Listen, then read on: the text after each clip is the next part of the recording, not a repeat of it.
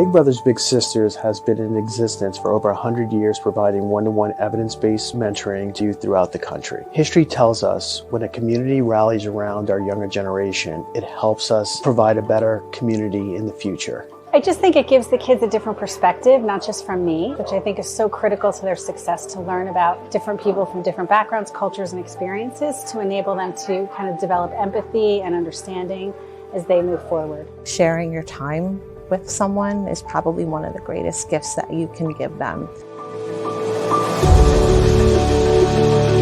It helps everyone, not just you, the whole community, the whole earth, because you could make a difference in life.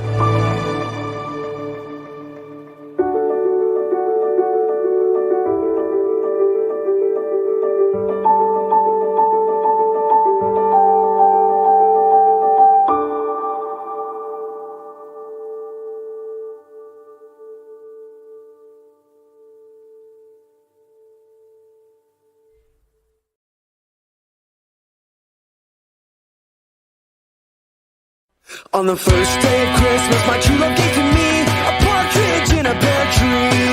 On the second day of Christmas, my true love gave to me 2 turtle doves and a partridge in a pear tree. On the third day of Christmas, my true love gave to me 3 grand checks, 2 turtle doves and a partridge in a pear tree. On the fourth day of Christmas, my true love gave to me 4 calling birds, 3 French hens, 2 turtle doves and a partridge in a pear tree. On the 5th day of Christmas, my true love gave to me 5. We're here. It's happening. I still can't make that happen for me. So unfortunately, that's not it for me. John. What's up, brother? 4 years, baby. 4 years. 4 years. You just Celebrated by a light show spectacular. You just know all the tricks. I do. I can't believe it's finally here. You know, we talk a lot about period. What end of sentence. Period. Yeah, almost too much. Some would say.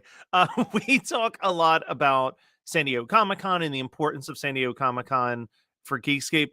But if I'm being honest, I think that this yearly live stream is what defines Geekscape more than any other event of the year. You're literally bringing every single damn show on our entire network together for one whole day.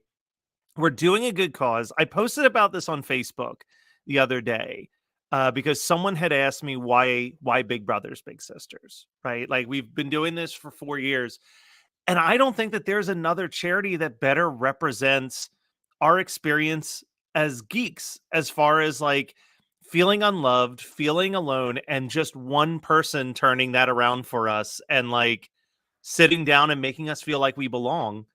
And I think that's what the whole network has become, right? Is just a safe place for people who feel like they're the weird outcast to come together and be told, no, you're not an outcast. You're part of the Geekscape Nation.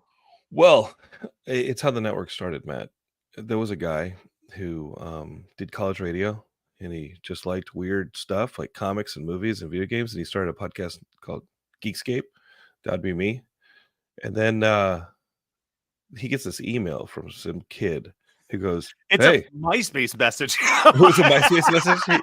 He just goes, "Hey, I like your podcast. You were talking about a weird band I didn't know about that there's no way anybody else knew about. I thought I was alone in this world." Yeah.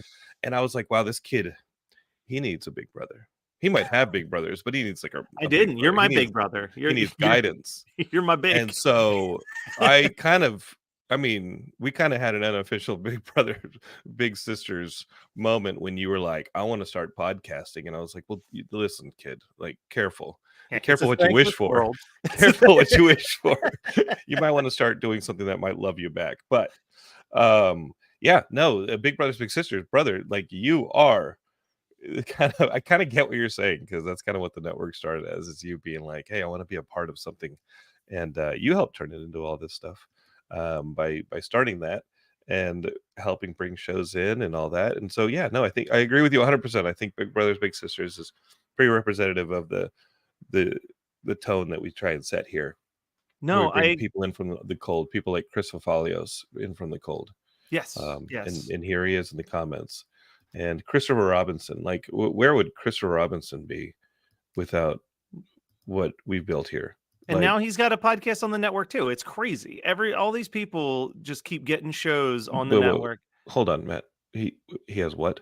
Yeah, he teamed up with Stephen Bay. He's now part of the Analog Jones podcast as of like a year ago. Okay, Stephen, you're responsible, okay? I just want to put that out there. Stephen, we gave you a show, and you bring these kids in from the cold.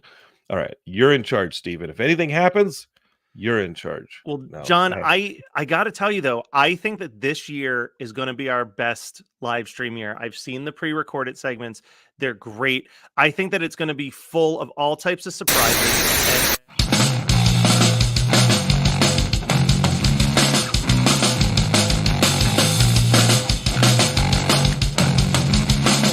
Hello, my name is Johnny Neutrino, the world's greatest rock and roll supervillain, and I am interrupting your live stream to let you know that I will be interrupting your live stream again later at 8 p.m. to announce the Order of the Crawling Hand Supervillain of the Year 2023. Don't miss it! I'm coming through your TV screen. I don't know what happened, Matt. I don't know what happened. That was wow. Neutrino is a villain. Neutrino's a villain, and I guess we're going to find out the Supervillain of the Year award. I know his lair is supposed to be secret, but I know it's somewhere in New Jersey. So when he said 8 p.m., I'm assuming he means Eastern Standard. Same. It just goes to show how many surprises you're in store for if you're hanging out here for the stream. And hang out with us all day. Like, you don't know who's gonna pop up or dismantle the stream randomly. Yeah, and Chris Valios is here in the comments. That's why I said hi, Chris. You're right that they're surprises, and we do have a sad surprise. For the last 3 years, we've been joined live by Charleen, who helps make this Big Brothers Big Sisters live stream happen. Unfortunately, she got called in for jury duty today of all days. Matt, which is you just reminded me. You got summoned. Yeah, I got summoned, and you don't see me at jury duty, man. Yeah. Well, listen, we tried to plan ahead, so hang tight. I did sit down and talk to Char about why we're doing what we're doing, and I think you guys will enjoy this while John figures out how in trouble he is with the government. Enjoy this quick 7-minute chat that I had with Charleen about what we're doing today and where all this money goes. Hey, Char. Hey, Matt. How's it going? It's going well. We're back for year 4 of doing. I hardly believe it. 4 years. So I'm trying to think, how much money roughly have we raised prior to this? I think we're at like 4,000 or 5,000 that Geekscape has brought in. Yeah, it's amazing. And it really goes a long way. Every bit that we raise each year through this live stream really makes an impact for the kids. That's what we love to hear. So we are setting the goal right now at 3,000, which is a little bit aggressive. Yeah. But let's talk about if we get our, if we don't hit our goal of 3,000, our honorable mention goal is $2,000, because $2,000 is like a very special, important number with you guys, correct? $2,000 really is the benchmark to match one child with one adult and professionally support their match for 1 year. It handles all the background checks, all the screenings that we do. It also handles all the interviewing. We interview the child, their guardian, as well as the big. And to make sure that we're creating a great match. We have an amazing case management staff here at Big Brothers Big Sisters. They take what they do so seriously, and they hold child safety at the highest. So that $2,000 just goes towards making sure we're matching a great friendship that'll hopefully last past that first year.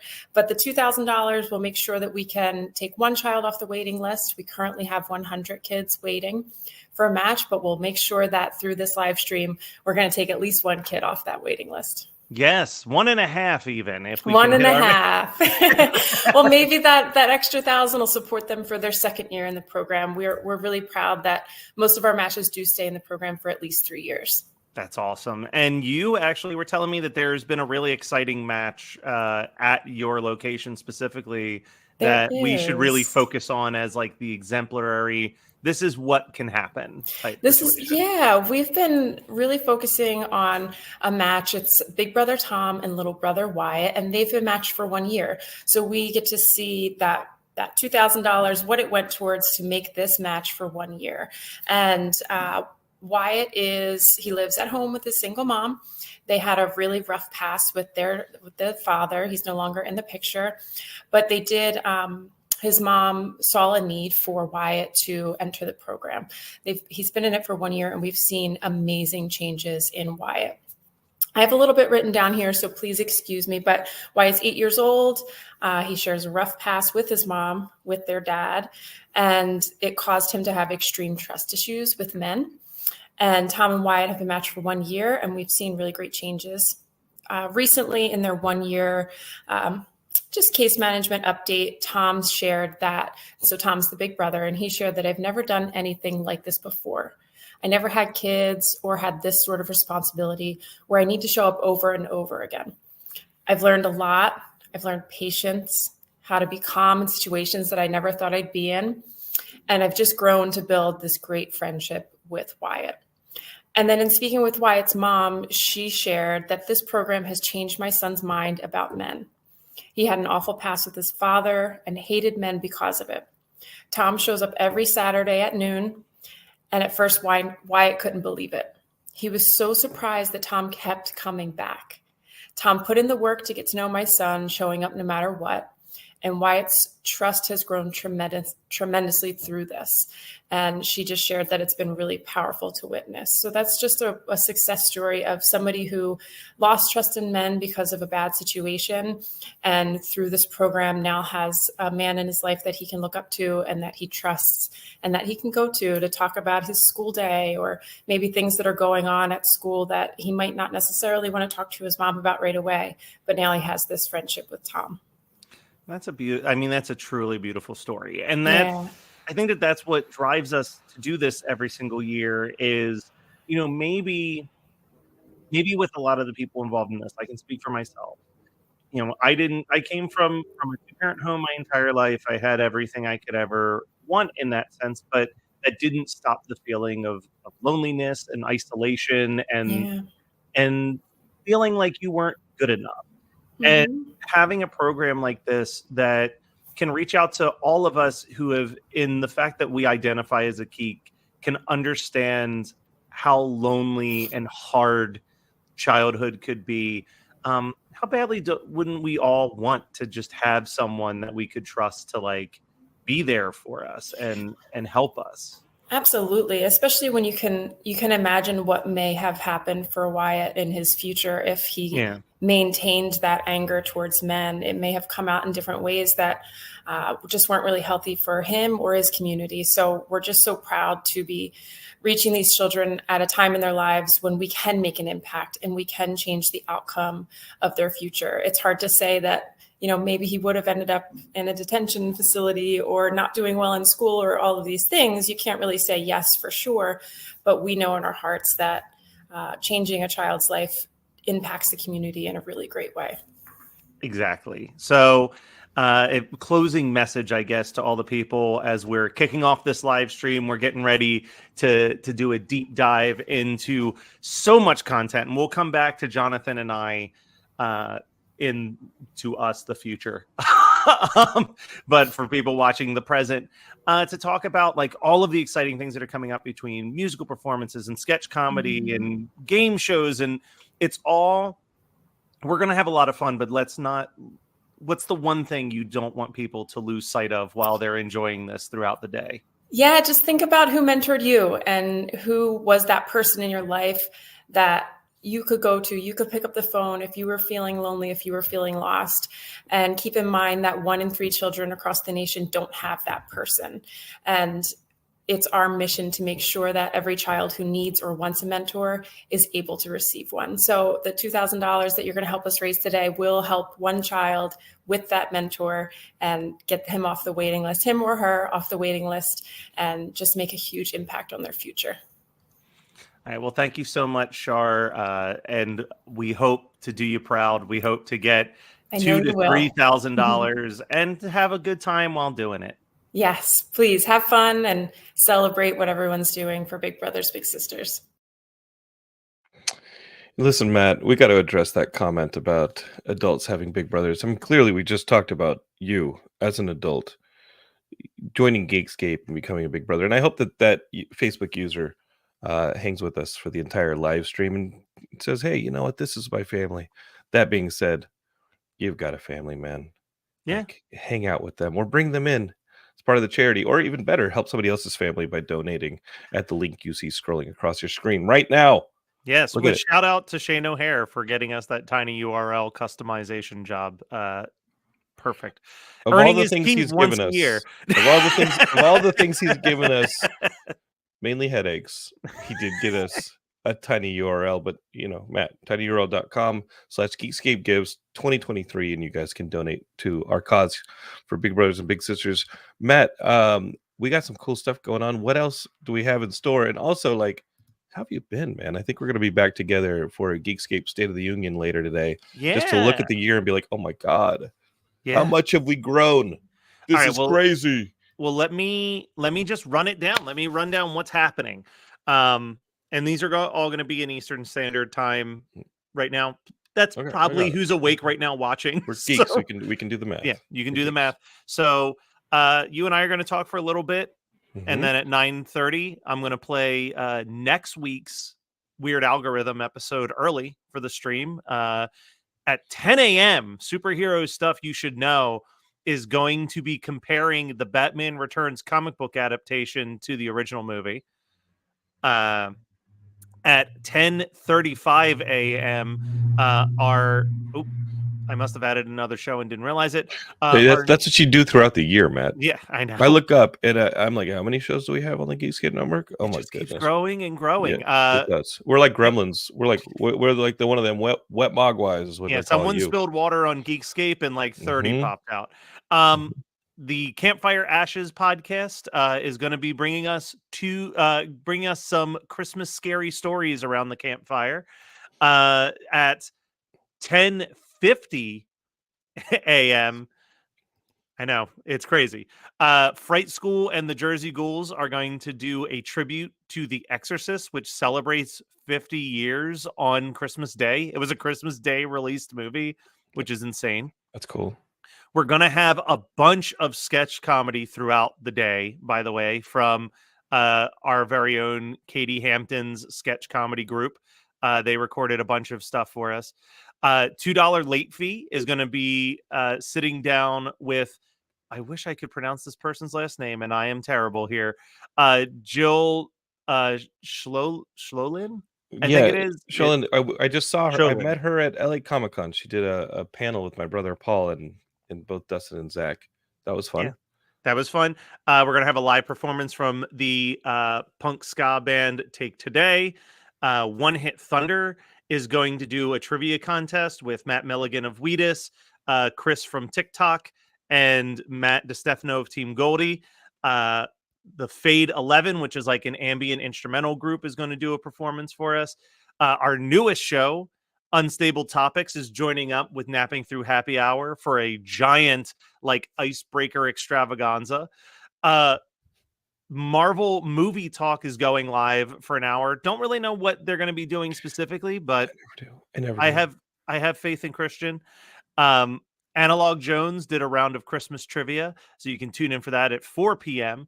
At 5 p.m., Christmas 365 will be hosting a live script reading of the Frosty the Snowman Rankin and Bass cartoon. I will be playing the evil Professor Hinkle. At 6 p.m., guys, get your barf bags ready. Dynamic Resolution is doing their Christmas cookie capers. If you've been listening to Dynamic Resolution, you will have heard that their host Logan believes that Oreos taste exactly the same if you dip them in milk or if you dip them in water.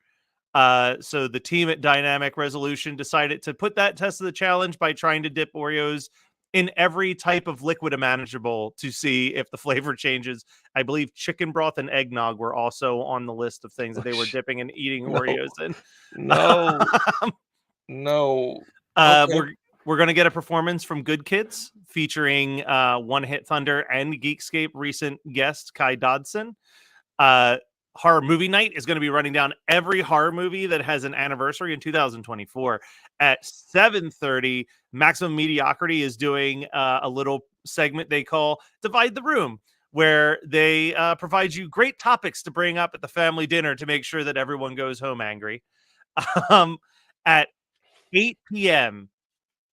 Well, first of all, we're going to probably see Johnny Neutrino based on his threat earlier. He could pop up at any time. At any time. He's a menace. But also, Poof the Magic Game Show will be back with Netflix's John Franklin of The Circle, as well as sketch comedian Eric Germ. 9 p.m. is the Geekscape State of the Union stuff with you and I. At 10 p.m., Bingetown TV, the biggest show on Geekscape at this point, is going to be breaking down all of their TV recommendations from 2023 that you may have missed out on. And then finally, at 11 p.m., is the Geekscape holiday party. And we got an RSVP already, John. Hi, Geekscapers. This is Ben Wan from Superhero Stuff You Should Know podcast, calling in from our Batcave here. I unfortunately will not be able to make the holiday party tonight, but I wanted to encourage everyone watching, especially our fans, to donate to Big Brothers Big Sisters. Remember, if you're a fan of superheroes, then find a way to be one in real life. So make sure to donate. Have a Merry Christmas, Happy Holidays, and like we say on the show, as usual, tell all your friends about us. Thank you. That wasn't an RSVP, Matt. That was a cancellation. Well, I mean, he responded. I saw Ben this past weekend, and he never told me this was going to happen. Matt, we're going in the wrong direction here, Matt. Listen, if we don't get this thing back on track, we're going to cancel the whole network. Okay, you hear me? Listen, you hear me, Matt? I'm going to listen. I'll try to this save party the network. Does not go off. All right, are you gonna let that Johnny Neutrino guy get into the wires and keep messing around? This is it. You hear me? This party needs to go off. No more cancellations. I'll make sure there's no more cancellations, okay. John. So our 9:30 did cancel, so that's why we're doing the weird algorithm thing. But don't worry, John. We're good. We got plenty of stuff to kill time with. This isn't what I pulled you in off the street for. Listen, John, I want to tell you something really exciting. What's that? Usually we have these bumpers that my brother has made for us, and we are going to still show those bumpers. But also, very recently, I digitized a bunch of old VHS tapes. And those old VHS tapes were Christmas specials from the 80s and 90s that still had all of the commercials intact.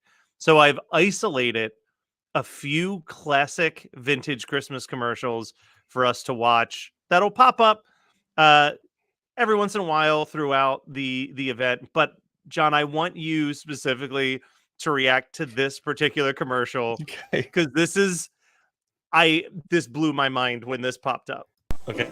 Ready to meet a different kind of Santa? No more jingle bells! A special holiday fantasy adventure is coming your way as a mother takes her children to the North Pole to save the real Santa and his toy factory from being blown to smithereens. If he dynamites there, it'll be the end of all of us. Spend your holiday with Jacqueline Smith, Art Carney, Paul Williams in The Night They Saved Christmas. Sunday at 6 on Philly 57. That doesn't seem like such a bad movie, Matt. You know what? I would go out and watch that movie. That movie sounds pretty good. The first time I saw that trailer, I was like, is this what Scrooge was making fun of at the beginning when it's like the day the reindeer died? Absolutely.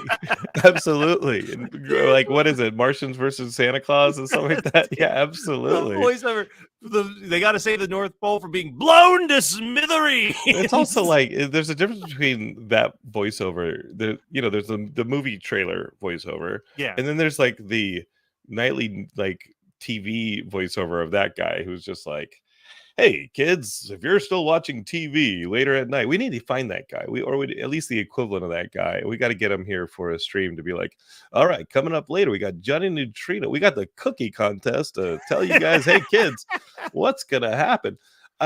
He does not seem like he has a horse in that race when it comes to Santa Claus versus nuclear annihilation. Like, I don't think he's like, you know what? Anything can happen. So I mean, instead of being like, oh, this lady has and her kids, they gotta save Santa. Oh my God, kids, can you believe this? This is horrible. Santa's in danger. He's like, whatever. We'll see how the dice roll. Well, do you want to know the craziest thing about that movie, though? So I looked it up. I was like, I have to know more about this movie.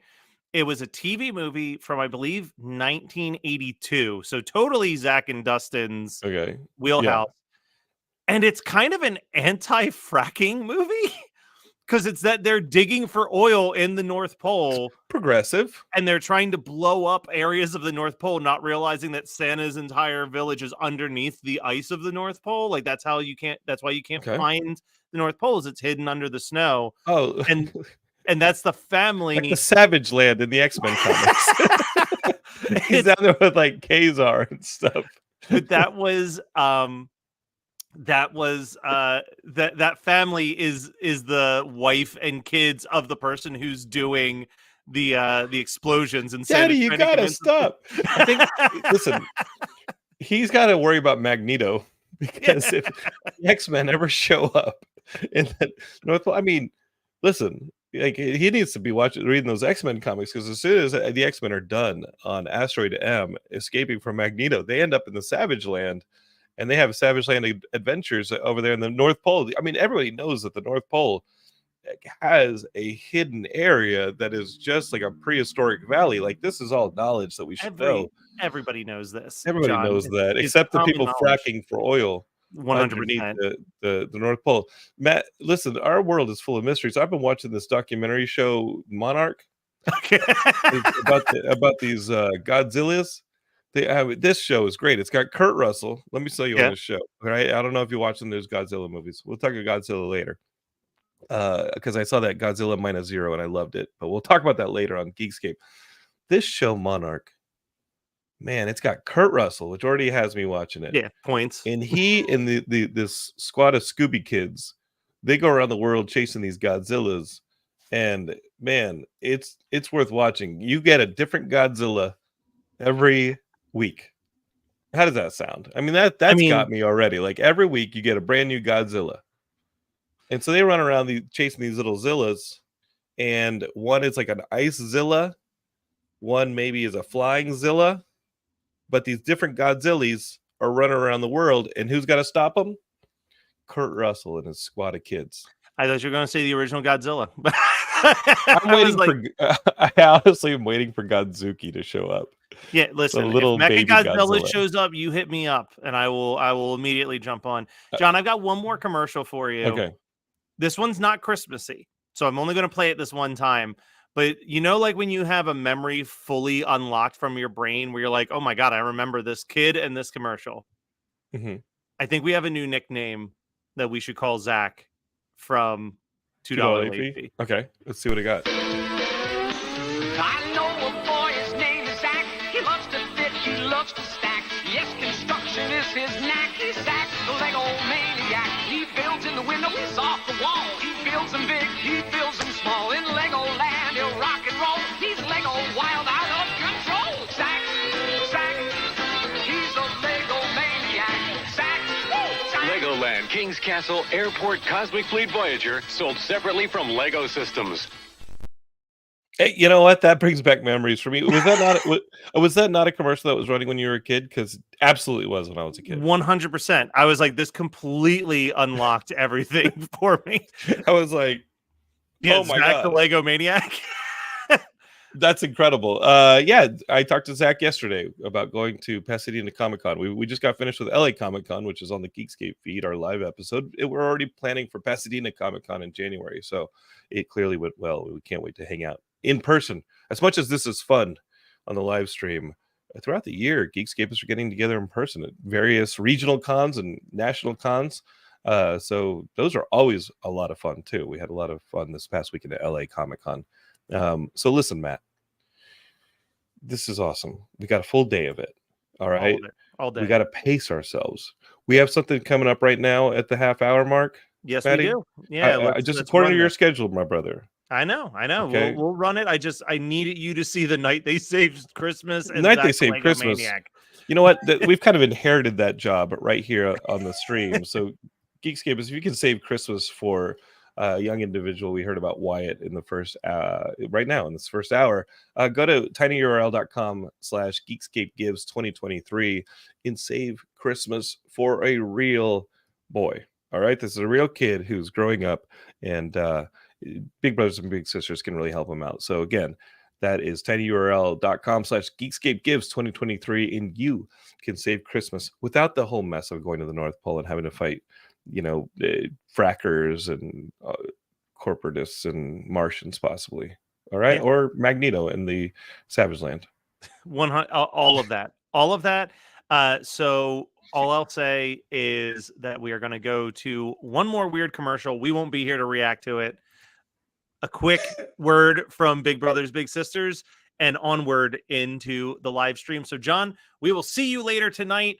Unfortunately, everyone on YouTube and Facebook and everything else, you're going to see me all day. In fact, you're going to see me in this next segment from Weird Algorithm. So stay tuned for a delightful live stream that we have planned for you.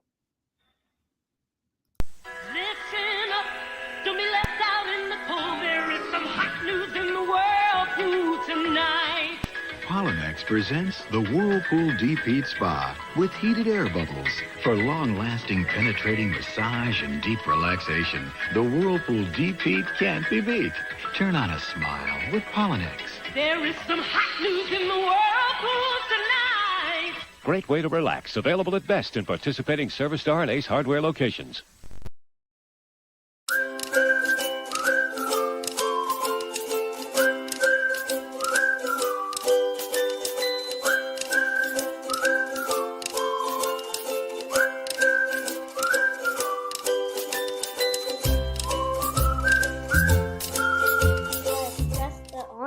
My name is Tom Newgarden, and this is my little brother Wyatt. I'm Wyatt, and I'm 8 years old. Recess. Well, actually lunch, because I'm always hungry. Okay. I'm always starving. What about school stuff? Do you like math or do you like Oh yeah, math. Math's the best. He's very good at math, right? We do a lot of math together. I would say, first and foremost, Wyatt is brilliant. He's super, super smart. He's always telling me about all the things he learned in school and got lots of good answers. Second, I would say he asks really good questions. A lot of times he'll ask me questions when we're together, and I don't always have the answers, but sometimes we talk it through and we kind of figure things out together when we got questions about things. So I True. like that. Very true. I like that about Wyatt. Yeah. One day I want to plan to take the train to New York and just do a bunch of fun things. What do you think is what they're gonna do in New York City that you want to do? The first thing that I want to do? Eat the best pizza. New York has the best pizza, okay? That's You what they can't say. always down to do something. What did I say? I want to be a football player. Oh, you want to be a football player now? Did Oh, I say that? that changed since last week. What did you want to be last week? Oh no, I want to be an actor. I want to be an actor. Thank you. Thank you. Really? No, thank you. Bye.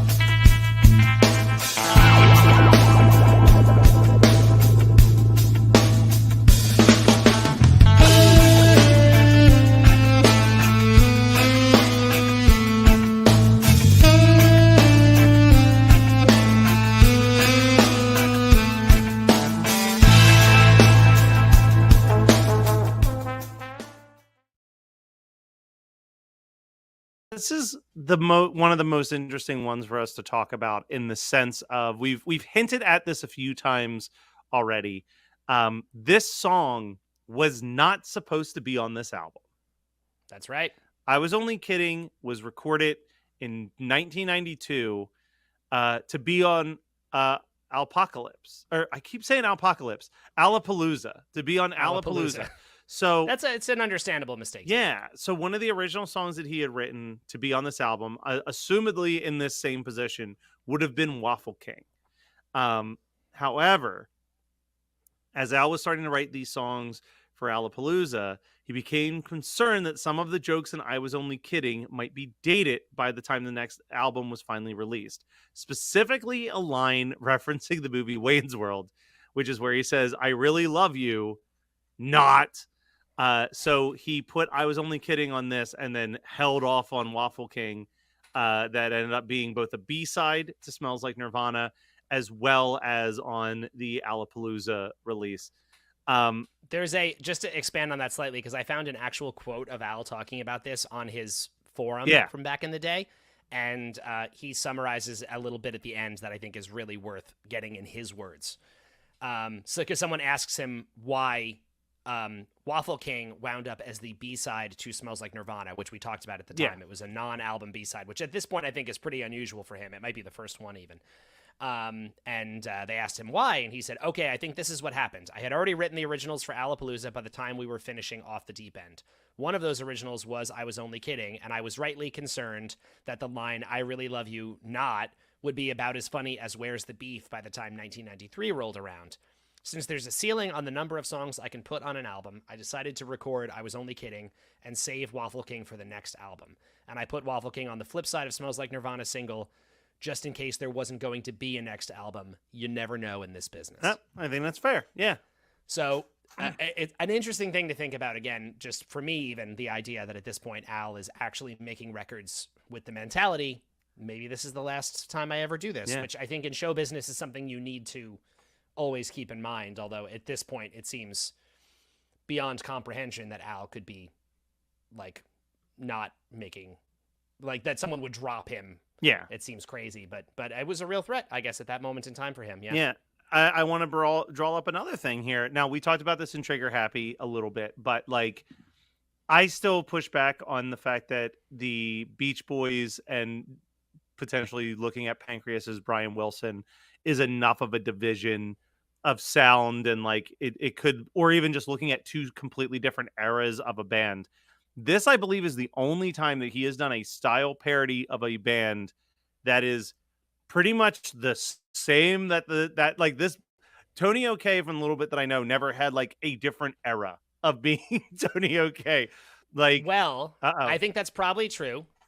So for people who don't know, this is a style parody of an artist named Tony OK, who I was only really familiar with as a name I heard connected to Al. Yep. The other Tony OK style parody that Al did goes all the way back to album 1 with the song Happy Birthday. Yep. And we talked about Tonio on that episode, but at that point I knew very, very, very little. Have you become an about him. aficionado since that day? Certainly not an aficionado, but I have done some research and I've looked into him, and he is a fascinating guy. Because he makes these records. So if you, especially now, if you're familiar enough with Al, if you think about Happy Birthday and this song side by side, you can definitely hear the similarity. The similarity, yeah. There's this sort of unhinged snark to it's it. like yeah, it's fun, and it's like peppy and hooky, but also aggressive and like very like punk rock in its delivery, like almost like an unhinged like Ramones song. Yeah. Tony OK. So this is also interesting because, so Tony OK has a song called Hatred, but spelled out Hatred. Okay. This song is as close to just being a straight parody of that song as you can possibly get without it being that. Okay. I have never, so far up until this point, I've never heard an Al style parody that is this close to an actual singular other song you can reference. But I guess it's such an abstract song to mainstream middle America, it didn't even make sense to say, oh, this is a parody of this song that you've probably never heard of, but I love very much. This is the thing, right? It's like when Al does a parody, when Al is choosing to parody a song, in order for it has to be notable enough that you have to know what he's parodying, right? If you don't know the reference, it's funny because we've talked about before how we've heard some Al parodies before the original, but the intent of what he is trying to accomplish, at least at the surface, is that you have to recognize what he's destroying.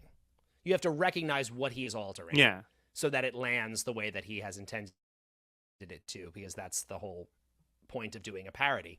He's not trying to steal a catchy song and put other lyrics over it and trick you. You know what I mean? So he must parody songs that have pop culture relevance. Yeah. Relevance, exactly, and that you're going to know. I know we're coming up to it. Albuquerque is another great example of this. Albuquerque is a style parody of a group called the Rugburns, but there is a Rugburns song that you can listen to that is basically Albuquerque. Yeah. It's damn close. It is damn close.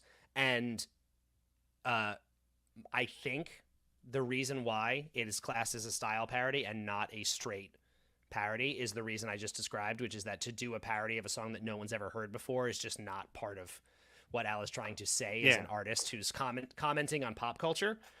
But a part of me listened to this and thought, like, if I were Tony I would be like, well, I'm flattered, but also... Where's my writing credit? You really, I mean, like, maybe I should have been given a writing credit for this song. I mean, my understanding is that they're very good friends. Same with Al and the Rugburns. And if anything, Al is shining a light on them, yeah. Artists who are very obtuse and obscure otherwise.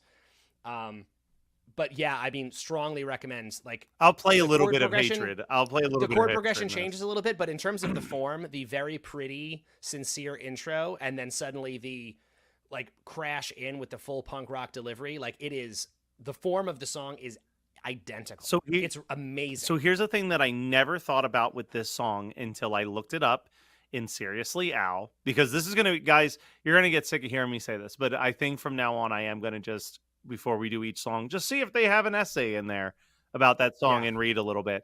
And in that particular book, Lily points out, and I never thought about it in this frame, but I wrote the quote, in this song, the phrase "I was only kidding" is presented in a passive-aggressive way, almost as if the offender is trying to accuse the victim by playing victim himself.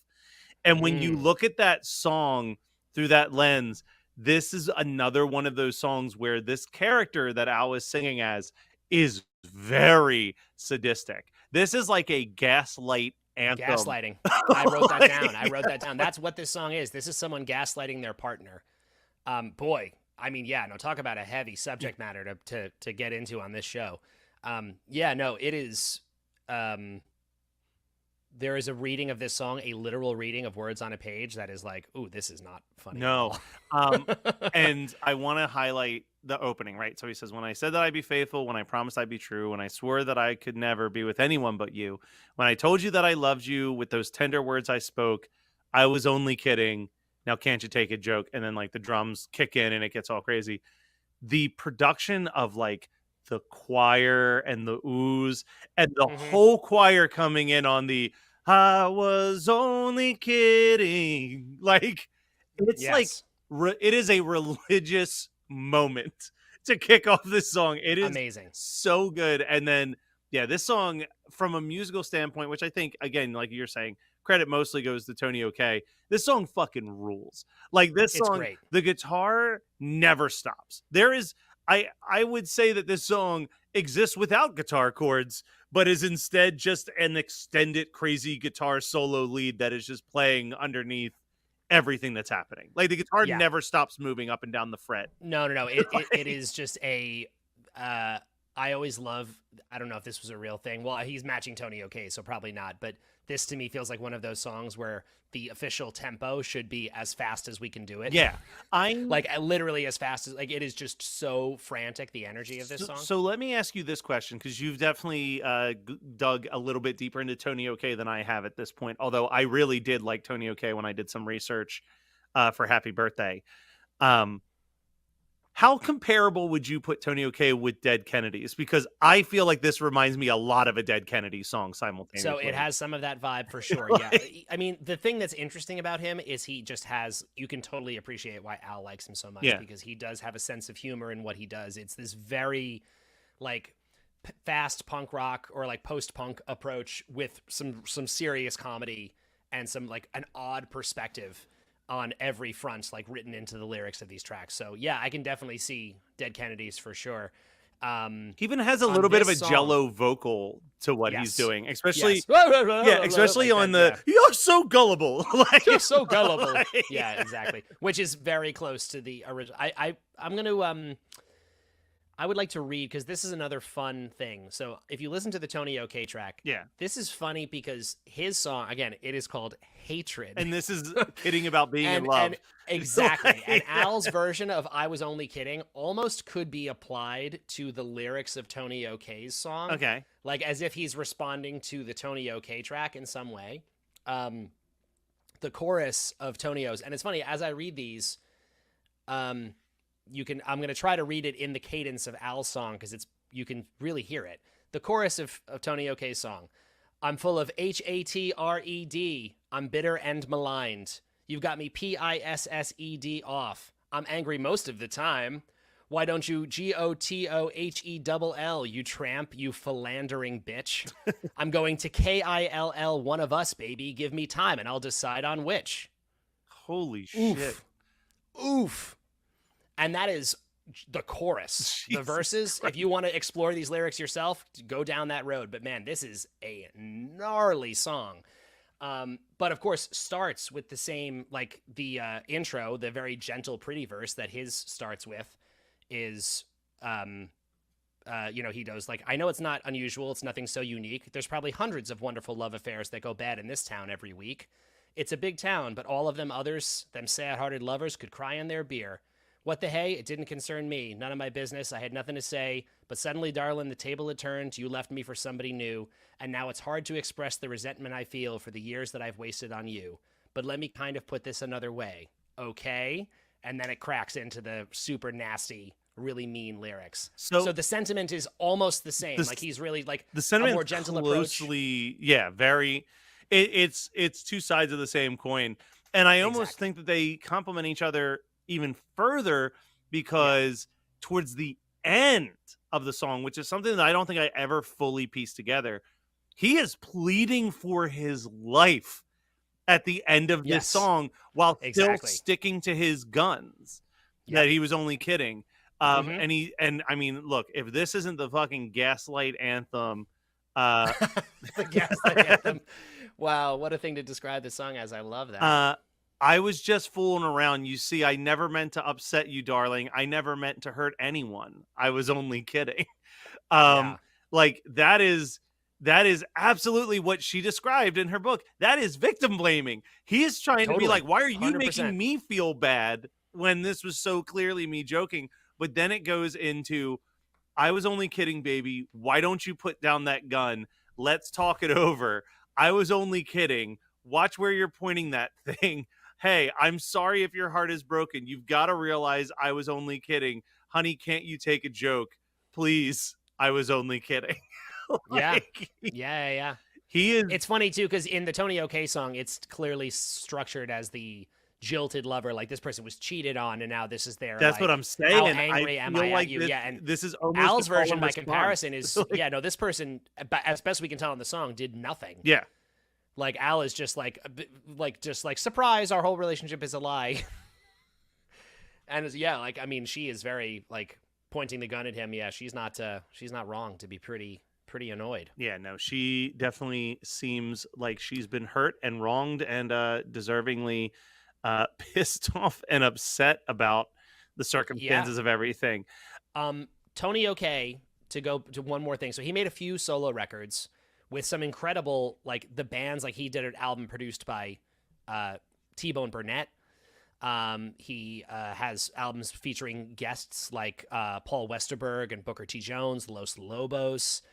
He did an entire album with Mark Rebo playing guitar, who actually I a little bit know Mark Rebo, and I really want to reach out to him and talk to him about Tony OK now. And then after he made a few records, it never really took off, but he was signed to major labels. These were real albums really getting put out. I think it was on Arista Records for a long time. All right.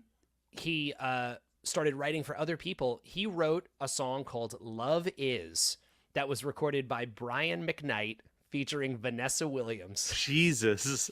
And when I tell you, go ahead, look it up. It sounds like a Brian McKnight song, and certainly not like the guy who wrote the lyrics I just read to you a few minutes ago. And in fact, funny enough, apparently Tony O'Kay said he wrote that song, and originally he thought it should be sung by Tom Waits.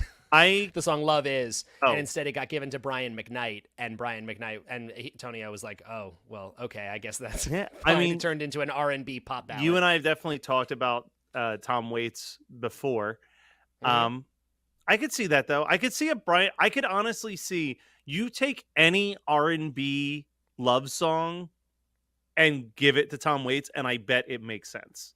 Like, it makes sense. You know what I mean? Yep. Like, he writes such sad love songs. I think you and I were texting the one day where I was saying, like, my favorite song by him barely even has lyrics, and it's Picture in a Frame, which is like Great that song. Whole song's built on like 4 lyrics, but it's the way in which those 4 lyrics are expressed over and over and over again that makes it like a truly heartbreaking song.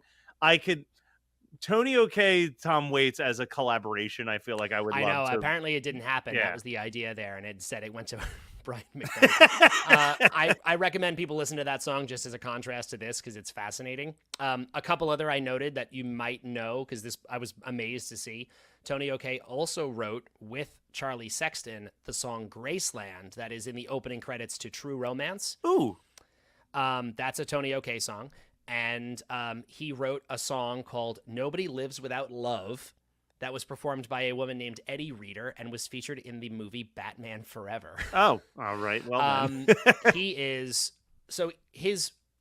had a really solid career, it seems like, and he's had just enough success that he's like kind of kept going and stuck it out all this time. But these solo records that he made that Al was so inspired by, unfortunately, it seems like that was a pretty short-lived thing for him, and then he just wound up writing for other people.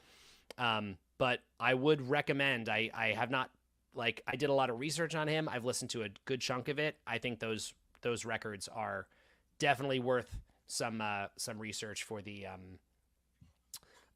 for Al fans. There's the album Life in the Food Chain, which features Hatred, which I've mentioned here, and which goes all the way back to 1978, by the way.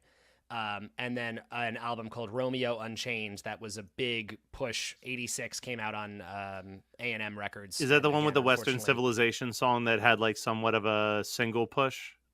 I think that's also Life in the Food Chain. Actually. Oh, that's actually Life in the Food Chain. Right. Both of the songs Al is referencing are that very first Tony O'Kay record from 78. But it looks like 86, that Romeo Unchained album, was the closest he came to actually having some real success of his own. You can tell, like, if you look at the list of albums, like, he put out an album on Epic Records, didn't do well enough. Then he moved to Arista record, didn't do very well enough. Then he moved to Universal record, didn't do well enough. Then he moves to A&M. Dear Lord. Like, that's clearly, all these labels must have been like, this guy's super talented. How can we make him successful? And no one could quite no one could crack the code. Reminds me of Sparks, actually. Yeah. A band that just never could find a solid enough footing, and they just had to keep bouncing from place to place. I want to very quickly make a reference here. Yeah. We've talked about the influence of Al TV and how it probably greatly affected comedy troupes like the State. And the State has made, I would say there's like 3 movies that could officially be called State movies, in the sense of you have almost every single member of the State appearing in the movie. Wet Hot American Summer. Technically, the Reno 911 movie has all 11 members in it, but right smack in the middle is a very underappreciated sketch film called The 10. The 10. I was hoping you were going to... I assumed you were building up to that. Yeah, yes, building up to this. Good. I was only kidding. Immediately makes me think of Ken Marino playing the doctor who killed a patient as a goof. That's right. That's just as a little goof. That's a great observation, Matt. You're absolutely right. You're absolutely right. Yes. But one thing that I am not going to goof about is where I'm going to rank. I was only kidding on my list. So the starting point that I have here is that I think that this is better than his other Tony O'Kay song, Happy Birthday. So I'm starting at that point, and I'm moving upwards, and I feel like this is one where it's going higher than I would have originally imagined. I think Okay, I think I found my spot. I'm going to plop this kind of right smack in the middle, above Mr. Popeil, but below Don't Wear Those Shoes. I really like I Was Only Kidding, but I think that Kinks energy of Don't Wear Those Shoes, I just like a tiny bit more. This means that my top and bottom are still pretty much left unaffected. This Is the Life at number 5, Nature Trail to Hell at 4, Melanie at 3, Dare to Be Stupid at 2, and UHF at 1. And then writing out the bottom from best to worst, That Boy Could Dance, Buy Me a Condo, Such a Groovy Guy, Buckingham Blues, and Gotta Boogie. Respect. I think I'm actually going to put this in a very, very similar spot. And I'm going to put it in the middle, actually probably slightly towards the bottom half of the middle. But again, please don't think the wrong thing here. We're just getting to a place where these are getting harder and harder. Like great songs are just falling to the middle because there are too many great songs. I'm going to put it just below Generic Blues and just above Twister. Just above Twister. So yeah, again, your top 5 and bottom 5 unaffected at this point in time. Top 5, bottom 5 unaffected. I will happily run them down for you, our fine listeners, which is that my number 1 is UHF, number 2, Dare to Be Stupid, number 3 is Melanie, 4 is Nature Trail to Hell, and 5 is Good Old Days. Bottom 5 from I Like It the Most to I Like It the Least, Cable TV, Let Me Be Your Hog, One of Those Days, Such a Groovy Guy, Buckingham Blues.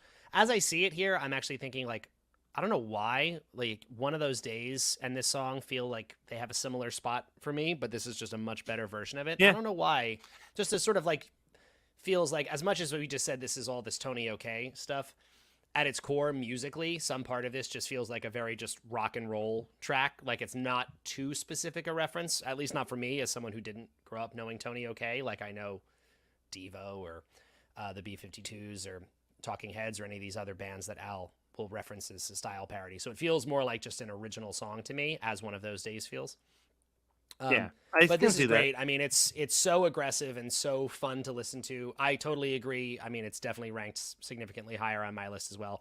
Better than Happy Birthday. Al is just getting better at what he does at this point. I love the fact that he hit Tony OK twice. I think that does say a lot about how much we should consider Tony OK in our evaluation of Al. I've been enjoying listening to him. I would strongly recommend, as I said earlier, for people to check out his records, because there's definitely, you can see a lot of what Al took in there. All right. Perfect. Love it. Looking forward to talking about more of the albums off the deep end. All right, everybody. So I hope you enjoyed that nice sneak peek onto what will be next week's episode of Weird Algorithm. If you haven't already, go and subscribe. And we're going to take a very brief, maybe minute or two commercial break. And then the Superhero Stuff You Should Know podcast will be comparing and contrasting the Batman Returns comic book to the movie. So when these commercials are done, that's what you're going to see. We've been really focusing on a match. It's Big Brother Tom and Little Brother Wyatt, and they've been matched for 1 year. So we get to see that $2,000, what it went towards to make this match for 1 year. Wyatt he lives at home with his single mom. They had a really rough past with their father. He's no longer in the picture. He's been in it for 1 year, and we've seen amazing changes in Wyatt. So Tom's the big brother, and he shared that I've never done anything like this before. I never had kids or had this sort of responsibility where I need to show up over and over again. I've learned a lot. I've learned patience, how to be calm in situations that I never thought I'd be in. And I've just grown to build this great friendship with Wyatt. And then in speaking with Wyatt's mom, she shared that this program has changed my son's mind about men. He had an awful past with his father and hated men because of it. Tom shows up every Saturday at noon, and at first Wyatt couldn't believe it. He was so surprised that Tom kept coming back. Tom put in the work to get to know my son, showing up no matter what, and Wyatt's trust has grown tremendously through this.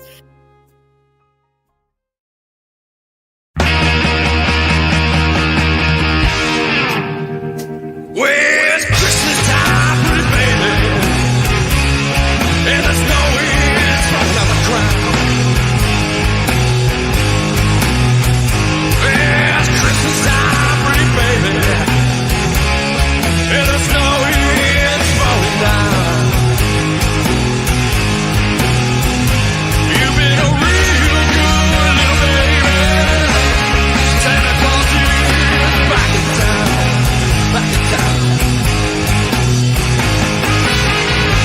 sleigh with reindeer. Sack on my back. Just see me coming in a big black Cadillac. Well, it's Christmas time, pretty baby. And the snow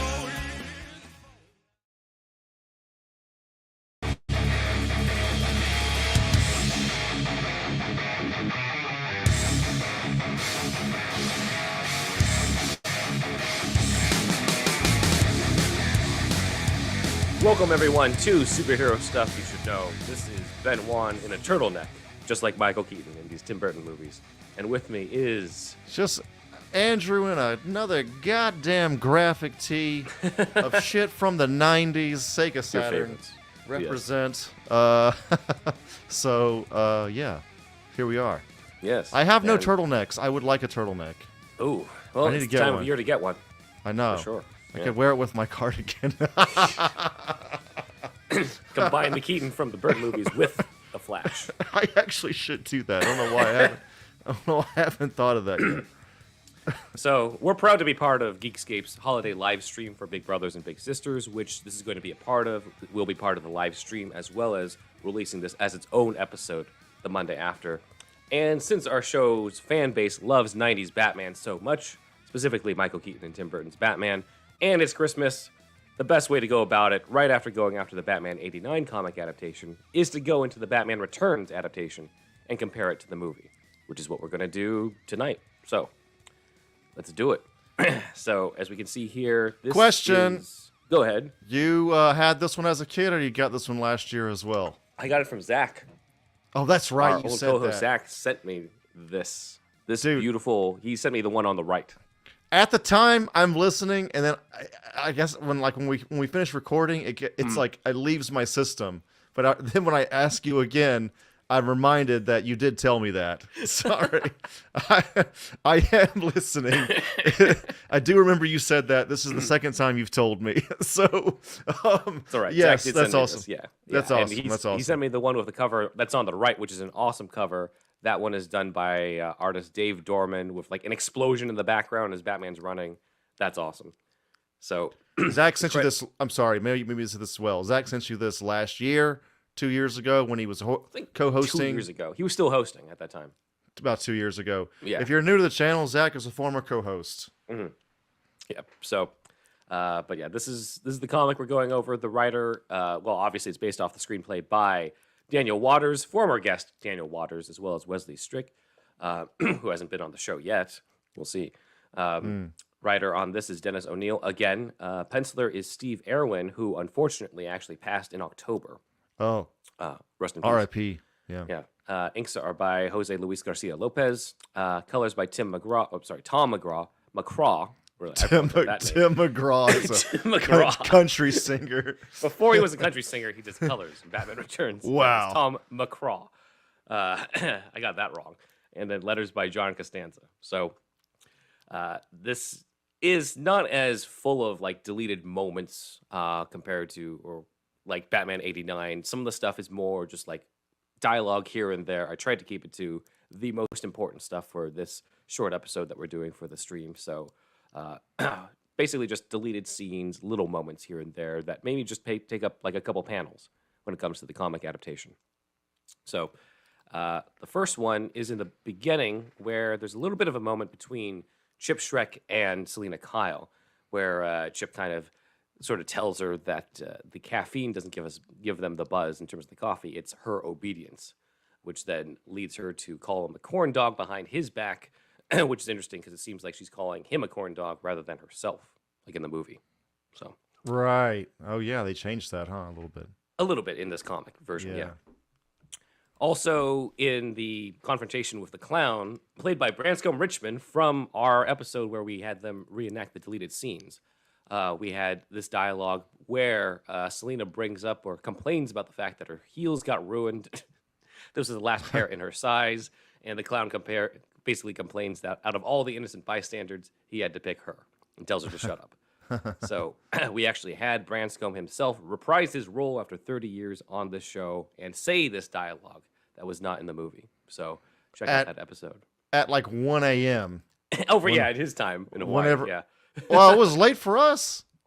It was late for us. That too. It was late for everybody. It was at least midnight or something. It That was a marathon session. Yeah. That was a marathon recording. They those guys mention it in that episode as well. Yeah. I mean, it's fine, it happens, but it kind of felt like we were, on set or we were working late on set. Yeah, it did. Like we were working late on set with these actors kind of thing. That was kind of cool, actually. The comic adaptation also goes into the original chronological order that's in the script. So in the movie, Selena gets pushed out the window by Max Schreck the same night that they have the Red Triangle Circus Gang attack, and it takes, I guess, a few days before she shows up again and reveals herself to be alive to Max Schreck. In the comic, as well as in the script, Penguin meets Max Schreck, already reveals himself to the public, forgives his parents, all that stuff happens, and then Selena goes to Schreck's office, gets pushed out the window, and it's the next day that she shows up again when he's meeting Bruce Wayne. So the order's a little different in the original script. I'm not really sure why they changed things around in the final movie.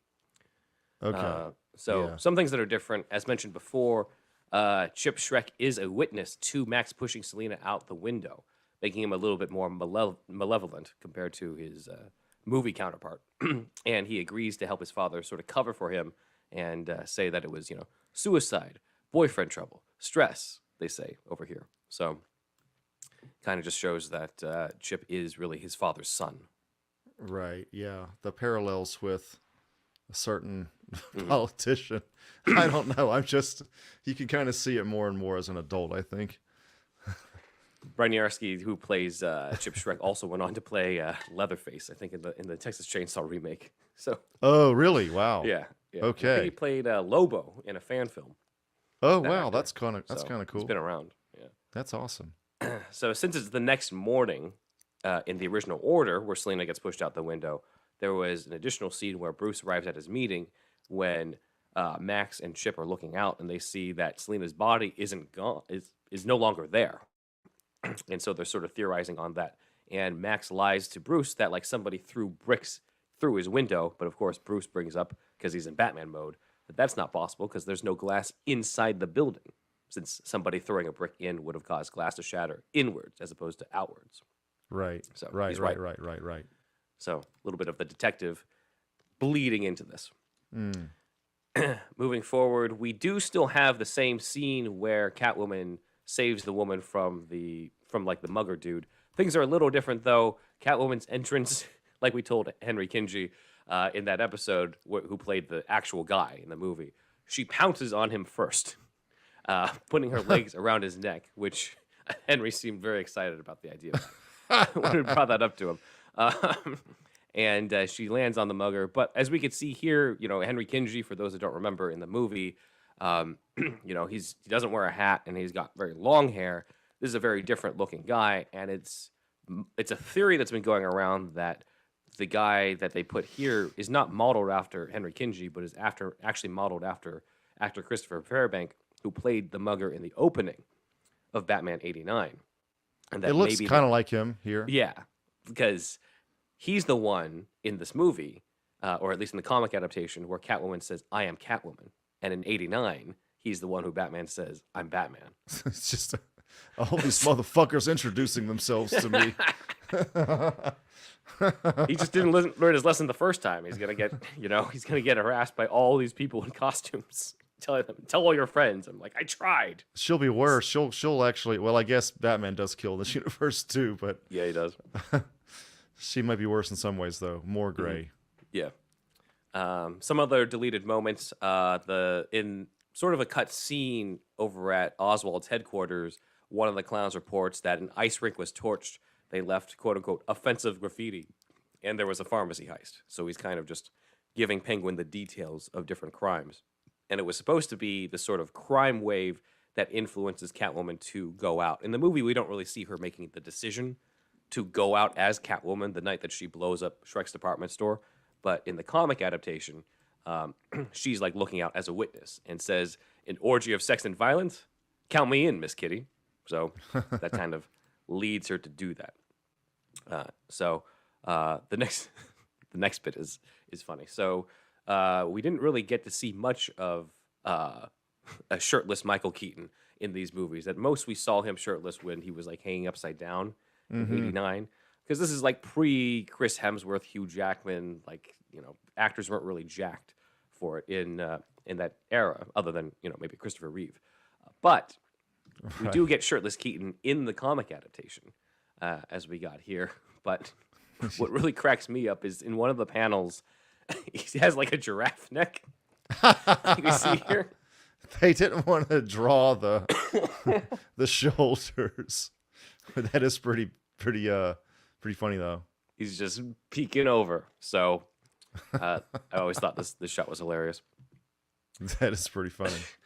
So moving forward, we talked about last time how the Batmobile, like the inside of the Batmobile, has the battering ram that extends. It goes erect. Oh yeah, the dick. Yes, the dick. Lipstick, the dog lipstick. With the dog lipstick, yes. We see this even more when the Red Triangle Circus Gang is pulling apart the Batmobile. We see it fully outside of its foreskin here as they're working on it. It's probably this panel actually that Joe Quinones was drawing off of when he was doing that panel that I showed from the '89 comic where Bruce and Drake Winston were working on in the Batmobile, and we saw it like fully extended like that. So I just love how this clown working on it has this like light on his head, like he has to be serious. Yes. This is serious work, boys. And wear the clown get up. Yeah. It's pretty cool art though overall though, I think. Yeah. I mean, it's fun. Jerry Ordway did not come back for this one, but it still stays pretty true to the likenesses of everybody and stays true to the style of the '89 comic. Did it have this indigenous woman of the Americas in the... She's in the movie. She's in the movie? Oh, okay, I forgot. I'm pretty sure she's in the movie, yeah. She's in that. Funny enough, Jerry Ordway from last week's in the '89 adaptation, somebody tagged him on Twitter, and he liked our post promoting the episode, so he just knows that we covered it. I don't know if he saw it, but he at least we exist. Yes, we were noticed. Senpai noticed us. Yes, he did. Yes. So that's great. So another thing that I've pointed out before that you definitely get to see in the comic adaptation is that in the movie, Michael Keaton's Batman has the glider cape for the first time you see in live action. Before you would see it with Christian Bale and Robert Pattinson. But when he lands pretty gracefully. Rolls out of it and then goes to the Batmobile. In the original script, though, this was actually in the Sam Hamm draft and then in the Daniel Waters draft, but Batman crash lands the glider. Right. Now, this seems a little familiar, right? Because we know that Pattinson crash landed the glider, maybe in a different way because he hit the bridge, right? That was brutal. And yeah, it looked more brutal than what they had intended in '92 for this. Yeah, that looked like he was going to be out for a few months. Yeah, if not dead. Yeah, if not dead. Yeah. Yeah. So what's interesting is that when we covered the script for The Batman 2022, Batman landed gracefully in the script. So it's a weird thing where Batman was supposed to crash land in '92. They decided against it, had him land gracefully in Batman Returns, and then 30 years later in The Batman 2022, they're like, we'll have him land gracefully in the script, but then in the movie they had him crash. So interesting connection there. I don't know. It's a budget about the Batman Returns script. It's like a budget item you change, right? Because you have to now add in a stunt. They call him a stunny, I believe, a stunny. You have to add a stunt actor for that day, and then probably some VFX overlay on the stunt too. For sure. So that's like, it's interesting. I wonder how late it changed because it doesn't seem like a day of decision. Oh, no. It's not at all. Yeah, and I mean, it could have easily just been like he glides off, he escapes, and then cut to the next scene. So it was like really important to Matt Reeves to have that moment, I guess. Because it's year 2, he's still beginning. He's also it's set up with the being afraid whenever he's starts out, whenever he's just deployed, when he deploys it. Mm-hmm. I remember that shot really well for some reason. That scene did stick in with me. Yeah, when he's about to jump off and he sort of hesitates a bit. Yeah, because it was kind of like it was like a cool kind of unexpected feeling, I guess. Yeah. Yeah. So, just like in the movie, Penguin takes over the Batmobile and wreaks havoc. And then Bruce Wayne ends up sort of turning the tables on him, uses the recording of the Penguin's, voice and plays it back when Penguin's doing the speech. All that's in the comic adaptation. And then he gets invited to Max Schreck's Masquerade Ball.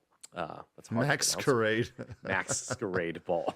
Oh my Maybe there's a God. reason why they didn't say it out loud that much in the movie. Yeah. But Yeah. when Bruce shows interest in going, there's deleted dialogue that's in the comic where Alfred asks who he's going as, and Bruce says, "You'll never guess." Of course, he's going as Bruce Wayne. I'm And going as Robin. yes, even though Robin hasn't existed yet. Don't worry about it. You'll get Notice the turtleneck in Oh, this, yeah. though he's in a white one in this. He's not wearing that in the movie, but creative license, I guess. He's got a few turtlenecks. It's fine. Yeah.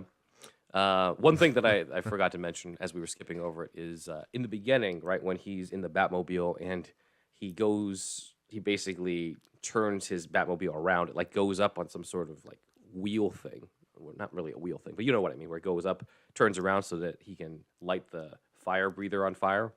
Oh yeah, that base thing to do. The base thing. A standing, 180 or whatever you call it. Yeah. I know what you mean. Yeah. So, he does it it's 180 degrees there in the car chase where Penguin takes it over. I forgot to mention this. The reason why they had that earlier moment was because Penguin was going to use that and make him just spin around over and over and over again as the cops were shooting at him. Yeah. As we see here. So Yeah, that's maybe cool. that turned out to be too expensive or anything, but that's why that's set up earlier with a fire breather so that Penguin can use that against him later. Gotcha. Okay. So, kind of a cool moment. But yeah, this is we're about halfway through the slides. Usually, this is where we would break in the main show, which we will in our edit. But for the sake of the live stream, we're just going to go right through. So, Shrek's department store. This has been brought up before with people who've sort of criticized the movie's plot holes because they bring up like Catwoman blows up Shrek's department store, but then later on in the movie, there's a party in the department store.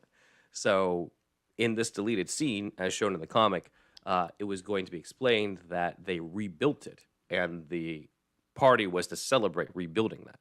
So that kind of adds a little bit more context to that. I forgot about that aspect of it.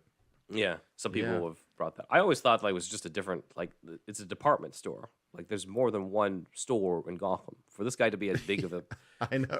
mogul in Gotham, for it to be, he'd have more than just one store, right? There's more than one, right? Yeah.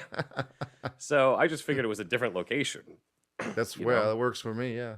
I think that might be just an easier explanation because yeah, I guess he could have cleaned it up in that amount of time, but I don't necessarily need that in-depth of an explanation on that. No, I don't either. Max has a little speech before the party that when Zach was on here, he did reenact for us by having Max say, "Deck the halls and shake your booties." He's wearing this what is this? Like a magical crystal ball dude? Swami kind of? Yeah, it's kind of that look, yeah. Vibe, like a cult look from the 1920s in LA or some shit. It does seem like an old school serial villain type of like headgear. Yeah. So I don't know. I'm thinking not really like Thief of Baghdad. I don't know. I'm trying to think of like what the movie would be. It's some sort of like what 1920s America thought the Middle East was kind of thing. This is our take on the turban. Yeah, like they're, exotic. And I mean, I know this movie was made in the early 90s, but still, it seems to be that kind of thing. Yeah, but it's evoking, old school cinema. Yeah, a lot of people bring up all the silent movie connections. Max Schreck, of course, being the most obvious, being the same name as the guy who played Nosferatu. Yes. During the party, we didn't get this in the movie, but Commissioner Gordon and Alfred were meant to be there. And they do comment on Bruce and Selena dancing, with Gordon calling them a darling couple and Alfred saying that they were made for each other. Though, while they're saying this, it's also when Bruce and Selina are fighting about whether or not she should kill Max Schreck and discovering that they're Batman and Catwoman. So it's kind of to contrast the conflict that's going on. Okay. A little different moment, too, is that when Penguin arrives, Selina is recovering from the explosion and tries to tell Bruce that they have to do something, but Bruce is already gone at that point. In the movie, it's the opposite. It's the other way around, where we see Bruce recover and look around, but it's Selina who's disappeared. So, interesting choices. And then when Penguin leaves with Max Schreck, he has... I love these Penguin guys with the missiles, but he has the Penguin missiles go off to sort of cover his tracks. As he leaves. So, that's like his smoke cover kind of thing. Mm-hmm. Yeah. Blammo! I love those. I love this stuff. Yeah. Gives a little bit of a demo too of the the Penguins, what they're capable of with those missiles. Right. They're not just for show. That shit's funny as hell, man. Yeah, it's great. Let's see. We do have more footage, at least in terms of the comic adaptation, of the Red Triangle Circus Gang kidnapping the children. In the movie, we just see them shove them into the train. But here we actually see them abducting the children in these panels, which was written into the script. Now, this does lead me to... Dude, I haven't seen this since we watched it together back in the day. Yeah. A few years ago. They don't kidnap children in the movie? They do, but we don't see them literally go into the house to grab them. Gotcha. We just see them shove them into a train outside. Oh, okay, gotcha. Yeah. So maybe this was considered to be too dark. Like, we can shove them in a train, but we can't have you lurking through the window and grabbing them out of their bed. Do you know if it was shot and just not put in, or was never shot? I don't know, because Greg Cubbins, who was the acrobat thug on our show, he forgot every single thing about it. No, he's not like Robert Wool. He described only the scene that's already in the movie where they put the kids in the train, even though in the script it did say like acrobat thug goes into a room and takes a kid. So I'm based off of that. He at least didn't shoot anything, or maybe he forgot to, like Robert Wool with the '89 ending. But it's I don't know. Maybe it's just a thing where they didn't have the time. They're like, you know what, we get it. We know they've kidnapped the children because we've got the train. We don't need to see all this and set up like 4 or 5 different bedrooms just to set this up. Burton's like, we got a shot of them in the train, right?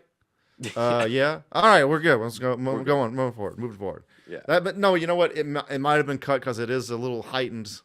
This is a movie that a lot of kids are going to see, and maybe it was a little too much. But I don't know, dude. If I had my druthers, I kind of would want this scene in there. I kind of like seeing it too. It's scary. It's a very scary scene. It adds to the menace for sure. Yeah. It adds to the menace for sure. I think it's definitely like amps it up a little bit. One other thing too is that some people have brought up like, hey, Batman's framed for a bunch of crimes, and sure, he turns the tables on Penguin, but at the end the bat signal still lit up. How did he clear his name? So that's kind of a question that's brought up, but I think people forget that you have a whole bunch of kids from all around Gotham who were rescued by Batman. Right. From the whole entire Red Triangle Circus Gang. So I think that kind of fills in the blank that, Penguin was corrupt, and he probably sent some other evidence too to Commissioner Gordon on top of the fact that he rescued all these kids. Right. That's how I see it. Right. In the movie, there is a fat clown who questions the killing and kidnapping of children, where he's just like, isn't that a little? And Penguin says, no, it's a lot, and kills him. He has a different death in the comic adaptation. Here, when the monkey arrives with the message that the children are not going to show up from Batman. We do some sort of special. We did on this fucking monkey. I forgot about that. I'll get into that in a second. Okay. This shit was great. Yeah, Penguin says, you're the messenger, but it doesn't make sense to shoot the messenger, so he shoots the clown instead of the monkey instead, which I'm sure, animal rights activists would be happy with. But yeah, the monkey's a little different in the comic adaptation because he has a little hat and uniform. He talks. But Yeah, he doesn't quite talk, but he's not Beppo. He makes that's true. But yeah, we did do an April Fool's thing one weekend where we tried to make it seem like we were going to do an episode on the Batman Returns monkey and all his secret backstory. I still wanna do that. We should probably actually do that for real. It's probably like a sentence long. He lived for another year after the recording, or something. Yeah, we could try a way to just fill up a whole hour of bullshit, and then at the end be like, "By the way, guys, we just made this up." Yeah. Reference this whenever we hinted at it before. Yeah. One thing that Daniel Waters really wished was in the movie was this part where the lights of Gotham City blink on and off with Catwoman killing Max Schreck, because it was the payoff of Max Schreck painting the picture to the mayor that, imagine Gotham City low on juice, with the lights blinking on and off. Right. So, including the bat signal at that point. So, he wished it was still in the movie. And then I told him, well, it's in the comic book adaptation. And he was like, really? And then so I sent him the panels and he was happy. As soon as he put the last period on that script, I feel like he never and saw the movie a couple times. Is like never looked at it again. Yeah, I'm just like, at 30 years this comic adaptation's been up, and it took me online to tell him it was in the thing, or realized some other way.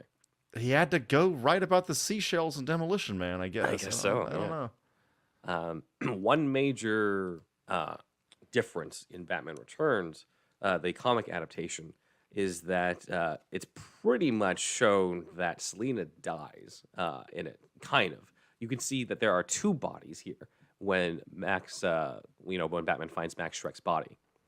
And at the end, we only see Selina's shadow. We do not see the final shot of her looking over, Gotham City with the bat signal, because, like we've talked about before, that was like a last-minute addition. Warner Brothers wanted to put that in at the end to set up the Catwoman spinoff, which didn't end up happening with Michelle Pfeiffer, and then they built a whole animatronic just to do it, realized it didn't look good, and so they just hired a stand-in to do it, which you would think would have been the cheaper option from the beginning, but instead they just had to learn the hard way. I don't know why you would.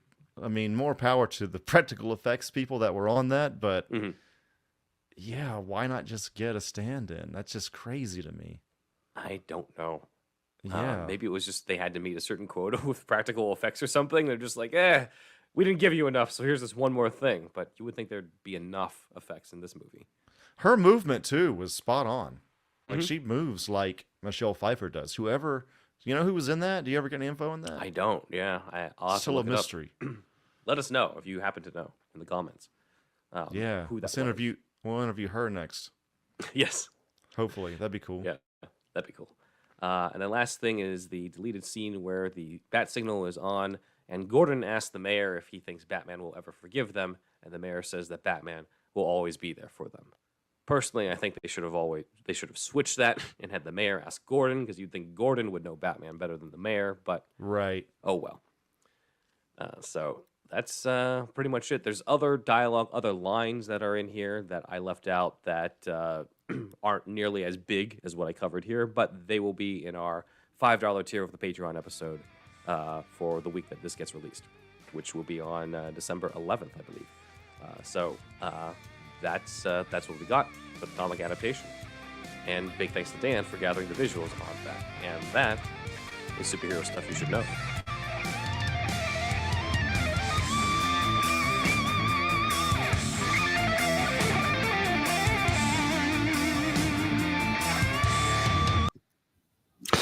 Hey, we are back. I hope you guys enjoyed Andrew and Ben's work over there with superhero stuff you should know. Coming up next in the live stream is the sorry, I realize that I am hearing myself echo a little bit. Hey, this is live. It happens. Coming up next is actually going to be the Campfire Ashes segment, but beforehand, I wanted to draw a little bit of attention to a podcast that's been with us for a couple years. Unfortunately, they weren't able to participate in the live stream because they're making a movie. So they filmed a nice little video message for everybody, and inside that video message, they include it a little bit about their movie and where you can maybe help them finance that movie only after you finish donating to Big Brothers Big Sisters. So you'll sit through that, and then the Campfire Ashes will be immediately after that. Thank you, everyone, as always, for tuning in. And now to Tessa of Femme Regard. Hi, Geekscapists. It's Tessa, one half of the team at Femme Regard Podcast. If you haven't heard our show yet, we invite you to. We're on all the major platforms, Apple, Spotify, YouTube, and our website, femregard.com, and of course, the Geekscape Network. Our show is all about independent filmmaking. We've been filmmakers for about 5 or 6 years now, began as actors, didn't go to film school, but let me tell you, we have learned so much, and we want to share that knowledge with you. We also bring on a ton of industry professional guests that have a lot of experience and inspiration to share. If you have been listening, thank you so much for being a loyal listener. We really, truly appreciate you. And we hope, of course, that you're enjoying Geekscape's annual Livestream-tacular. We hope you're having fun with us today because we really enjoy being a part of this show every year. And who doesn't love a little Christmas cheer? We're also really proud to be supporting Big Brothers Big Sisters. If you've already donated, thank you so much. You know how worthy of a cause it is.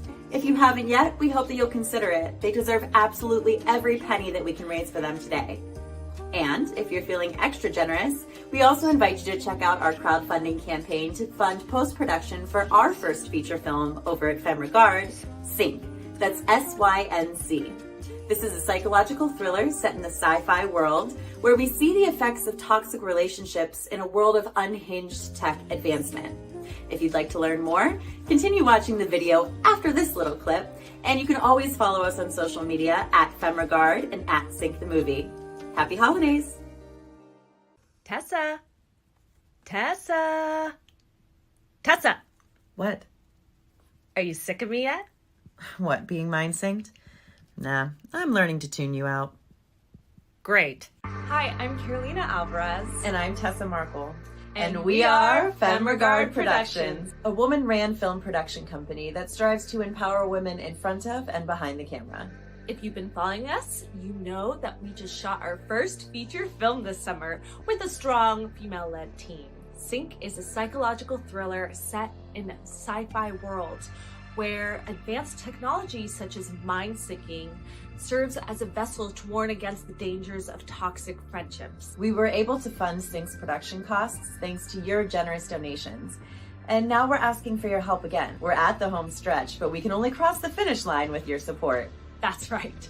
We're currently in post-production and creating a plan for distribution. Let's break down those costs.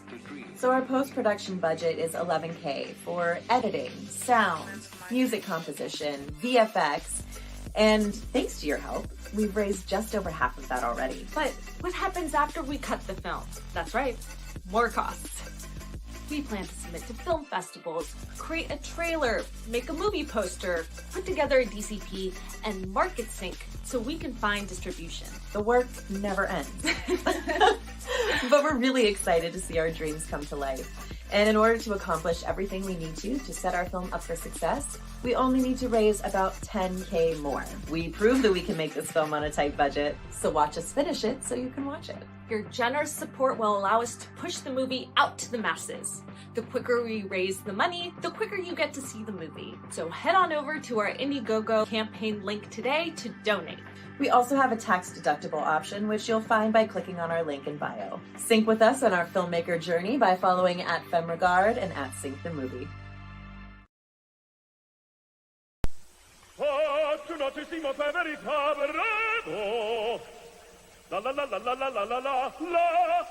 Now there's a shower for those big in gusto, but small in stature. Sudley Shower. Sudley Shower brings the joys of showering to the younger set. So now they can end their day on a high note. Bravissimo! Sudley Shower, the friendly shower for little squirts.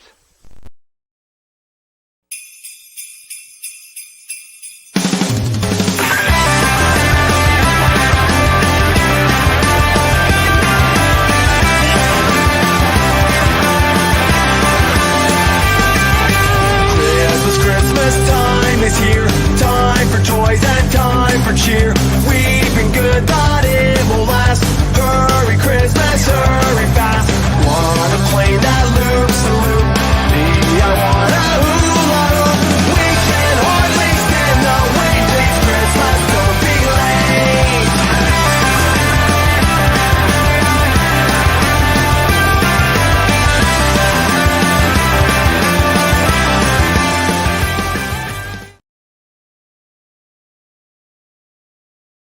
Christmas.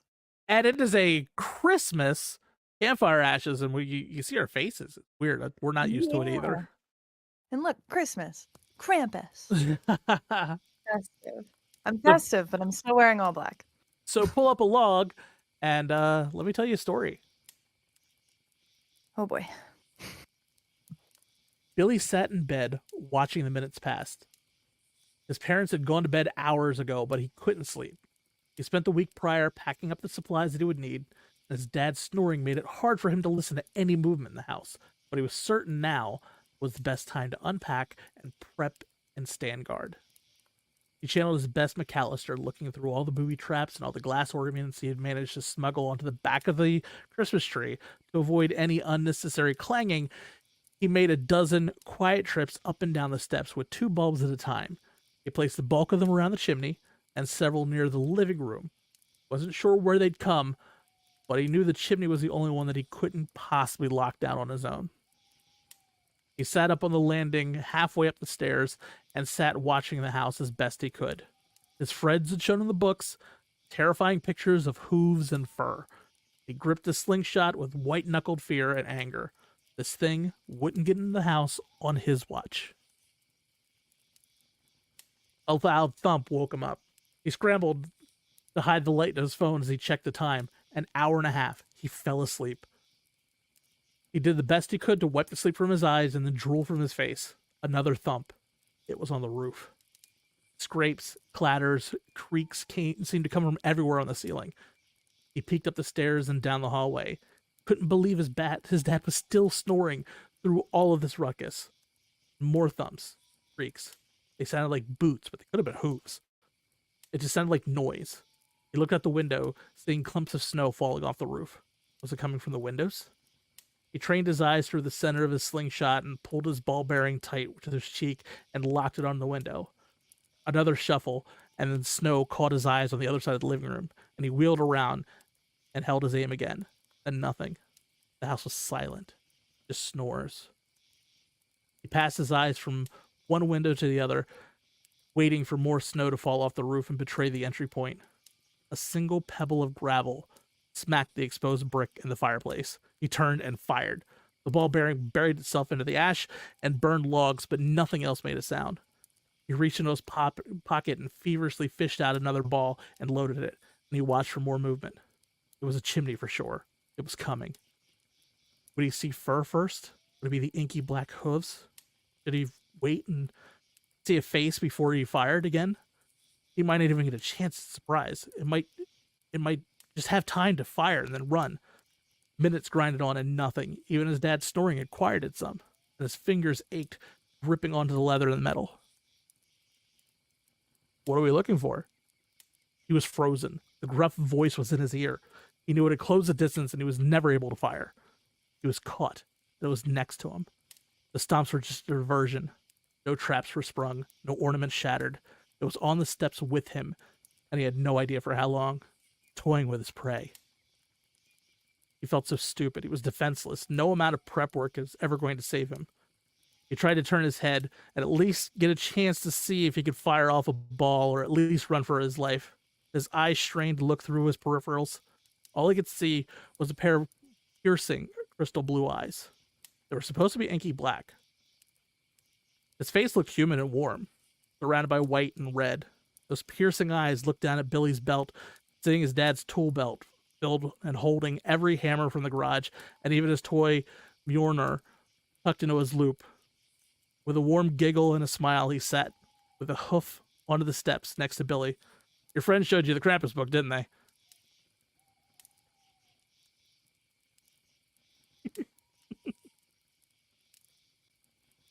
My boy. On theme, and I didn't even know I was on theme.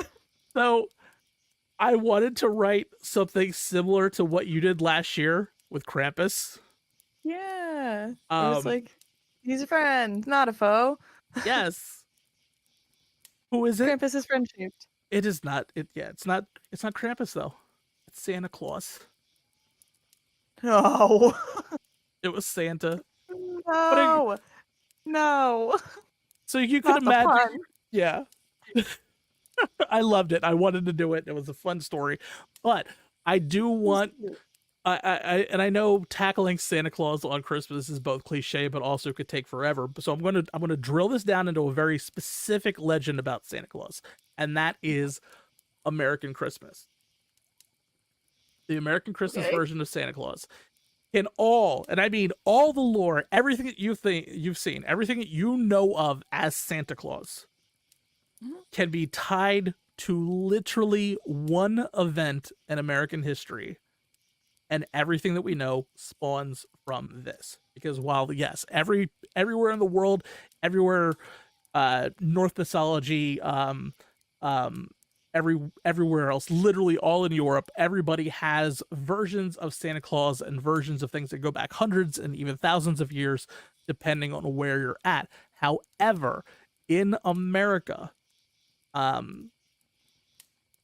our interpretation and realistically what Santa Claus looks like now all stands from one person named Clement Clark Moore. Was a minister that wrote a long Christmas poem for his 3 daughters entitled An Account of a Visit from St. Nicholas. However, you know it as Was the Night Before Christmas. Night Before Christmas. Every every piece of iconography, every piece of what we know as Santa Claus, his reindeer, all of that all stems from this poem. Really? Yes. Everything that we know as Americans from Santa Claus all comes from this poem, which is so weird because, again, St. Nicholas was a real person. Like, there's real lore on him. There's real legends. He's a saint. There's a lot that goes into it. However, our version of Santa Claus, what we know as Santa Claus, and what most people kind of like just accept as Santa Claus, most of your movies, all that kind of stuff, all of that stems from this poem.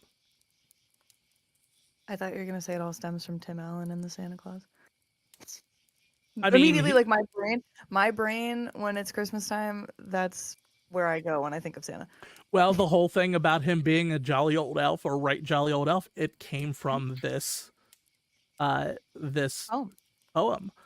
Everything, the eight tiny reindeer, the sled, all of this kind of stuff. Now, yes, this does exist in other cultures because Santa in Norse mythology is basically Odin, or offshoots of Krampus, giant, monstrous, creepy reindeer kind of things. But what it's we like know, a knot, dude. yeah, weird, creepy stuff.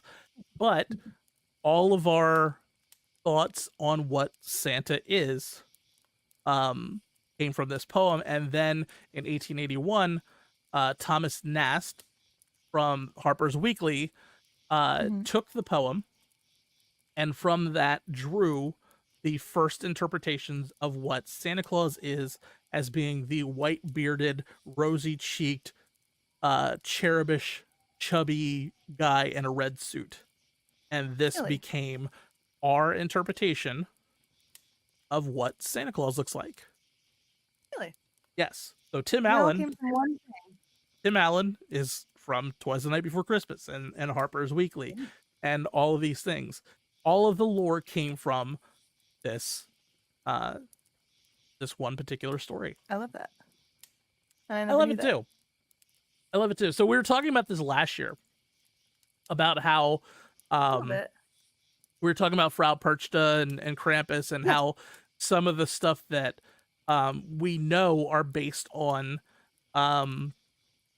certain things that really don't have a ton to do with the lore. And I think you touched on it last week or last episode when you're talking about the Yule Lads and stuff like that, whereas like they have a lot of weird interpretations, but there was like a book that came out, and that's where we get a lot of what they are as a thing, right? No, actually, it was a poem. It was also a poem. Yes. Well, a collection of poems, like the Brothers Grimm, but Mm-hmm. poems. And yes. And we So see bummed. a lot. We see a lot of that now. A lot of that we see in a lot of popular culture now. Whereas something might have a ton of lore that could go back hundreds or even thousands of years. It's just like a weird children's book that was like published, and then suddenly that's where like the majority of our stuff comes from. Like for example, like El Cucuy, like thousands of years of lore. But it wasn't until 2001 when that dude from Pennsylvania made his children's book about El Cucuy, and that's kind of what like cemented in our brain as what you expect from El Cucuy. Isn't it crazy how shit like that works? Like, how do you know that the silly little thing that you're writing for your kids for Christmas time is gonna blow up into like a cultural phenomenon? Mm-hmm. Like you're going, hi Mabel. Like you're going viral before you're going viral. Crazy. So yeah, so all of that stems from this, and this is kind of what you'd expect from an episode of Campfire Ashes. We take an original story and then we kind of break down the lore of everything like that. So we do appreciate the Geekscape invited us on to do this. It's the first time that we're doing with cameras, and it's kind of weird. And my at each dog other. demands to be seen. My Mabel demands to be seen, which is not unlike many other episodes of Recording Campfire Ashes, except we don't normally stare at each other on the camera. So I guess this time you get to see the amount of times that I listen to you and respond to you and Just play with the dog. Pet the dog, get her to stop doing whatever it is that she's doing, or playing with my hair because I have tics like that and I didn't realize how often I did that until I'm sitting here staring at myself. Yeah, I fidget too. So there you are telling the story and I'm just like, oh my god. But you I'm can like, wow, do I really do that? But yeah, you can catch us every other Friday, all that kind of fun stuff. Unless it's Halloween season, and then you can catch us every Friday. Yeah. We'll catch you next time on that. Thank you for inviting us out here, and hopefully you like this little cute little story. We're gonna have an expanded up part of that on the actual podcast. So tune in. I think it's probably gonna be like later on this week or next week by the time this drops, and then the actual episode drops, or it might already be out because I can't remember dates right now. But yeah, hope you like it. And then catch the rest of this as we dive a lot longer into this, because like Matt only wanted us to do like a 15-minute episode, whereas like our episodes are usually like a half hour, 40 minutes ish kind of thing. And yeah, as we say at the end of Campfire Ashes episode. Yeah. The last one out puts the fire out. If you see something, no you didn't. And if you're here in the morning, it means you made it through another night. Thank you, Paul and Justina, for getting that over to us. It was interesting to see them try to take their very specifically audio podcast and do it as a video for the first time ever. And I have to give a quick shout out here, because thanks to two very generous donors, we are now at $191. We are closing in on that $3,000. We've got a lot of day left to go. But if you haven't already, tinyurl.com/Geekscape gives. That is what will take you to where you can make a donation and make a difference. We're going to go to another very short commercial break. And when we come back, you will see Joshua of Fright School and Jackie of the Jersey Ghouls, and they will be breaking down 50 years of The Exorcist. So stay tuned for that.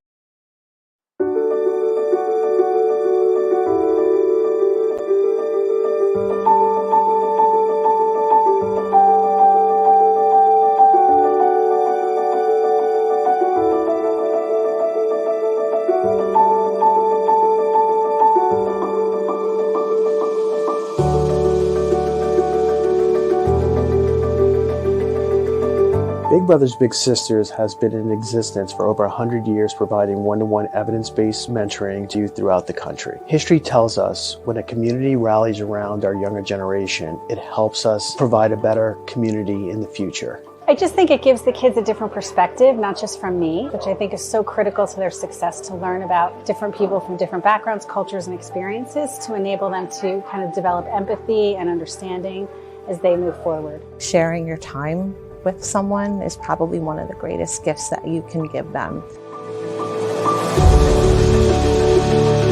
It helps everyone, not just you, the whole community, the whole earth, because you could make a difference in life.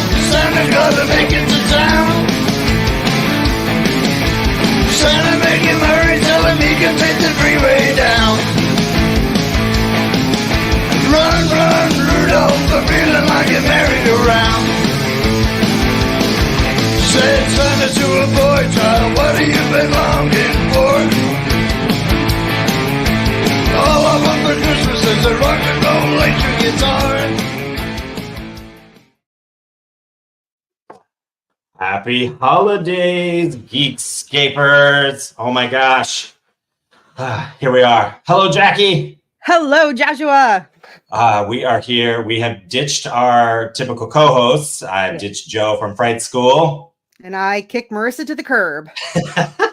And so we're doing, what is this? Are we Jersey School, Ghouls School, Fright Ghoul? Yeah, Jersey. I think our chat is Jersey School. Yeah, Jersey School. That's what we're doing today. So we're we're the Fright Ghouls today. We are bringing it together, and we are here at the 4th annual Geekscape Holiday Livestream-tacular, raising money for Big Brothers and Big Sisters of Central and Northern New Jersey. So I hope whenever this is airing that you are enjoying 24 hours of nonstop comedy and podcasts and shows and music and comedy sketches, all the things. And right now you are tuning in for an unabashed love fest to the Exorcist 50th anniversary edition. And so, I thought it would be fun because this movie was released on December 26th, 1973. So in my opinion, it is a Christmas film. It is a holiday film. And in fact, according to an article I found, The Strange Path to a Massive Success for the Unlikely Christmas Smash, The Exorcist, when adjusted for inflation, is second only to Titanic for the biggest film released during the Christmas period in the last 50 years. That's from 2020. I mean, blood is red and pea soup is green. So if we're going thematically color scheme, it's a Christmas movie. You know what? That is a great point. I tried so hard. You can't even see the background. This background is like a red image of like the Exorcist, of like Father Merrin standing in like that iconic image, but you can't even see it. So it just looks like some weird blood splatter behind us. I tried to find something like Christmas themed. I thought, can I find like Linda Blair wearing a Santa? I honestly had that thought. I'm like, I'd love to do the green screen background with like Pazuzu in like a Christmas hat right here, just chilling on my shoulder. I think that would be amazing. They need to make that happen. I mean, everything else these days is spooky Christmas stuff. All right, so we are here celebrating 50 years of The Exorcist, which is just so mind-blowing to me. It's one of these like horror films that is still so beloved, and it was appreciated in its day. It was nominated for 10 Academy Awards: Best Picture, Best Director, Best Actress, Best Supporting Actor, Best Supporting Actress, Best Screenplay, Best Art Direction, Best Cinematography, Set Direction, Film Editing, Sound. I think it won for sound and something else. The screenplay. That's right. That William Peter Blatty, who wrote the original novel. Yes, we're worm, so we're going to try our best not to make this all about the Exorcist novel instead of the film. Which actually, the book is 71, right? So it's I believe so. Yeah, it's 52 years old. To be perfectly honest, I mean, with William Peter Blatty writing the screenplay, the book is, or the movie, I should say, extremely faithful to the book. There's not a ton that happens in the book that you don't see on screen. So they didn't really, there was no experimental phase there. Like it's fairly faithful to it. Yeah, no, yeah, very, very true. And it's such a great book and such a great film. And so that's what we're going to do. We're just going to basically gush about The Exorcist for the next however long we chat. And so, Jackie, what is it? What is it about The Exorcist for you? I think for me, I saw the movie before I read the book, and I think this was one of those movies, and the reason that I probably saw it, probably in middle school, was this was like a taboo movie because it's The Exorcist and it's scary. I have some devout Christian members of my family that's like, you can't even talk about this movie because if you talk about the movie, it opens you up for possession kind of thing. And yeah, so like it was just one of those like almost like kind of a like in at least for me in my world, like kind of a faces of death thing where it's like, you hear people talking about it and it's like, well, I gotta see it. If you're telling me not to watch it, then I have to watch it. So I truly don't remember the first time I saw it, but I was definitely middle school aged. And I remember, it's for a movie, for it being one of my favorite movies, it is a slow burn because really not a ton happens in the beginning part, for my standard of movie. Like I'm very much like, I want like a hack and slash within the first 10 minutes. But there was just something very, I don't know, there was something really beautiful about the world building of we meet Chris McNeil and her daughter, and then on the other side of it, we meet, Father Dyer and Father Karras and everything that went on. And there was just something visually appealing about it. There was something really beautiful about the story. And I mean, and then, when stuff hits the fan and it gets really exciting. I remember really being taken aback that like certain scenes, obviously the scene with the crucifix, I remember, I don't know. I just remember being like, again, that's an age when I'm still going to, I'm being raised Catholic. I'm going to CCD and I'm like, that might be one of the most extreme things I had ever seen. But still I was like, but I like it. Like, I don't know what that says about me, but I'm like, I still like the movie. It doesn't turn me off from the movie that there was this really intense scene with a little girl. And then probably not long after that, like early high school was when I read the book for the first time. And like, that was kind of a life-changing experience because for the first time ever, I was like, this is my favorite book in the whole wide world. Like, this is without a doubt my favorite book. And honestly, I would say at least over the last 10 years or so, I read the book once a year. Like, it is legitimately my favorite book. If I need background noise and I'm at work, like I can just put on the audiobook and I can literally just pick a spot anywhere on the tracker and I'll just go from there, wherever I land, because it's like, I know the story so well that, yeah, it'll just be background noise. And I know that we have talked about this before. The Exorcist movie, that's a comfort movie for me. Some people put The Office on, over and over and over again. The Exorcist is one of those movies where I will just, it's like a little bit of home. It's like, okay, I love you. This is nice. I do. I love it so much.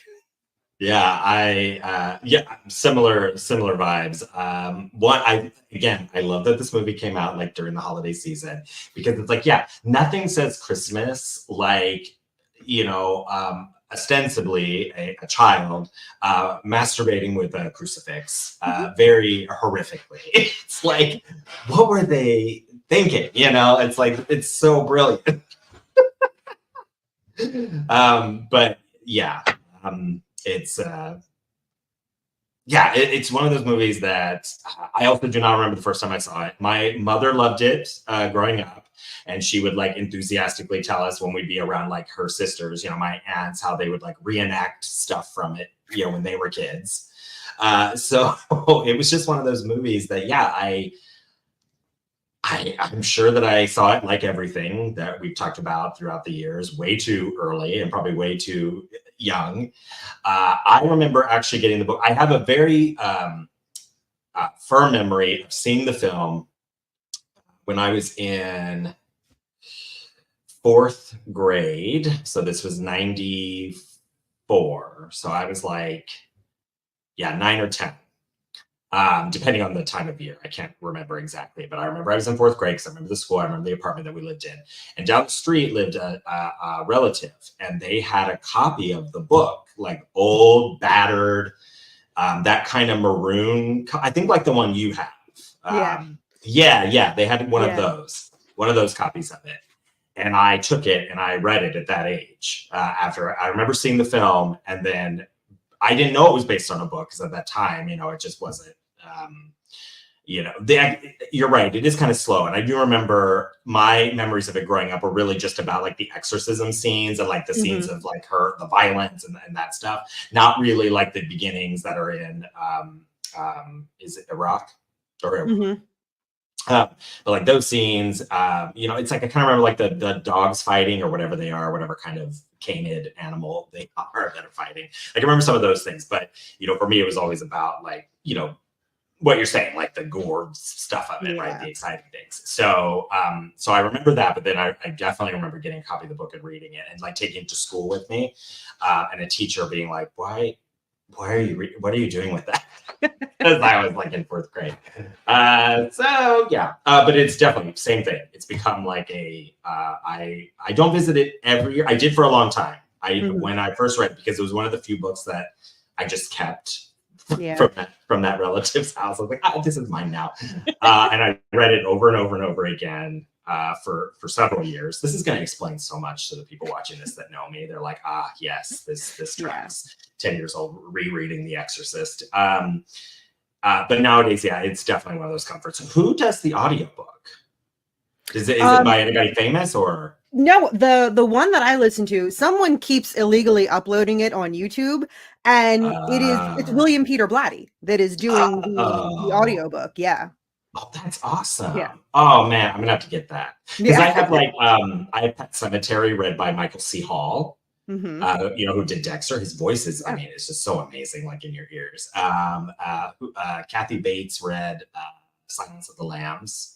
So it's like I've heard like, you know, celebrities doing it. So I was wondering, man, The Exorcist would be a really good one for somebody to like I said, the one that I always go to is it's William Peter Blatty. Slightly off topic, one of the best audiobooks that I've listened to, Eyes of the Dragon, Stephen King's book. The audiobook is done by Bronson Pinchot, Balki Bartakamus himself. Yeah. It is so good. The dramatic change when he turns into Flag, he's scary. It's so good. It's such a good listen. Yeah. That I would have never guessed. Yeah. You never would. I'll have to check that out. Thank you. You know, hopefully those of you watching, you know, good audiobook recs, like let us know what are some good ones. Oh my gosh, sorry, my cat is like gonna, you know, come here, say hi to all the people. Look, it's a kitty. And now donate more money. There you go. He's been trying to get at my hat and this ball all night, so he's very upset. What was I going to say? Oh, I think I also have I have a version of Carrie read by Sissy Spacek also, which is cool. So anyways, but yeah, so I'm glad that you also have love for the book, because, you know, over on Fright School, I'm always trying to like turn us more and more into like a book podcast, and Joe will not have it. He will not entertain that. So I'm glad that we can chat about the book itself. Any memories around of watching The Exorcist around the holidays? Because like that's like another thing for me is like I definitely remember watching this as a kid at this time of year, and being like, oh yeah, I gotta watch The Exorcist. It's Christmas. You know what? I think it's only been in recent years that I've done it. Like I said, I mean, it's a movie that plays probably once a month, honestly. But I think as far as like, oh, it's December, we have to watch I think that's only been kind of in the recent memory of just kind of like, it's December in honor of it. It's one of those like in honor of, sure, I have to watch it kind of things. I don't think it's something that had really been prevalent before for me. But I would say in the last couple of years, I do make it a point to try to throw it into the creepmas mix of things that I'm watching. Yeah, I love that, and I guess that's too, like, knowing that it was like released around this time. It's like, oh, it's the 33rd anniversary. It's the 46th anniversary. Gotta watch The Exorcist. Oh yeah, any excuse to watch The Exorcist. Yeah, pretty much. And there's some really, like, I agree. It is very. There are parts of it that I also do find comforting, like that scene where Chris decides to walk home and like Tubular Bells plays for the first time. There's like a part of me that's like, I wish life was always in that scene. Like the way the trees are, the Halloween, the trick-or-treaters, even the creepy nuns. Yeah, well, that evokes the same thing for me that the beginning of the movie Halloween does, when Jamie Lee Curtis has her books and she's walking and it's it's autumnal and the leaves, and where I have grown up my whole life here in South Jersey, like that's the season. We get the crunchy leaves, we get the crisp weather. So because that's my favorite time of year, because I'm quite convinced that I have the reverse seasonal affective disorder where it's the summertime that brings me down. Once the fall and winter hit, like I get to be me again. I feel the best I can be in those months. So like that part of Halloween had always really given me kind of the warm fuzzies. And you're right, that beginning scene when she's walking home and, there's the nuns, there's the kids in costume, there's the crunchy leaves, because obviously she's in DC. So I agree. That's one of those just very like, it kind of just feels like home. Like it's just a very nice feeling that I get from that part. Yeah. Talking about the crunching leaves, like I love this film too, because there's like moments that things are really quiet and then it's just loud, like the dogs like fighting and like the rats in the attic, no rats. And just some of the sounds of it are, it's really, they're even to make certain things sound super jarring that are like, like the trains blowing by or like other, it's just like the sounds of the film too are really comforting to me. So I like to put it in and just like listen to it. Yeah. And I should just kind of point out, and I've talked about this on Jersey Ghouls, that I think that what I'm assuming it's the studio or maybe it was William Friedkin, I don't know, but in the year 2000, when they re-released the movie, basically director's cut, and it came to the theaters, and it was The Exorcist, the version you've never seen. Which is, I mean, obviously the superior version. It is the best version. It's what I have and what I watch all the time. But they added a handful of scenes. They enhanced other scenes. And even with the little enhancements of, when the lights are flashing at one point and we get the image of Pazuzu on the hood of the oven kind of thing, just like the background blink and you miss it Pazuzu shots. It's just such an effective movie. It's certainly not for everyone. I know plenty of horror fans that it's just not a movie for them. I know people that think the movie is boring. Even when we get to the exorcism part, like it's just, it's boring, gratuitous, boring. And I'm just, again, it's art, it's subjective, to each their own. Like I'm going to be nice about it and just be like, sure thing, buddy. No problem. Yeah. I'm glad you brought that up, because I remember going to the theater to see the version you've never seen. I went with my mother, of course, and my best friend in high school, Lindsay, and we went to see it. And it was such a because like the spider walk scene and things like that were like the stuff of like legend, you know, it's like we knew they were out there. And this is before children, young ones, if you're watching, you know, this was before like YouTube and all that kind of stuff. So we had like pictures. There you go. Oh, that's so cool. Is that like NECA or something? Who did that? I can't remember if it was. Ooh, there she goes. She went to chew on Sharon's leg. She did. Yeah, I can't. You know what? I got this a while ago, and I can't really remember. Yeah, I can't remember where. Oh, she's so pretty. I can't remember which company, if it was NECA or not. It might have been Mezco. I'm not 100% sure. Yeah. But I love it. It's one of my favorite little toys that I have on my shelf of toys. And actually, that's one of my favorite parts of the book.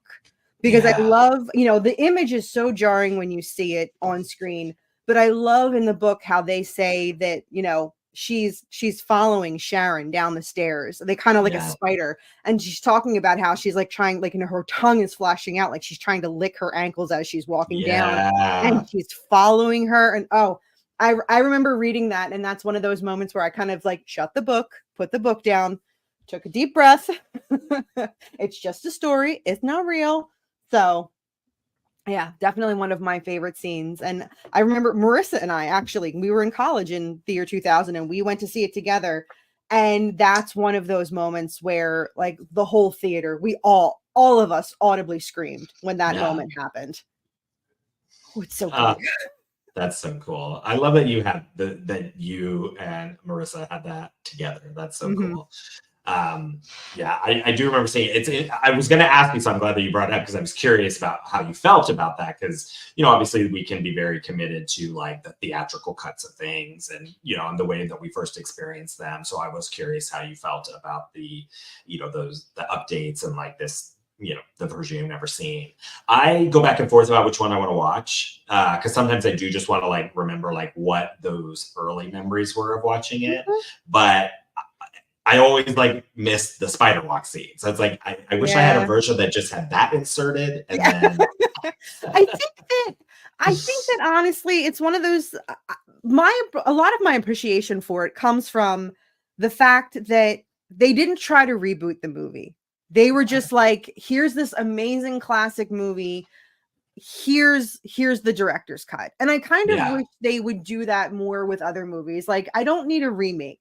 Give me a director's cut. Like, if it's one of those like top tier movies, nobody gives a shit. Give me like the 4-hour double Blu-ray disc that I could watch at home at my own leisure kind of thing. Like, I will, you know, like if I really like the movie, we don't need to remake it. You know, we don't need to, no new vision needs to be done. Just give me a good director's cut. Even it doesn't matter. You know, give me the scenes that got cut out. Give me characters that didn't exist.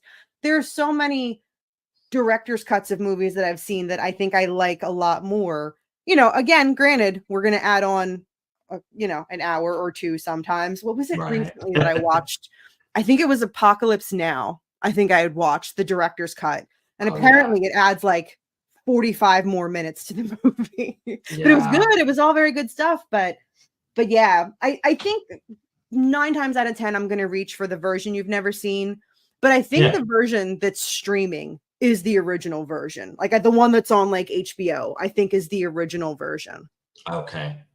I don't know. Because I'm the same. I usually go and get the disc that I watch it. But I should check actually if it's streaming to see what version it is. And I want to, just to save, you know, the gift for the end, because I do want to talk about Believer before we leave. So I want to wait to talk about that. We're talking about remakes and reboots. So let's get into a little bit of the part of the show that, you know, on Fright School we like to say overcomplicating horror. From The Exorcist is a Clash of Belief Systems by Jason Zanoma. He talks about the religious conviction of bloody story still comes across, but with more dimension.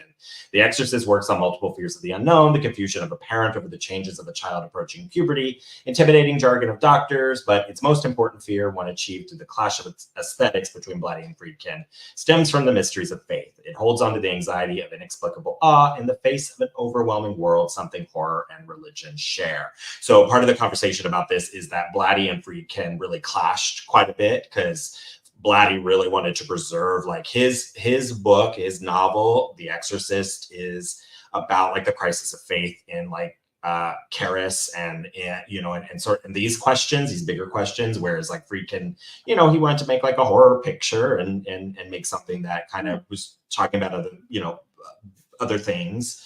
And so they really kind of struggled with that. And Friedkin, they removed certain scenes that were added back into the version that you've never seen that kind of clarify some things about like the demon's relationship and,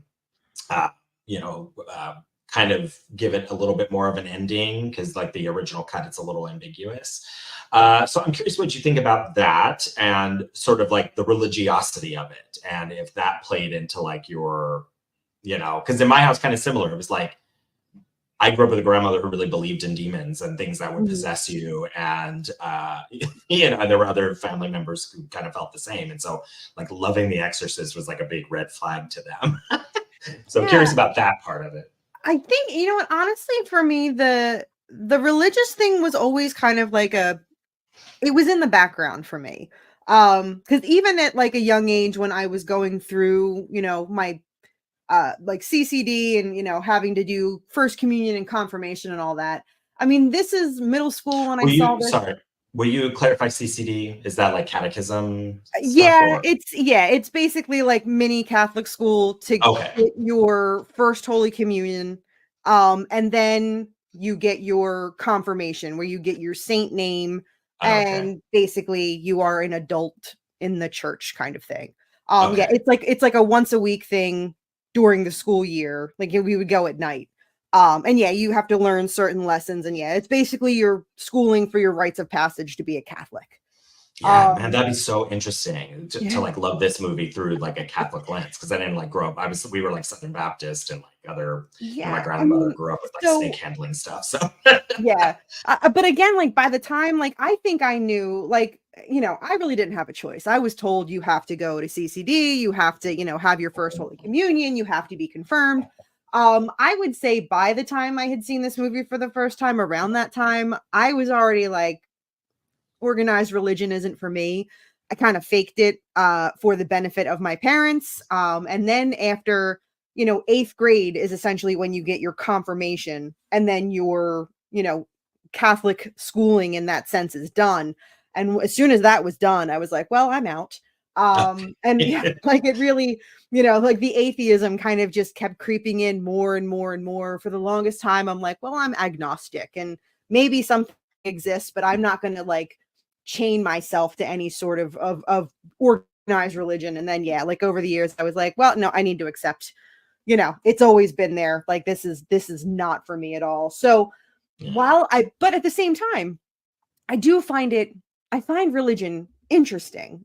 Same thing with ghosts. I don't personally believe in ghosts. I don't personally believe in an afterlife. But if you look at my bookshelf, you would think I'm a liar, because half the books on my bookshelf are about hauntings and, finding spirits and that. I am wildly entertained by the whole entire subject. I don't believe it, but that's just me. But I still want to get as much knowledge on it.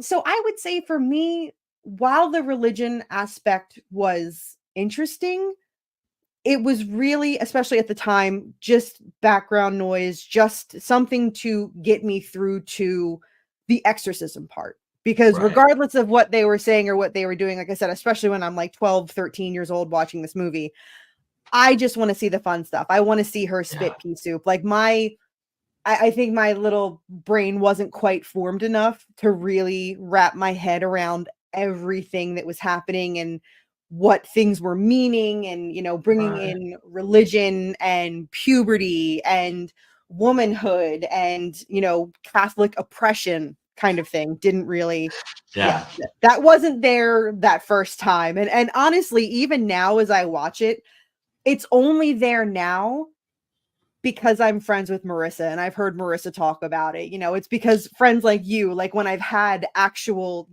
conversations about the movie, well, then I'm like, okay, so it's more than just, the pea soup. It's more than your mother sucks cocks in hell kind of thing. That's fine. Do you know what she did? Your cunting daughter. Your cunting daughter. Yeah. Oh man, that just gave me a memory of my mother quoting the movie. I miss my mom. She was so funny, like quoting this film.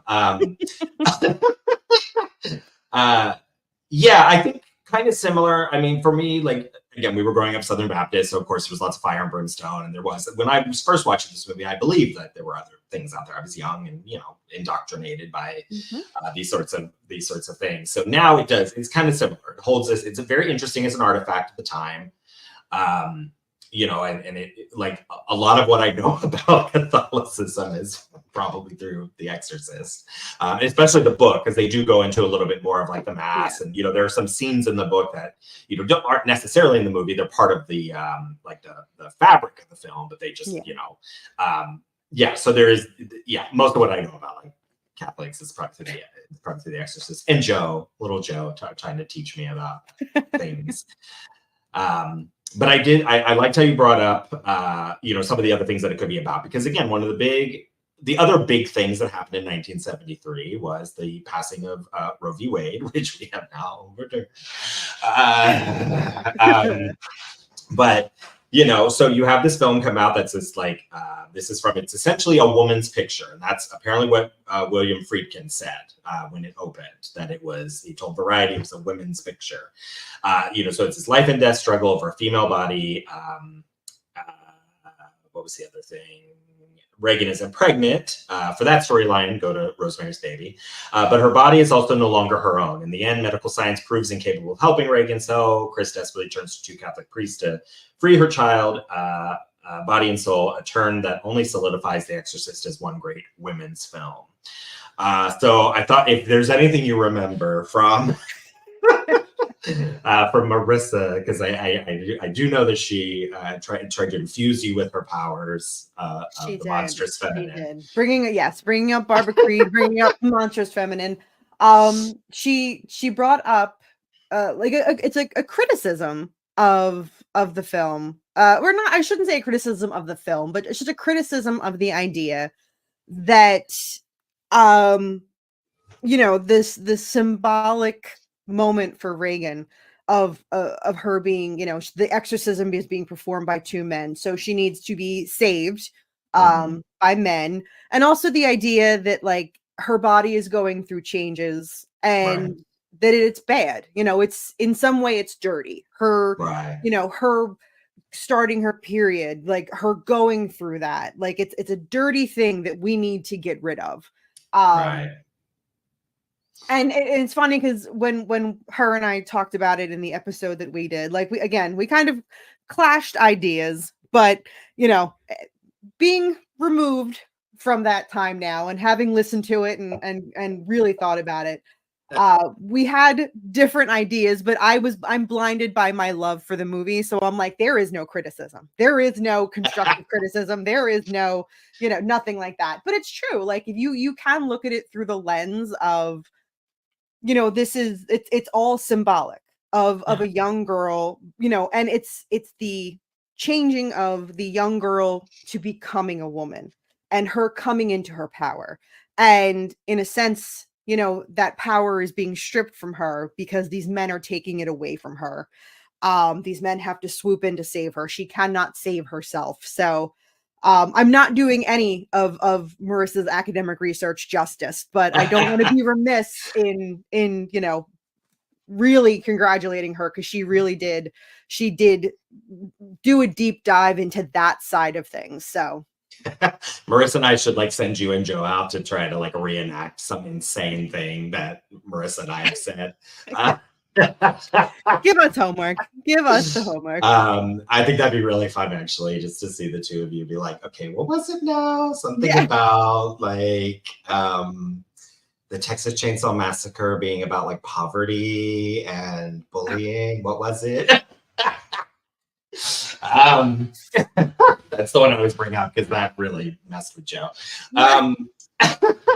That and The Abyss, our fight about The Abyss and whether or not it's a horror film, but we can't rehash that here because he's not here. But yeah, I mean, I think it's interesting because again, you know, there is, I mean, quite a lot of the anti-abortion conversation comes out of religious places. I'm not sure how much like Catholics are responsible for that versus, you know, other denominations. But I mean, you know, there's plenty to go around, right? Yeah. Of people wanting to control women's bodies and tell them what to do. So I definitely have like full respect for like that analysis.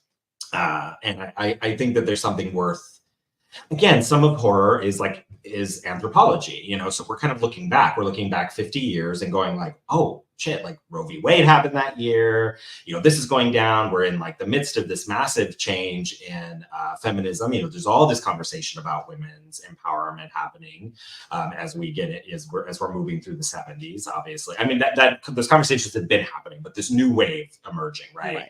And so we have all these like women, especially in the wake of Betty Friedan's, you know, the feminine mystique and in the 50s and then in the 60s and 70s. So we're just in this like really intense time for women. And so, yeah, you have this film about, you know, a young girl possessed and, you know, having these Catholic entities fighting over her body. So, yeah, I think there's definitely something worth like looking back and saying, man, how did this film get made, get out like during the holidays? Yeah.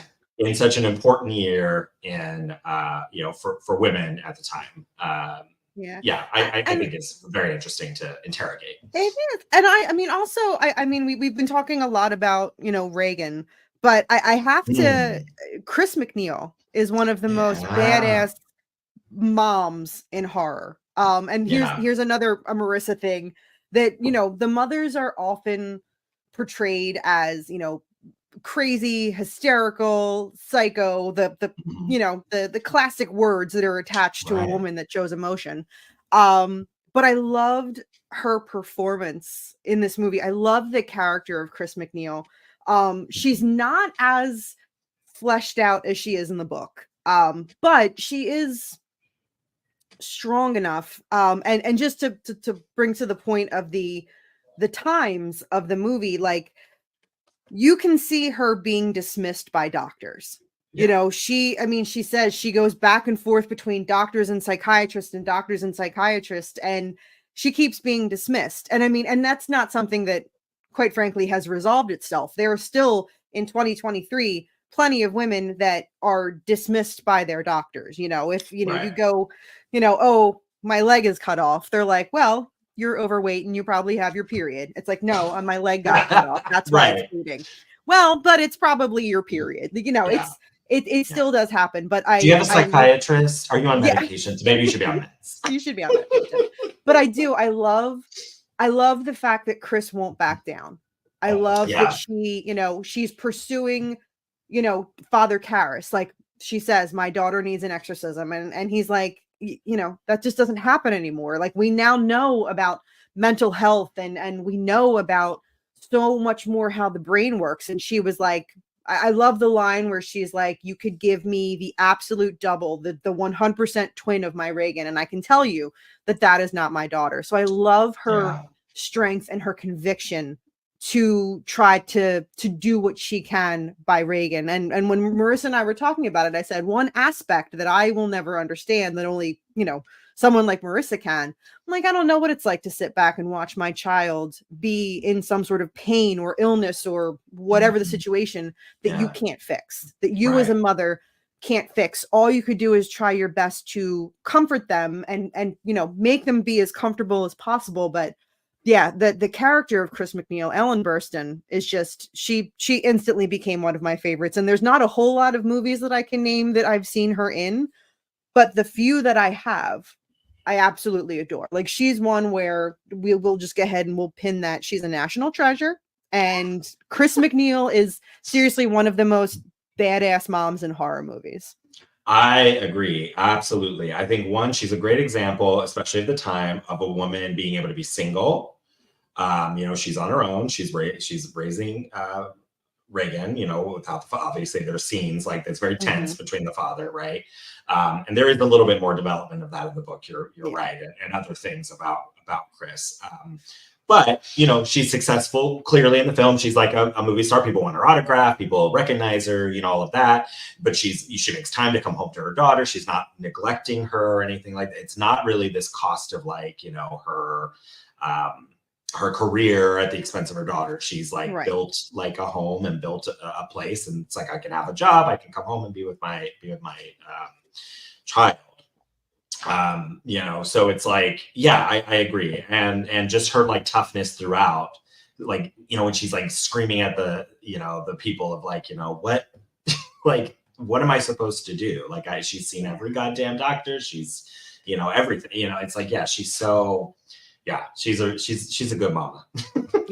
And Ellen Burstyn was put through hell, you know, making that movie. You know, she like broke her coccyx or something, or maybe didn't break it, but like injured it. It's in the film. Like, you know, there's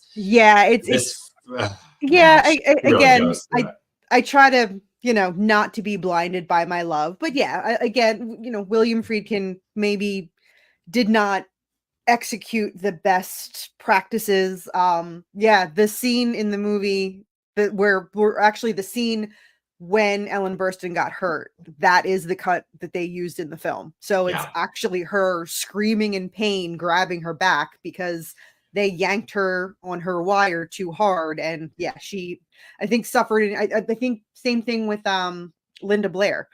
Linda Blair suffered a back injury. Like keeping the set, you know, at ridiculously cold temperatures so we could see their breath. And I mean, I guess it's a form of method directing that, I don't know. Standards and practices have hopefully changed for the safety of for actors, but and again, you know, it's tough to say that because I will defend this movie, and I'm like, I love it so much that I'm like, I know that sucked, but it's such a good movie. But I love it so much. I agree. You know, it's one of those things that it's there's lots of movies that we love that like are, you know, when they're made under these conditions, you know, absolutely, and we could you know, fuck you all for that, people who made this film, but also it adds such this power to the film. I don't really know what to say. You know, but so moving on. You know, but I love Ellen Burstyn. I hope her coccyx is fine. And I fucking love her in The Divine Secrets of the Yaya Sisterhood. Have you ever seen that? I have. That's the thing. I've seen her in The Exorcist. I've seen her in Divine Secrets of the Not Yaya. such a good mama in that one, but nah. but and she's then hilarious. she was in the remake of The Wicker Man. Oh yeah. Oh, you know, I haven't seen that in a really long time. I should rewatch that. Especially now that Nicolas Cage, I feel he's getting his moment. Yeah, that's you what know? he gets into. He wears a bearskin and punches a lady in the face. It's so good.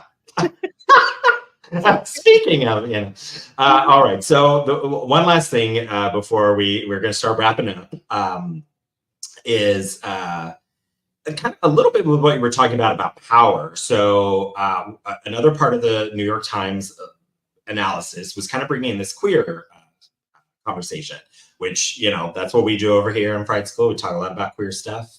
Gay. And they were talking about how The Exorcist resonates as queer is because it's about a child consumed by an entity that the church is called on to excise, a hideous intersection of metaphorical queerness and real trauma that sounds a lot like conversion therapy. This is The Exorcist is a subversively queer movie by Eric Piepenburg. Sorry, Eric, hopefully I said that right if you're listening. Reagan wasn't an innocent girl overcome by an old demon. She's a young woman with new rage who gave voice to queer people. I would add also women who were tired of being told by religion, parents, medical professionals that they were sick, need to be cured. So her message to the church and her well-meaning mom was prophetically queer. Back off, I've got power now. Again, I'd also add like more of this feminist chant as well from like young women at the time, especially with you know, Roe v. Wade passing in '73 of like, you know, we have power and we're going to take, because queer rights also had, you know, major shifts forward in this time as well. So you kind of have this intertwining of like the feminist movement and the LGBTQ plus queer movement. And so I thought that was really interesting because it's not something I have personally thought much about with The Exorcist. So I have thought about the feminist angle, of course. Right. That can't be, you can't avoid that in the film. But I thought that was interesting because I was like, I'm not sure if I read exactly that, because the demon's definitely not a good thing here. But I never read it as like a queer reading, but I kind of like that. I like the idea of it. Well, and again, to reference the episode when Marissa and I were talking about it, we actually did bring up an element of that because we talked about the relationship with Father Dyer and Father Karras.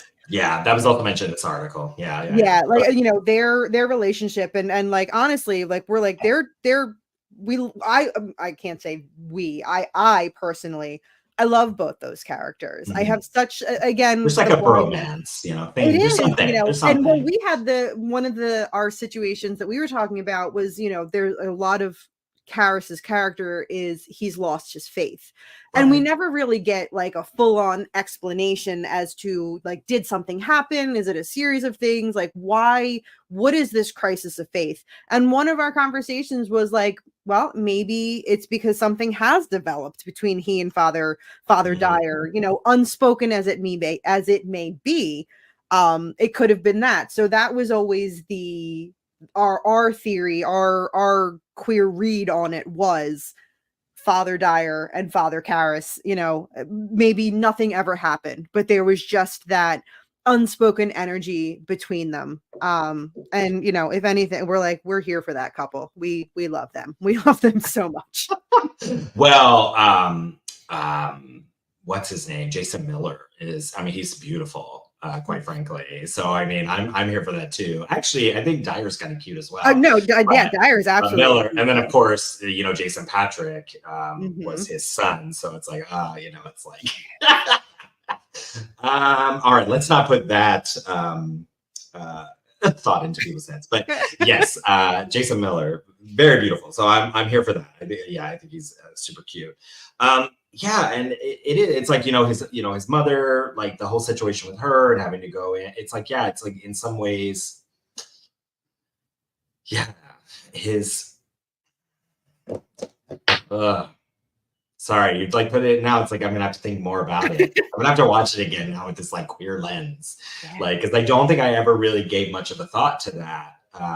So, which I mean, again, I actually think is exciting because I'm always looking for new ways to analyze films and, you know, make them more complicated. It's like, all right, Joe, we're gonna redo our Exorcist talk because now we got to talk about how Karras is gay, and Marin's like an elder gay who comes to help, you know, save a young budding what do we call it? Fairy queen, you know. There we go. Yeah. As Linda Blair becomes like friend to all the gays. Yeah, what is happening now? Okay, all right. But I did think that was really interesting, and I sort of appreciated something that I hadn't thought about. And I mean, I'm constantly like thinking everything's gay, so the fact that I never kind of put that lens on The Exorcist, I was like, I don't know. No, I do like the thought of Reagan's experience is some sort of conversion therapy. It's an interesting spin. I could rewatch it again. I joke that you know, how Beetlejuice talks about in his movie that he's seen The Exorcist 167 times. I'm like, I think at this point, I've seen it like 168. Like, no offense, Beetlejuice, but I think I've seen it more than you now. But yeah, no, it'll be interesting to watch it with that thought in the back of my head. Yeah. You know, just a new, again, we're always, it's anthropology, it's, you know, our glasses, what we kind of put on in the time that we're in. All right. Before we sign off, what did we think of Believer? I think that it was it was a movie. It was that was made. No, I think it was a movie that was made. I said that as far as a possession movie, I said it's very down the middle. It wasn't terrible. It wasn't great. You know, it was perfectly average for me. Does it stand up anywhere to The Exorcist? No, not even in the same arena. Like, I appreciate some of the Easter eggs and the fan service that they gave us. not to spoil anything, but that very, very last scene that happens, sure. Did I cry? Absolutely. Because I got a little verklempt. But I totally like, admit that. Yeah. It's a nice moment. It was a nice moment. And yeah, I cried. And did Marissa make fun of me? Absolutely. But that's par for the course. I'm the sap of the group. She's tough stuff, and I'm the one. I mean, you give me like a good commercial, and I'm like, well, that's really special. I know. I'm such a sap. But no, yeah, I mean, I kind of feel like if they didn't slap the name The Exorcist on it, that I might have liked it a little more. Like, I think I went in with a little bit of a preconceived notion of like, okay, like this is The Exorcist and you're bringing back Chris McNeil. I liked what they did with her character up until the point where I hated what they did with her character. Yeah. Like really, this woman has suffered enough. Yeah. Like, thanks for giving her all this power and purpose and then just taking it away. Yeah. But aside from that, like, yeah, it was okay. I don't know that I need to watch it again. Yeah. I saw it. I can say that I saw it. That I guess apparently they, Blumhouse has a deal. There's going to be more regardless of how much money that it ended up making. Yeah, I think it's like Deceivers coming, like Yeah, Believer, there's a Deceiver, trilogy coming. Achiever, Reliever. I have no idea. What are they doing? I don't know. I think that like I saw Believer, and from there, probably we'll see if I see any of the other ones. I don't know. Yeah, I'll probably watch it, because it's like we're constantly consuming horror stuff. But that's kind of how I felt. I'm like, there was some nice sound stuff that did remind me. Like there's like a sequence of dogs fighting and like some stuff, and like some of the soundscape that they created did very much remind me of The Exorcist, kind of, recreated some of that vibe. But otherwise, yeah, if they would have taken The Exorcist off of it and just had it, and not had like Chris McNeil and have that kind of storyline, which wasn't a huge part of the movie, really. I mean, they could probably take that out and it would have just been like, oh, it's a movie about two best friends who get possessed, and the religion spiritual avengers come to fight these monsters and these demons, and that's the story, that's the film. I'm probably, I agree, I probably would have been like, oh yeah, I like that, it was good enough. It doesn't end on like a necessarily happy note, obviously, and it doesn't end on like, it had enough complexity that I'm like, oh, this is actually very interesting. But putting the Exorcist stuff on, I just think gave it such a bar to raise to, especially with like, Heretic has its thing. Legion, I love. I do really love the third Exorcist film, right? That's Legion. Yeah. Did you read the book Legion? You know what? I'm so embarrassed to admit that I've not finished it. I do have it. I've been reading it. No, slowly. I read it for the first time a couple months ago. And I don't like it. Okay. All right. I don't like it. So you don't did you not like the film either? The sequel? No, I really like the film. Oh, okay. The movie I thought was I think part of the book is just, it was, I don't know. I wanted to kind of DNF the book, but I'm like, The Exorcist is my all-time favorite book ever. I'm like, this is the sequel. I have to finish it. And I pushed through. But yeah, like it was just, I don't know. There was a lot that I didn't like about the book. But no, the third movie, it's kind of bananas. And I love George C. Scott as the cop. And there's just so many scenes that are just visually beautiful. And that one jump scare is just so iconic. And so yeah, I do like the third movie, but the book was it didn't suck me in. Like, I mean, I remember like starting to read The Exorcist and just being pulled into it. And every time I read it, even though it's like same, I know the words, I know where it's going. I'm still the way it's written, it's just so beautiful. So it always pulls me in. Is Heretic as bad as I remember, or should it be revisited? Okay, because I keep thinking I'm going to rewatch it just for fun, just to see. No, don't.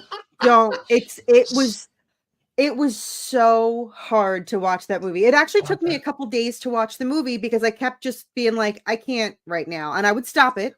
And then I'd have to go back. You don't need to revisit it. It is absolute like nonsense and it has no bearing on the story, you can 100% skip it and go right to the Exorcist. Yeah. Oh, yeah. Legion is like its own thing. Yeah. Totally. That's very true. I've just been thinking like, oh, maybe I should revisit it just to see like, is it really as bad as people say or that I remember? But you know, did you watch the series?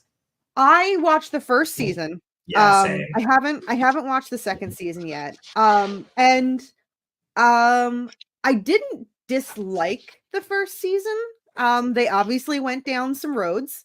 I kind of put it in the category of it's like Exorcist fanfic.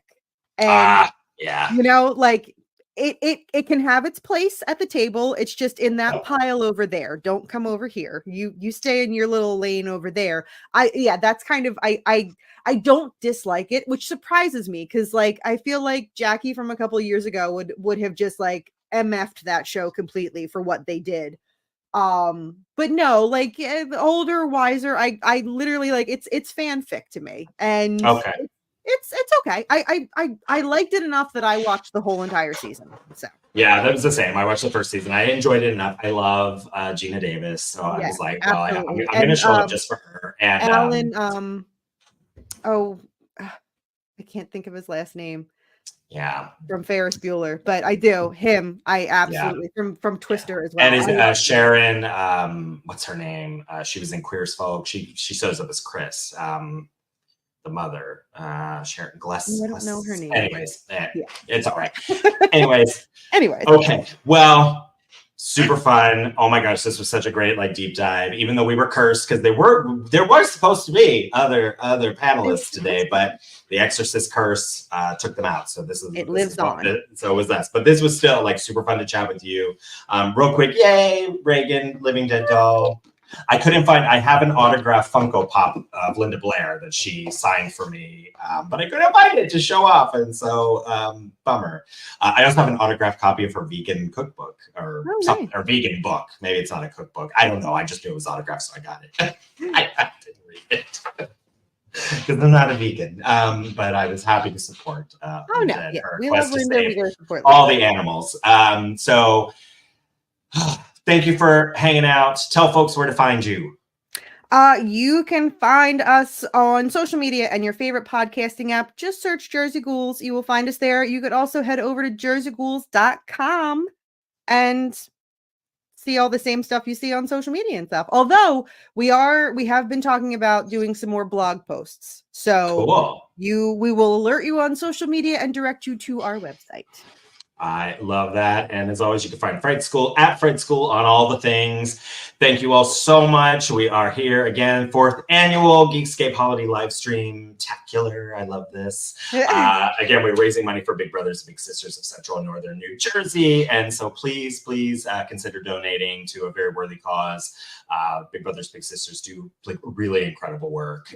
And as a mental health professional, I love the work that those organizations do because we really need that in our community. So I love that Geekscape does this. Love being part of the Geekscape network. Oh, yes.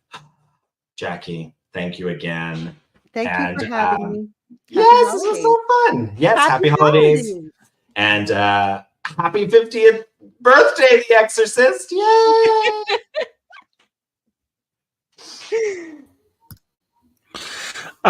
Big thanks to Joshua and Jackie for that fantastic, detailed breakdown of The Exorcist. I was having a real blast following them. So we have something very exciting for you. For those of you out there who are longtime Geekscapists, you know Katie Hammond. Oh my God, Katie Hampton. I stumbled over Hampton. I can say her maiden name Elsesser, no problem now. But Hampton fumbled me. She is part of an improv troupe called Nothing Burger, and we are going to actually play a sketch from one of her teammates. I don't know what you call people who are an improv troupe together, but we are going to play a sketch, and then we will be back with the $2 late fee segment of our live stream in just about 10 minutes. $2 live stream will be live, but please don't forget to make a donation. Donate to tinyurl.com/ Geekscape Gives 2023 and help out these littles to find a big. If we can get at least 2,000, we can match a little with a big. The goal is obviously 3,000. I see that there has not been a single moment where people aren't watching this stream, even during the like all night live stream segment. I looked at the metrics and stuff was still going there too, which is fantastic, incredible. So please get out there and help. And now enjoy this sketch from Nothing Burger.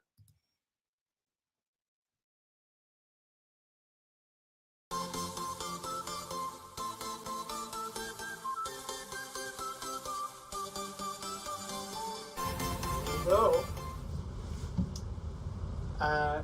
Ciao. What's your name? My name is Aldo. How long have you lived here? Probably about 10 years now, yeah. Came with my daughter, Rosa. Dad. Who's asking me the questions. Dad. Right? Yes, okay. For school, yes. That's what I'm told. It's a school project, right? Yes. Yes. To learn about your father. Finally, some questions for your papa about where he comes from and what he does, huh? This is for a grade. I know. I'm sorry. Okay. So, I've always been on this quest, this journey, looking for love. Like Mom? You don't talk about? Yes, your mother was, she was... I want to know about her. She was a mysterious woman, your mother. You could never quite place her, and she didn't have a phone. She didn't like to be traceable.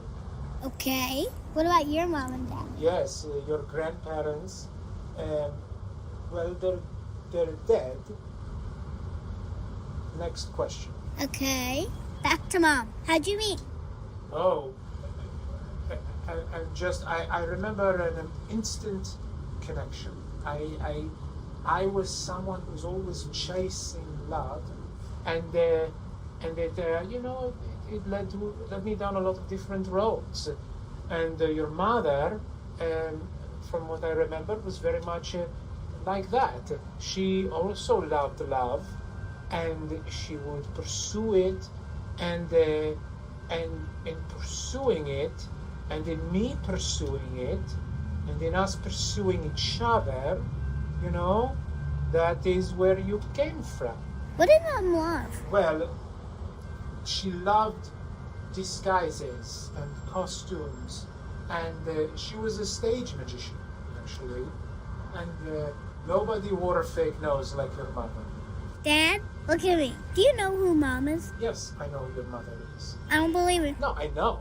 Lies. I swear to you. I swear. My heart. This heart here. You see this? See this? This breast here? Beneath it is the heart, and I swear on it, I know who your mother is. What's her name? Her name? Oh, yes, of course I know her name. It was,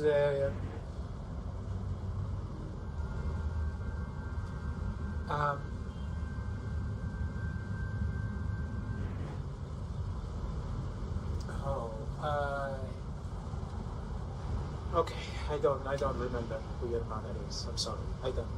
I thought so. You don't need to be upset. Yes, all right, I don't know who your mother is. I was looking for love. Then, one day, I get a knock on the door. I open it. On the doorstep is this beautiful baby girl wrapped in a blanket, you, with a note saying her name is Rosa, and take care of her, and she's yours. And then I got a paternity test, and it was true, you are mine.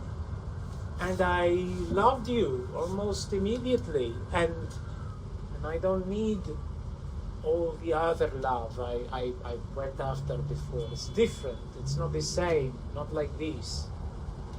Sometimes it's nice, I like that love sometimes, but that's something we can talk about that when you're older. But your mother was like, she's out there, but she's not here. You and I, we are here, and we are together, and we have each other, and I wouldn't give that up for anything in the world. Okay? I love you. I love you too.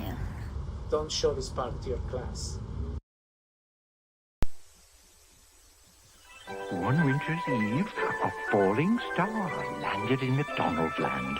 You'll make the perfect gift for Ronald. But when it was given, Twinkle, it didn't. You see, Birdie and Grimace, a star can never belong just to me. It belongs way up high for everyone to see.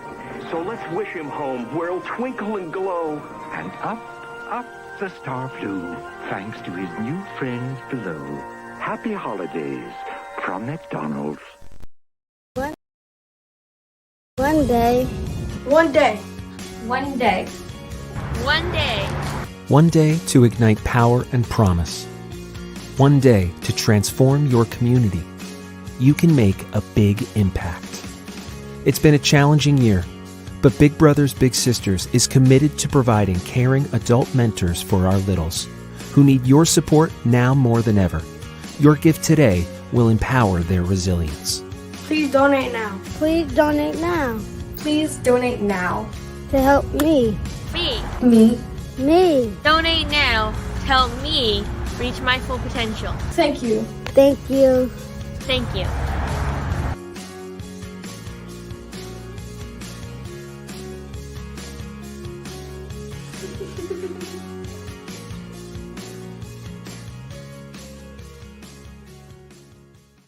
All right, Mr. Sister, I want you to tell me, no, better yet, stand up and tell the class, what do you want to do with your life?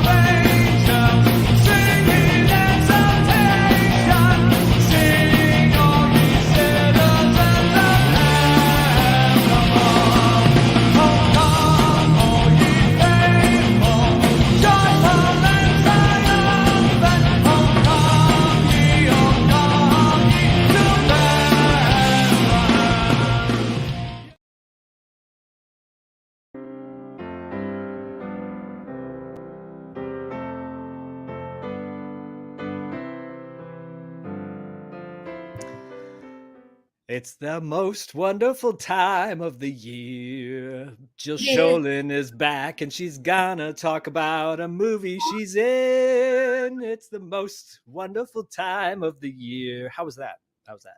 Woo-woo! That was woo-woo. Jill liked it. That's all that matters. It doesn't matter if I don't like it. Look, you guys have already won because you're both incredibly festive, and here we are. It is Christmas time. This is an exclusive special segment for the Geekscape annual holiday fundraiser. Right. So, Jill, we're so happy to have you back. We're always happy to have you. We're happy to have you, especially back today, to talk about a film that we have not covered with you, which was 1986 is Babes in Toyland, that you were, well, a part of, starring in. And we'd love to hear all about it. Okay. Welcome back. And yes, and I'm sorry that I'm not festive. I'm turning into a little child thinking about Toyland. I know when you logged on with us and I noticed you were wearing that pink sweater, it flashed me back to the opening of the movie when you're wearing that pink raincoat. Yes, I do. This was just arbitrary, and the fact that it has stars, totally arbitrary. Well, you're a star, and we're happy to have our star back on the show. Wait, when you say arbitrary, meaning like there's no. It was the only thought was into it. I was like, I wish I had slept more this week. Let's take the attention away from the wrinkles in the bags. No. No, you look amazing. And so you were just saying that there was no seasonal Christmassy intent, but not I only. always got pink, but then all of a sudden when Zach is doing this with the shirt, I'm like, oh, look at that, stars. Right, Zach has the Never-Ending Story, the Falcor exclusive, an amazing print. Is that by an 8-bit artist? Is that an 8-bit? It was somebody in China probably made it, and it's so hot. I know it's wintertime, but I'm like roasting in this thing right now. It's made out of polyester. It looks cool, but Child labor, probably. Yeah. But the time and effort someone put into this thing is pretty fantastic. But I'm all about festive times, and it is great because it has this sense of like waking up on Christmas morning in your pajamas, like on the top half. Yeah, it does. And then, it does. And then you realize I'm wearing skinny jeans on the bottom half. So. Well, right, but but then there's just so much going on, Never-Ending Story wise, which is great. It's a never-ending sweater. People could just look and gaze. Yes, not enough. And then Never-ending cool. There you go. And then Jill, for you. Right. I'll take it. Exactly. Jill, I just wanted to comment. I think that the Rich Girl poster looks amazing behind you. The fact that it matches the sweater is a bonus. But yes. But I share it with you guys. What? Yeah. Well, I think you should keep it up. I just think you should keep it up. Oh no! So for anybody watching, listening to this, I said that my fiance, I came home after I had made a move when I moved in with him, and the glass had been broken, and he put it up on the wall. He surprised me. I was out of town. I came back.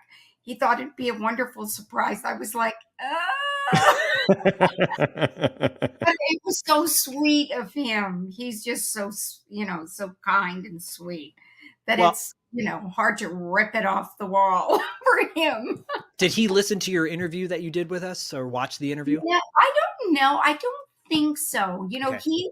He's the one that makes me aware of things. He'll say, oh, look at this new thing that came out, or oh, look at this.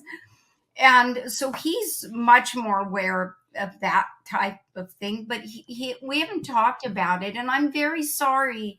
Don't be mad at me for saying that. It's been very full.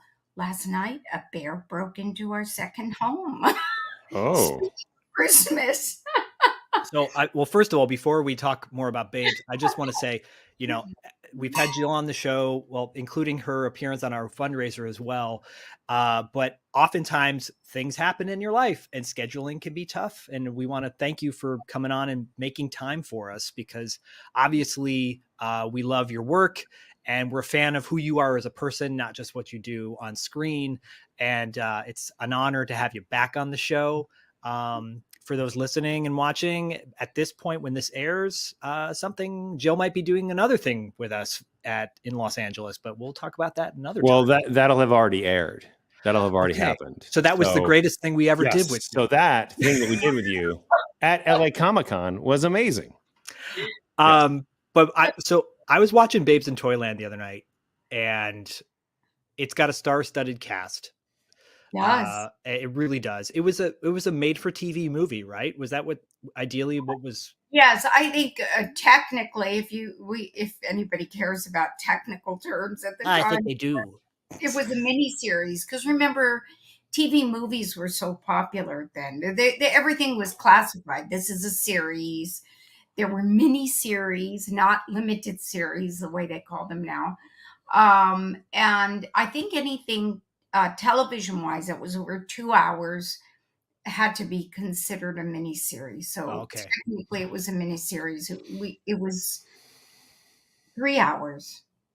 Yes. Which would account for the slowness among other things. Well, someone had the wise idea to condense it, cut it down to like 90 minutes basically, and release it. It was always, I apologize for jumping in on that. No. It was always, that was the design. For America, it was for the US, it was on television. But for the worldwide market, we always knew from before we shot a day of footage that they would be releasing it as a feature. Okay. and it would be a more condensed version.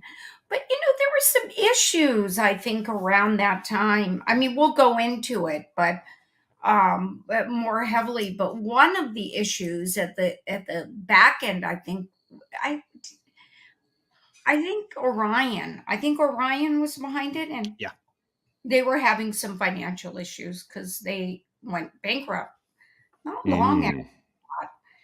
Because I remember, I don't know if you guys remember, but in their bankruptcy, they did some kind of deal or something with McDonald's where they were like, buy a meal or whatever, and then you can get these videos for only $5.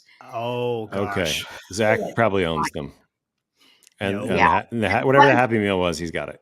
One of them was Babes in Toyland. I mean, it just did crazy. It did crazy numbers being sold through McDonald's. And grocery stores. I remember seeing it at grocery stores. They would have, tapes to buy as you're walking out. And Babes in Toyland's right there with you and Keanu and Drew smack dab on the cover. Yeah. Yep. So just some some brief background for those that might not be familiar with Babes in Toyland as a whole, because it was originally conceptualized as an operetta, I think in the late 1800s, very Mother Goose nursery rhyme, heavy meets musical. And over, more than a decade, it's had so many different visualizations, versions. And of course, I believe that yours, the 1986 version, is like, I think the most recent. Don't quote me on that, but I feel like with you and Keanu Reeves and Drew Barrymore, that is one of the more, it's like every generation, has their own Babes in Toyland, essentially. Yeah, and maybe our version made it die on the vine. I don't know. It caused Orion to go bankrupt. Awkward. And that was the end of Babes in Toyland. I don't know. Maybe things follow me. I don't know, because then I did that other movie a couple years, just a few years later. There Goes My Baby, and that's really when it went bankrupt. Because they just assembled that and threw it out. I think they went bankrupt before that film even got a release. I think its release was after the bankruptcy, and then they just tried to do whatever they could. I don't know. Well, all I know is that this film has sustained a cult following decade after decade. And I think the general consensus is with people is it's really cheesy, it's really corny, but it's super nostalgic fun. And I think that's yet another reason why, movies like this stand the test of time, because it brings up that nostalgia of an era that when they were kids. So many people watched this when they were kids of the 80s, and now they're like, I remember that time so great. And there were a lot of moments in the 80s that were not great, but if you can like encapsulate certain things and remind and give you good feels, then that's all that matters to me, really. I think so too. I mean, I have that philosophical argument with a lot of my jazz friends, and I have to be careful what I say here, because I'll give them away who they are. But they're people that have played on pretty much everything, because the great jazz players in LA are also the studio musicians that are doing all the soundtracks and overall. And but I have this argument with them, especially over one film that went hugely successful with music. I can't say which one it was, but they don't like it. That's why I can't say it. I can't say the name of it because they can't stand the music, and they played all the music, and yet it was a huge hit. And sometimes La La Land, the land of La La can be a little tricky in this world. So I've heard that too. Yeah. But, they don't like it, and they say, well, it's not, the music in these particular films are not at a certain level. And I say, but it's not about that. No. Really, it's not. It's like, that's, forgive me, audiences. Please forgive me. I'm going to say something I shouldn't say. But I think when we approach things from such a point of view as an artist, that I'm untouchable, right? If it's not done to reach people and to touch people's hearts and make people feel good, then your experience of an artist of doing it may be a little wankish. Yeah. That's a great way to describe it. All self-indulgent, my performance, they can't understand it. Right.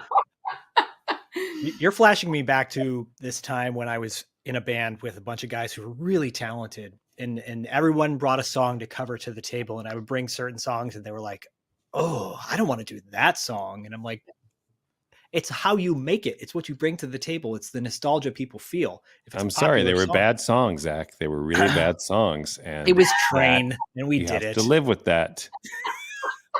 Can't just come with any song you want. Be like, this is awesome. It's like, because most people don't feel that way. Speaking of songs, and I'm gonna rough segue. Speaking of songs in Babes in Toyland, Leslie Brickhouse does the music for the film, and the minute that popped up, I had forgotten that he did, and when I watched it again, I'm like, that's the nostalgia behind Willy Wonka. Like, that is the score for Babes in Toyland. I think is great, and I'm as someone who's on the outside looking in when it comes to writing music, composing music. If you can compose something original, I'm always in awe of that, whether it's considered good or not, you know? Well, you know,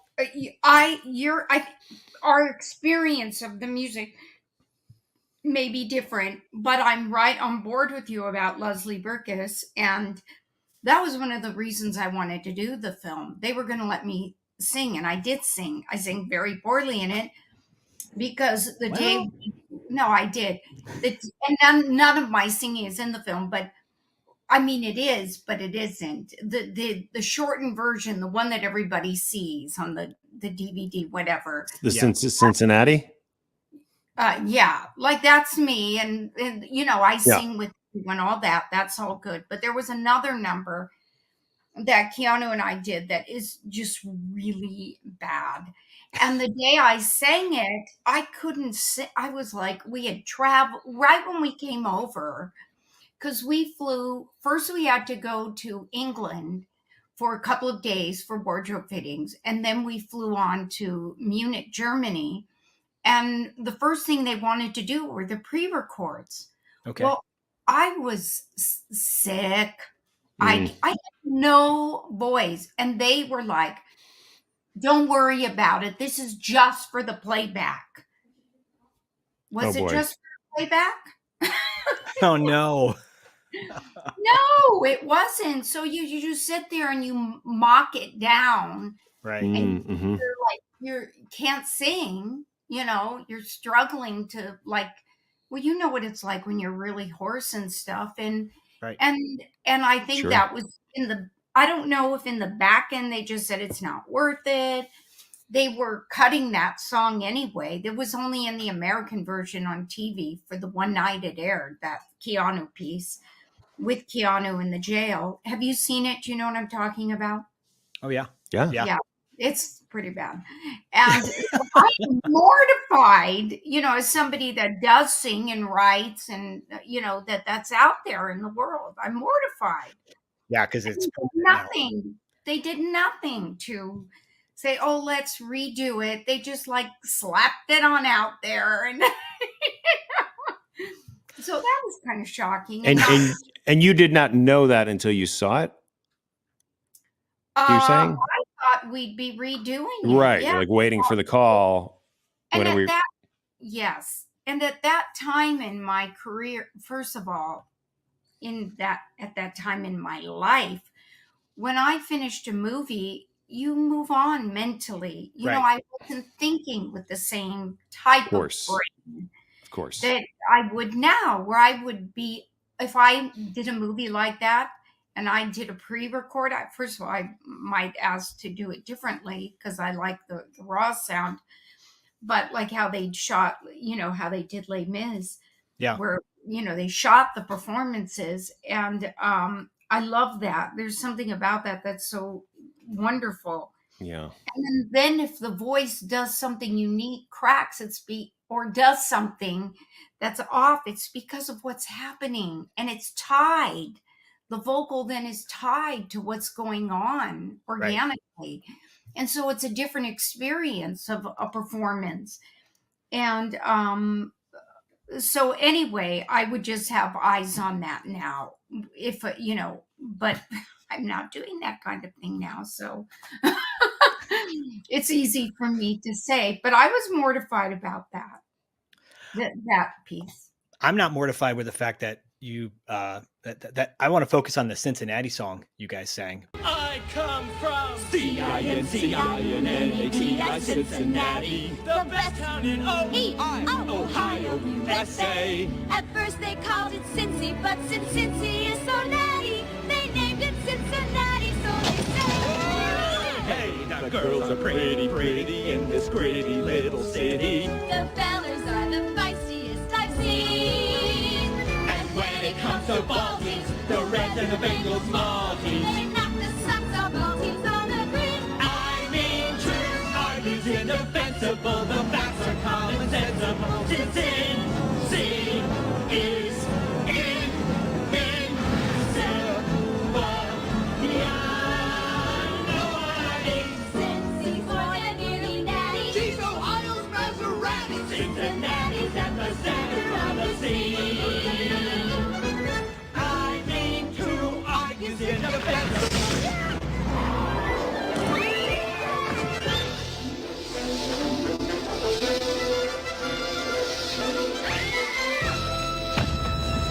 That's a fun one. that was not written for this. That was like, is that Cincinnati's home? You know how every city or state has. I think Leslie Burkus wrote it. No, that was definitely written for this. Okay, because I just got it really quickly. Foster City, where my wife is from, they have like a song that they would sing in high school. It was like the Foster City song. So, say that again. Can I look it up really quickly? Elementary school. Can I look it up really The quickly? Foster City Elementary School song? Yeah, I mean, schools have songs, Zach, but they don't just include that in like. You can't just include like a song movie in a. I felt like in a part of me Christmas was like, movie. is this song? Was this a song that's the Cincinnati school district that kids would sing in elementary school? Or but no, The fact that there's so much. Oh, he wrote it. Leslie Burkus wrote it. There's so much Oh, cool. Okay. Cincinnati pride. You know, you have to love that. Like, you know, you don't see a lot of pride like that really in many towns. You know, I mean, certainly cities, no, right? Like, there's obviously sports town connections and stuff like that. But for a group of 4 people in a car, in a Jeep, in a four-wheel drive, driving through a blizzard, to just have this moment of like such like, where are we? The best city in the world. Yeah. You know, and break into you know, how with such earnestness, right? Like, we love this city so much. The best city in Ohio. I know, but you know, going back to the whole Leslie Burkus thing and the innocence and the feel-good part of it. I mean, we're here to talk about the movie, all the good stuff and all of it, just like all of it.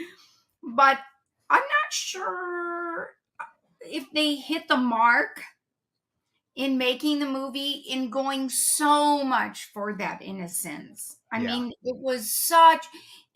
I mean, right now, I think, I've been thinking a lot about this because of the 80s, and I just got offered another film to do with a lot of iconic 80s people. Amazing. So, but Babes in Toyland was more like a throwback to the 50s? 50s or 60s. Yeah, like the claymation specials and stuff like that. Yeah, but done live. Right, exactly.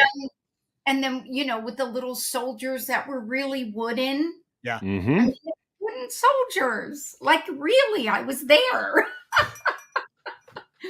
They were like little toy wooden soldiers. So cool. Yeah, it was cool. But I'm not sure. Did it translate? I mean, again, I have to go back to nostalgically, it's fun at this point. You have to look back with a little tongue in cheek sort of thing and be like, wink, it's okay. It's cheesy. but it's fun and it's a great holiday movie to watch with the family. That's a refreshing thing too, you know? I just love your spirit, Zach. I just love it. I try to find the joy in everything. Try to. Love that. Yeah. That's beautiful. I mean, I would say that like when you look at the year as a whole, a lot of people on the surface would probably like to get back to Christmas, you know, having that childhood wonder and curiosity and I think the reality is that like it's usually very stressful. We have to see family that we don't like, whatever it is, right? Like, you know, or like there's just dynamics, there's layers, right? And it's not as simple as turning on a switch and being like Christmas. I think people try to do that, but on our show, that's what we try and do with that nostalgia aspect. When you watch a movie like Babes in Toyland, and it does take you to that place, and you remember like, oh, I was a kid, and I remember these scenes, and I remember the joy that I felt, and the excitement that I can feel about Christmas, and the innocence. And for a lot of people, you know, it is that easy, or it's like they have that one movie, right? We always watch this movie. It's we have traditions because I think it's about connecting to those parts of ourselves that we tend to cover up maybe during the rest of the year. Right. And that's what I think, Zach, the point you were making, right, about you know, that people have a love for a film like this because they have that sentimental sense memory of where they were the first time they saw it, and they're sitting on the floor and the fire's over here and their cousins are visiting. But I will say this, what brings me the most joy about that film, besides some terrific memories, fun memories, is in the present moment. And when I say in the present moment, I mean over the years when I've been at a horror convention. And that's where I go, you know, I do so few of them, but to sign autographs. And every show, undoubtedly, I get X amount of people that come up and say, do you have anything, Babes in Toyland? And they share with, and they're almost like shaking their joy.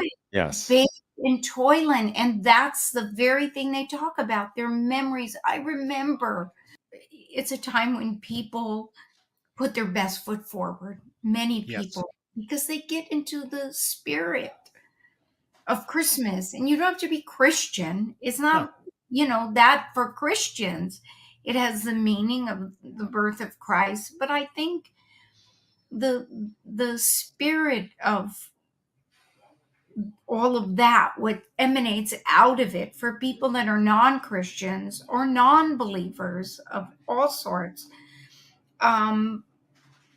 it still connects us to something greater than ourselves. That's very life affirming. Yeah. I don't think whether it's Christmas or Kwanzaa or, you know, Diwali or, you know, other festivals and celebrations that are, that go on around this time of year, it's what matters is can you find the joy in that and take yourself out of whatever situation you're in at that time. And hopefully people can, you know, not everybody does. You're right. This is a really hard time for a lot of people. But you know, you can either be your character in Babes in Toyland, or you could be Richard Mulligan's curmudgeon toy store owner who is hitting on you 24/7. And it's, and at that moment, by the way, that moment in the movie, it's in the first like 10 minutes or so, I thought, oh, the 80s, when you could be totally creepy on somebody and there were really no repercussions other than getting a bunch of bouncy balls dropped on top of your head. Even on Christmas, my first thought was, I was like, it's cutting class all over again. Like Jill can't avoid it.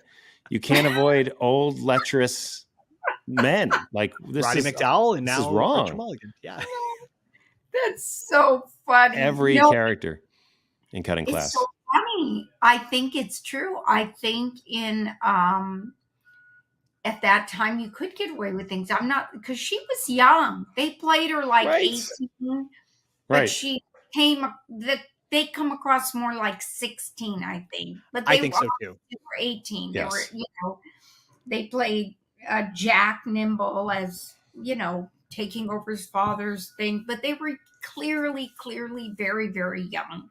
Yeah.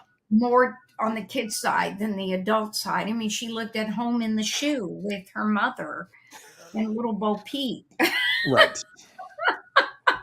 Right. The quick synopsis would be that you and Drew Barrymore are sisters. You're her older sister Mary in the real world. Yes.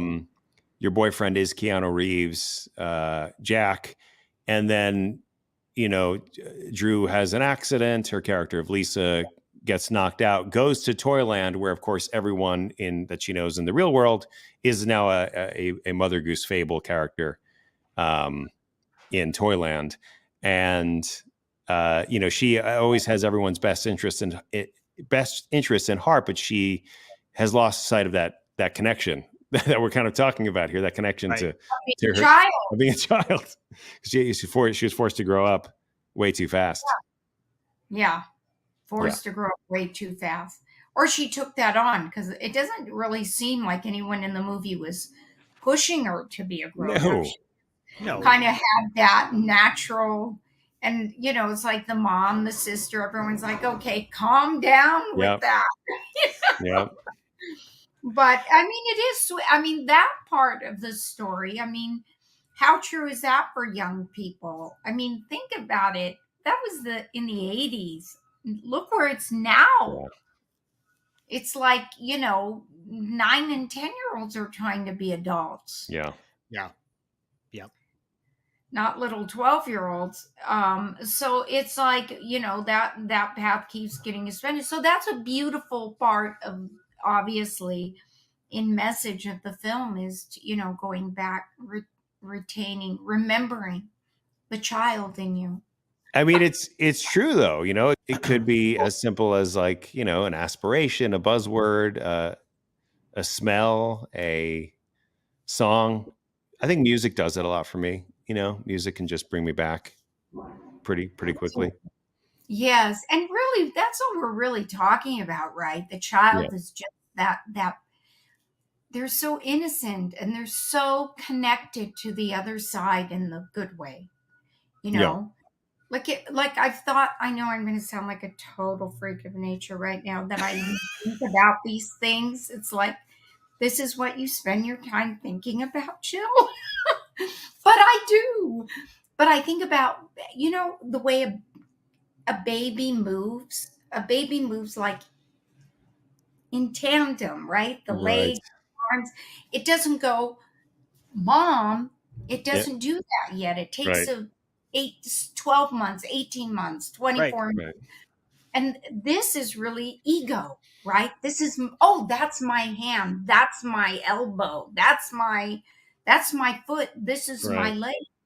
But as little babies, the reason I think, these are the weird things I think about, they move in tandem is they're so connected to oneness. They're so still connected to the other side where ego hasn't infiltrated the system yet. I mean, it's part of the human life process, I think, that's our challenge in life. Yep.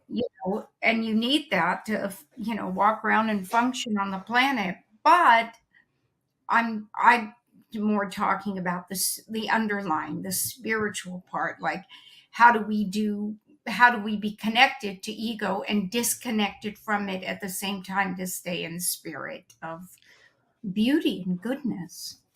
That's a really good question. And I think one that should definitely be thought about and considered, because, there is one side of ego that is not a negative, and then there's another side that is. Yeah. And there's a fine line in between there, and finding it and connecting with that child, whether it's a toddler or whether you're 7 at the time, going back to that place and finding the simple pleasure, not in, I got to make X amount of dollars to find joy, or I got to, buy X amount of things to find joy. Maybe all we need in life is a little red sled that we fall out of in a Jeep and bang our head on a redwood tree. And sing Cincinnati right before it. By the way, I was like, in reality, she's probably dead. when she fell out of that Jeep. Oh, see, he does have some dark qualities. I He mean, just come on. masks them. She didn't have a helmet. She had no helmet on. She had, sorry, I don't mean to go there, but that's the horror side. In of the it. 80s, kids were much more durable. They were. Yeah. This is true. We took some bangs, man. We got hit with stuff. I really quickly want to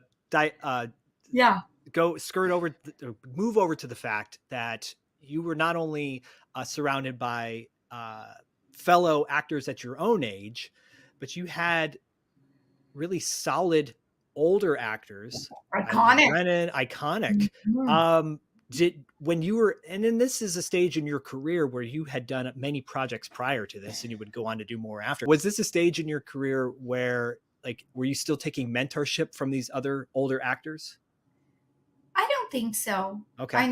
I felt very, just with them all, with everyone. I mean, ironically, probably in the main cast, the inexperienced one was Keanu, but I think he was adorable in the film. Oh, well, you're all adorable. Yeah. Drew Barrymore delivers lines in it that are just so.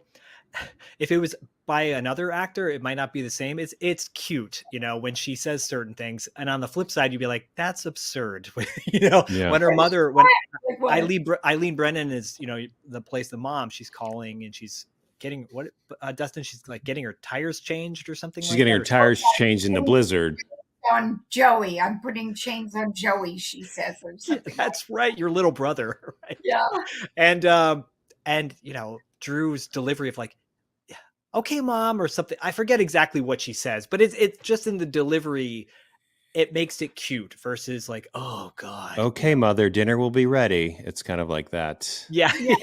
Whenever you're home. And then on the other side of the spectrum, you have Pat Morita as the embodiment of goodness, the toy maker / Santa, who's trying to see the good in everybody. Evil. It's funny. It's like nothing's black and white to him. There's no he's like, there's good and bad, the battle in everybody. But then by the end, he's like, all right, well, this guy, Richard Mulligan's character, he's like, he is finally realizes he is evil, just totally. He lives evil. in a freaking bowling ball. Yeah. For those who haven't seen it, and I'll just quickly plug the fact that it got released on Blu-ray. And I personally am a huge fan of physical media versus doing anything streaming. I think everyone should go out and get Babes in Toyland on Blu-ray. It's just for that nostalgia fun. Oh, that's so great. Yeah. Thank you for that, Zach. It is, I think I've seen it in the last 10 or 15 years, maybe twice. And I enjoyed it from that nostalgic point of view. And of course, all my personal memories, because it was just so fantastic. It was my first time to Europe and, and, being such good friends at the time with Drew. And we just had so much fun. I mean, with all those, they had in the back lot of the studio, it was just, they built the whole town, just like when you go to Universal Studios and they'll show you the street. It was like that. It was 2 or 3 streets. I mean, again, and I know we keep coming back to this place about nostalgia being, so saccharine and sweet. And this movie epitomizes that. There are moments in this film where you're like, oh man, that was an odd choice to cut, where especially keep going back to the Cincinnati song in the tracker that you guys are in, and Drew's face at the whole time is traumatized, but yet happy. It's a really weird moment. I know. You know why I think that happened? Yeah, it was the makeup was bad. It almost looks like she's has a stomach problem. She's kind of looks like she's sweating and it's freezing cold out. I don't know. The only thing I could think of was, she was really young. I think she was 11 when we did it. And she only got to shoot a couple hours a day. And they were very strict about her time on set. So they had somebody else. So for almost everything, we were doing the stuff with somebody else. And then she would come in, obviously on a master shot. Mhm. But then on our shots, a lot of times it, would be the stand-in, the adult, very small, sweet woman stand-in. And so I think that's how that happened. It almost looks like an insert, like maybe they shot it later, and I'm not sure. But I've always thought the same thing when I saw it, like, oh, she looks kind of traumatized there because she's like back Yeah, there, right. Yeah. I'm not sure how that ended up like that. It doesn't seem organic. Really quick, what is can you name a few fond memories of Christmas when you were a child? Like, does anything stand out to you during that time? Well, when I was a kid, I think my favorite, I love Christmas morning with my own family, my mom, my dad, and my 3 brothers. But I think my favorite was Christmas Eve with my grandma and grandpa on my mom's side. I see them so clearly right now. It's so strange. And my cousins, all together, there were 16 of us. And that included myself and my 3 brothers. And we got together for everything. We grew up in North Hollywood. And, the blocks are well-defined blocks. It's like perfectly geometrical, thing happening over there. Looking down from the sky, you can see it so perfectly. And so we lived in one house, and my one cousins lived only one other house away. There was one house in between us. And then the other family lived, how they have the short side of the block and then the long side, the short side over 2 blocks. So it was like 4 houses away, but 2 short blocks. And then their house was the second house. So cool. And my other cousins lived on the next street over. So we were always all together all the time. We all went to the same school, the 16 cousins. But Christmas was fantastic. And every year we would pull, names and buy a gift for one of the other cousins, whatever. So that was always so much fun. And those were very happy times. No fighting, nothing like that. Just pure joy, the way that you imagine. Well, as we start to wrap this up, and everybody that's been listening, obviously, hopefully has the nostalgic feels. Is there anything that you can talk about that you're working on right now that might be upcoming, or is it all kind of under the radar? Can't talk about it yet. Hush, hush. NDA.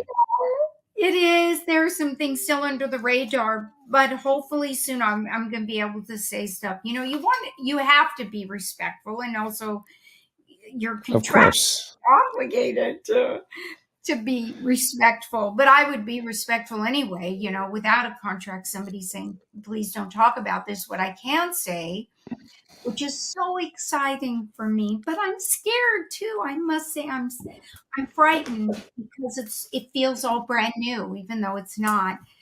And that's that, I have done these couple of films after taking a 29-year break. Amazing. And I look forward to talking about them. And there are some other things that look like they are likely on the brink. And then I told you this other film just popped up, and it's really enjoyable, and I love the cast in it. I mean, I love it, and I can't talk about that either. Yeah, we'll definitely have you back for that. That'll be the next one. Jill, thank you so much for talking about Babes in Toyland with us and holiday nostalgia. And I mean, it's all the feels. It's the good. It's the man. I wish we could reset this moment, but it's everything. And it just brings a lot of joy having you back on the show talking about this. So thank you. But yeah, as always, we love having you on. We love doing things with you. Guys, thank you so much. And thank you for talking about Babes in Toyland. Of all the movies that I've done, it has a very, not secret, but kind of like secret. Let me say this, treasured part in my heart. And I was so excited when I got the offer because of nostalgia. I knew it was going to be on every year at Christmas, and I was like, oh, Yep. I've accomplished something really huge. You're part of Christmas history. Do a Christmas film. Christmas history? Yeah. But so thank you for bringing this movie, and anyone that watches it, you know, watch it from where Drew Barrymore arrives at, which is with the heart and the eyes of a child. Yes. Yes. Couldn't have said it better. Thank you so much, Jill. Thank you. Have a Merry- beautiful day. Merry Festivus. Merry, joyful, merry, joyful Christmas and every holiday we are celebrating in this season. to everybody. And Yeah. Merry Christmas to, Happy Holidays to all you Geekscapers. All right, that was The Boys at $2 late fee. Great show. If you love anything 80s, they've got it all covered. Literally every element of it. And I am very excited because my close podcasting buddy is in the green room. Let's bring him in real quick. I'm here. Chris Falios. There he is, baby. So in about 20 minutes or so, we will be kicking off this trivia game. And, there might be some time that people need to kill. And a great way, in my opinion, for them to kill time is to go to tinyurl.com/Geekscape Gives 2023 and give some money to the Big Brothers Big Sisters program. We're currently sitting at $241 so far this morning. But, this segment tends to be one of our biggest draws of eyeballs. People love the One Hit Thunder music trivia. The Krista Makes people tend to make a show and come out as well. So now's a great time to make a donation. Love you got that tiny URL. Yeah. I like the Tiny Brothers and Tiny Sisters program. Chris, let me ask you a quick question though. Sure. If someone's feeling seasonal and they live in the Pittsburgh area, is there a way they can get an extra dose of good holiday vibes in about 7 days? Yeah, exactly 7 days. Come to the Thunderbird in Pittsburgh. It's the Punchline Holiday Extravaganza. Matt, you're going to be there, right? Yeah, I'll be there. You're coming. You're staying at my house, right? Yeah, I'm going to see that Christmas tree that you posted about the other day. I did put a Christmas tree up. But yes, if you are in the Pittsburgh area, or even if you have to drive a few hours, or if you have to fly in, it'll be well worth it. If you like my band or Cajon Concept or another Cheetah, I'm pulling double duty that night, or Bradley. It's going to be a very festive event. I mean, the live stream kind of is the signifier that the holidays are here for real. And the Punchline show, we usually do a holiday show. That's kind of like, wow, we're really in the thick of it now. So, these are the kind of things that make me feel, I got more spirit than I've ever had. Look at me. I know. Look at you. You're right wearing now? a Santa hat. What are you kidding me? I'm like Bill Murray at the end of Scrooged. Oh, you know what? Maybe I'm going to cue that up. We're going to play the Scrooge bumper after this live performance now. You've convinced me. But Chris, you've got a good point. It's around this time of the year that if you haven't done your Christmas shopping yet, your time's starting to run out. Time is starting to run out just a little bit. Run out? I don't know if it's run out yet. But times yet. Look, if you're ordering online, they might not get it to you in time. If you're going to the store, you're fine. But online orders, who knows? It's crazy. I just looked at it. It is actually December 8th. Yeah. How is that possible? How is that possible? It is 17 days away from the big day officially. All right. Well, we've got a live performance, the first live performance of the live stream from our good friends in Take Today, which their former drummer was Don Bush of our podcast, and their guitarist and their bassist are both past guests as well. Mark Bancroft did the SR-71 episode, and I believe Emily Reed did Hum by Stars. So This is their band, Take Today. We'll do a couple quick commercials, and when we come back, it's time, baby. It's time for the One Hit Thunder music trivia segment. Yes.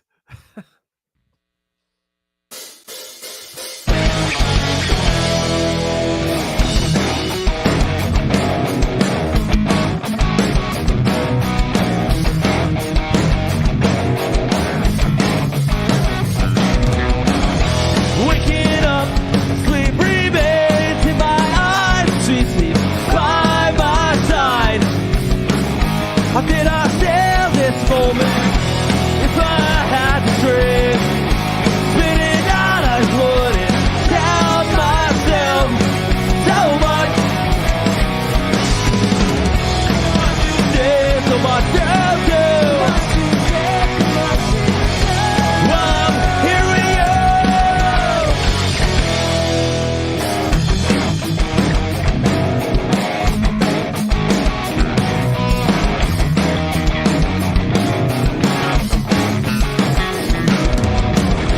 Conversations fast on.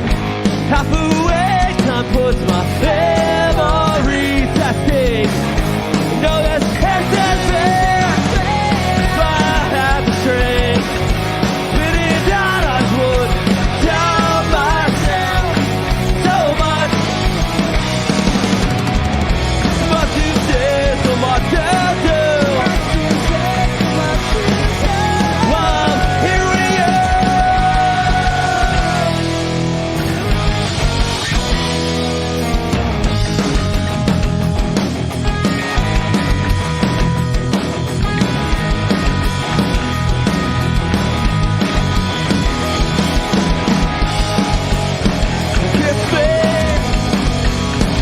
Kiss me, I'll be there soon.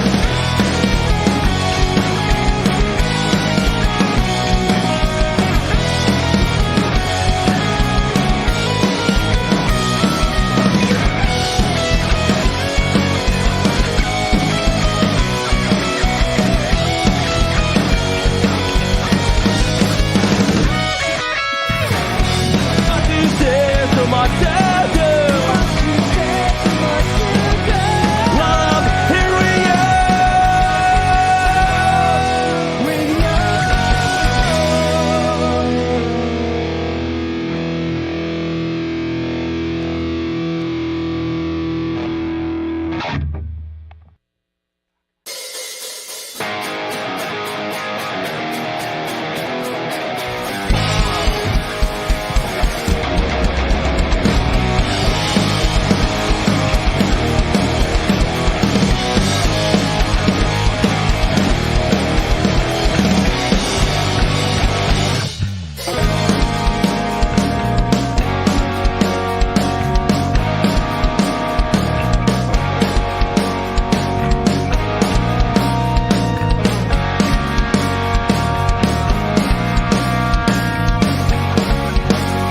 We spent the night searching for where the sky meets the ocean.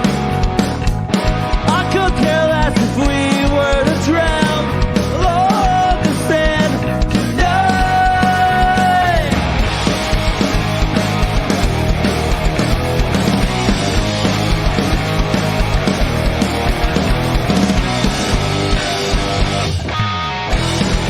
We'll feel safe and sound when no one else is around.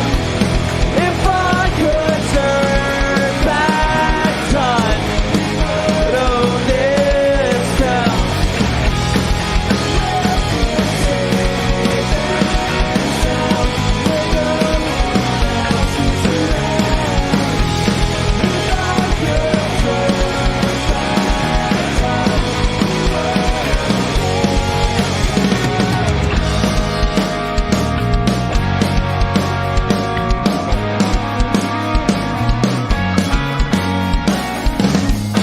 Take me up to taste heaven.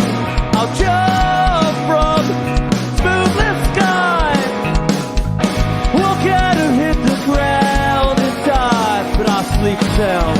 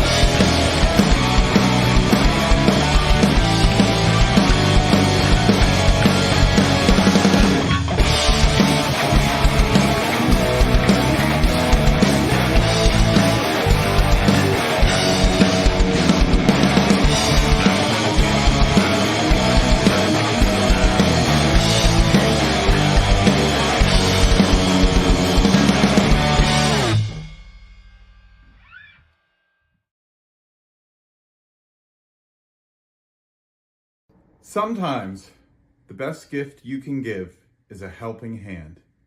Please donate to the Big Brothers and Big Sisters this holiday season. I'm not crazy. It's Christmas Eve. It's the one night of the year when we all act a little nicer. We smile a little easier. We share a little more. For a couple of hours out of the whole year, we are the people that we always hoped we would be. It's a miracle. It's really a sort of a miracle. You have to do something. You have to take a chance. You do have to get involved. There are people that are having trouble making their miracle happen. There are people that don't have enough to eat. There are people that are cold. You can go out and say hello to these people. You can take an old blanket out of the closet and say, here. You can make them a sandwich and say, oh, by the way, here. And if you give, then it can happen. Then the miracle can happen to you. It's not just the poor and the hungry. It's everybody who's got to have this miracle. And it can happen tonight for all of you. If you believe in this spirit thing, the miracle will happen, and then you'll want it to happen again tomorrow. You won't be one of these bastards who says Christmas is once a year and it's a fraud. It's not. It can happen every day. You just gotta want that feeling. And if you like it and you want it, you'll get greedy for it. You'll want it every day of your life, and it can happen to you. I believe in it now. I believe it's gonna happen to me now. I'm ready for it. It's great. It's a good feeling. It's really better than I felt in a long time.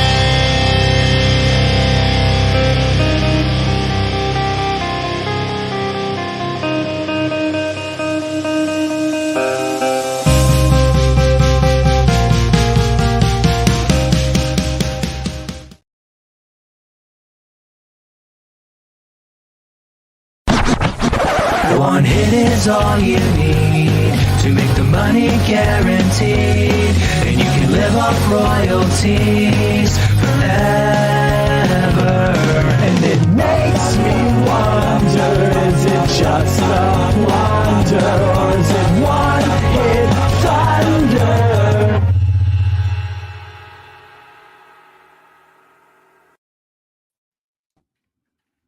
We're here.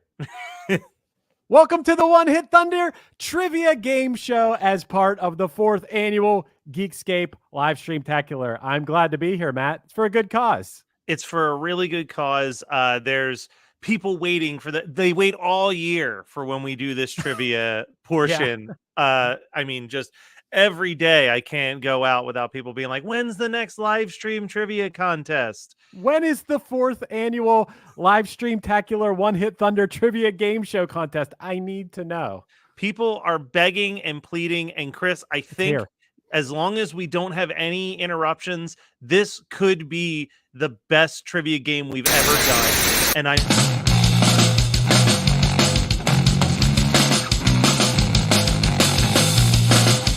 We interrupt this live stream to bring you a special news report.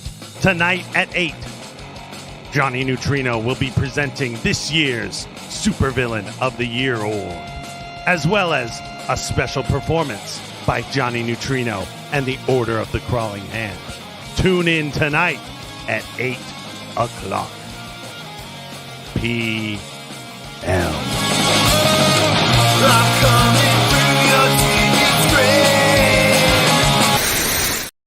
Then she threw up all over the place, and she was picking it up off the floor. And I was like, that's so disgusting. Awful. I wish people would understand the trouble that we go to plan these things. So I know.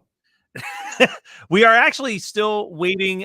Nope, they're all here. All 3 of our guests are here just in time. So, Chris, I'm going to drop off. I'm going to be running things behind the scenes. You're going to be keeping score, right? I'll be keeping score for us. How about you introduce our contestant. Yes, I can do that. Where are my contestants at? Let me have some contestants in here. Oh, okay. Hi. There's one of them. Okay. You may know him as the co-host of Weird Algorithm, or you may know him from his many appearances on One Hit Thunder in the past year for draft episodes, or you may know him as the incredible bassist of Wheatus. Put your hands together, ladies and gentlemen, for Matthew Milligan. I'm sure there's at least one lady watching. Lady and gentlemen. Hey, man, what's happening? Not much, man. How are you? I'm really good. You know, I got to tell you something. I've always called you Matt Milligan, but then I noticed that people call you Matthew, like your full name. What do you prefer? I've gone back and forth on it over the years. Usually I introduce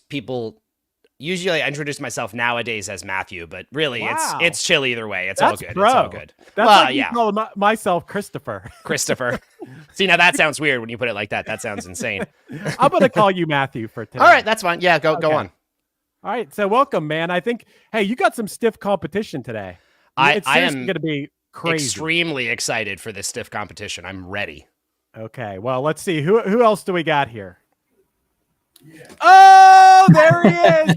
Next, I'd like to introduce a One Hit Thunder favorite. Not only is he the developer of the One Hit Thunder drinking game, but he's also known far and wide as Team Goldie. That's right. He's a one-man team. You may also know him from cassettes or from his last appearance on One Hit Thunder when he was on to discuss Phantom Planets, California. Ladies and gentlemen, Matt DiStefano, what's happening, man? Hey, Chris. I am excited to be back. My goals here today. I had goals when we did the year countdown. They were to get an invite to Johnny's pool, which I think I ingratiated myself to Johnny. So I think like warm weather comes around. I'm in Pittsburgh. I think it could happen. Yep. And a drink, which successful. We drank. Today I have two goals as well. One is to get an invite onto a draft episode and Weird Algorithm. There you go. I'm ready. You're in the right place. I'm in the right place. The second goal is you're going to introduce our next guest in a moment, but both Matthew, which simplifies things so we can tell the difference between ourselves today, but both Matthew and our other guest are really successful with their music or their projects on TikTok. So I just want them to teach me how to be good at TikTok today because I don't know how to do that. Now you're talking to the wrong person. You just have to have a giant hit song. That's all. Oh, okay. Yeah. That's all you got to do. The only advice I can give is deeply irritating. I'm sorry. But yeah, man. Hey, if you win, here's the deal. You win this trivia contest today, you're on the next draft. See, it's funny because I've actually only been on One Hit Thunder twice, but this is like the third One Hit Thunder special event I've been on. So I've been on more of these than actual episodes. I'm it's a funny thing, but I'm happy to be here. Thanks for having me. Hell yeah, man. All right, and we got one more contestant. There he is. Let me introduce the man who chronicled his journey of listening to every Billboard Hot 100 #1 hit over the course of many years. He's a human encyclopedia of music, and he joined us over the course of the past year to discuss the Buggles video killed the radio star on One Hit Thunder. He, as everyone else here today, is also a musician himself. Everyone say hello to Chris Dallariva. What's up, Chris? How you doing, buddy? Hey, thanks for having me. I'm a little nervous that I'm supposed to be the stiff competition. So, no, I think people they got their hands full. These guys got their hands full with you today. But yeah, man, thanks for being here. I want to mention real quick that this is all. Yeah, no problem. This is all to benefit Big Brothers, Big Sisters. That's right, BBBS. It's a great organization, and the goal is $3,000 this year. So if you haven't yet, you want to donate, there's a link going across the bottom the whole time. tinyurl.com. Love that Matt got a tiny URL for this /Geekscape gives 2023. You can give whatever you can afford, even if it's $1, if it's $5, whatever, it adds up. Hey, we're not all stacking Benjamins over here, but it all adds up. If everyone can pitch in a little bit, it adds up, and it's for a good cause. It's the spirit of the season, and if you can, throw something in. That being said, I don't know what that comment is. Chafis. For Chris Dallariva. Okay, you guys ready for some rules here? Let's do it. Okay, here's the deal. This is about to be round 1. So I'm going to go around. It's too hard in a live stream type thing to have like a buzz-in situation. So we're going to go around the room. The way I see it, we're going to go Matthew Milligan, Matt DiStefano, and then Chris. Round 1, it's going to be two times through, okay?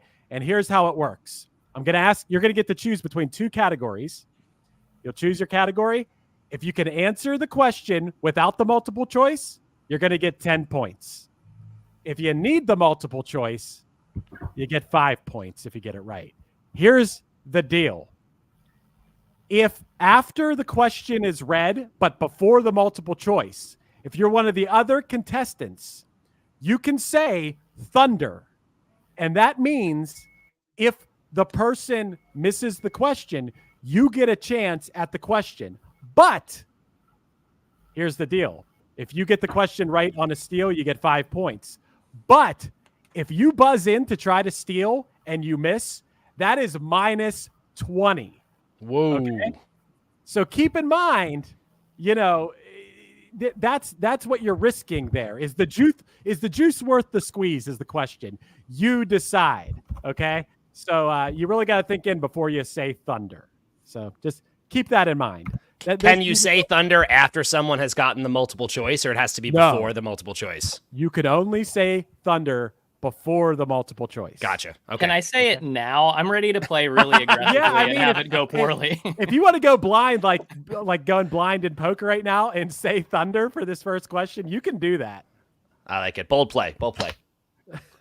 I'm good. I'm good right now. I'm gonna see what kind of level of questions we're working with. Okay, cool. Agreed. All right. So Matthew Milligan, we're going to start with you. Your choices for categories are, and I believe Matt Kelly is ready with some images to put up on the screen. One Hit Thunder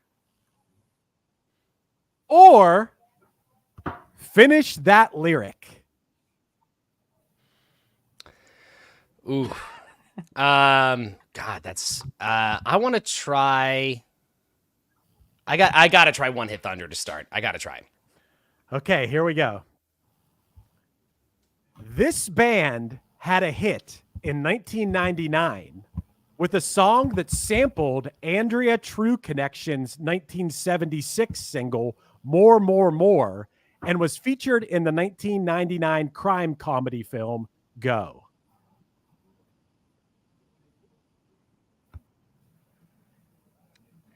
I never saw Go. It samples Andrea True Connection. Yeah, more. Oh my God. Wow, I really feel like I should know this, and I don't think I do. And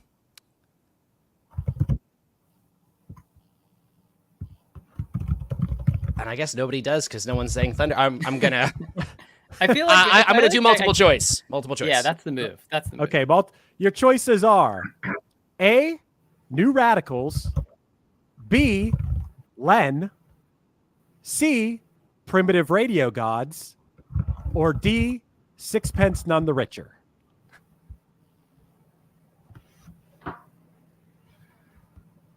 Man, it's not. I've got it now. I've got it. Yeah, that doesn't matter now. Too late for thunder.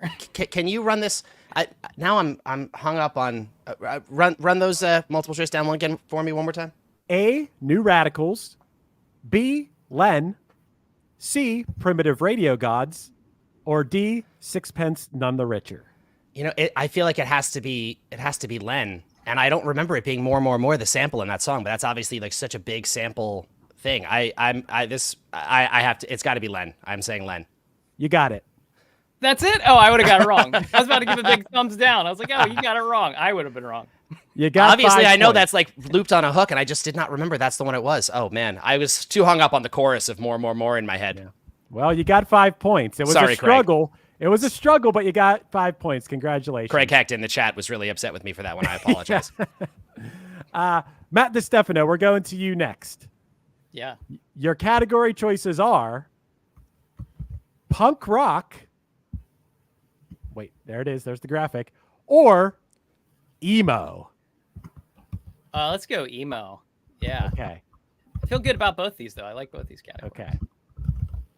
This Champaign, Illinois band released their third album, Frame and Canvas, in 1998 to critical acclaim. Stop. Braid. You got it. Nice 10 points. That was a quick 10 points. Very well done. Hey, nice job. Okay, Chris, are you ready?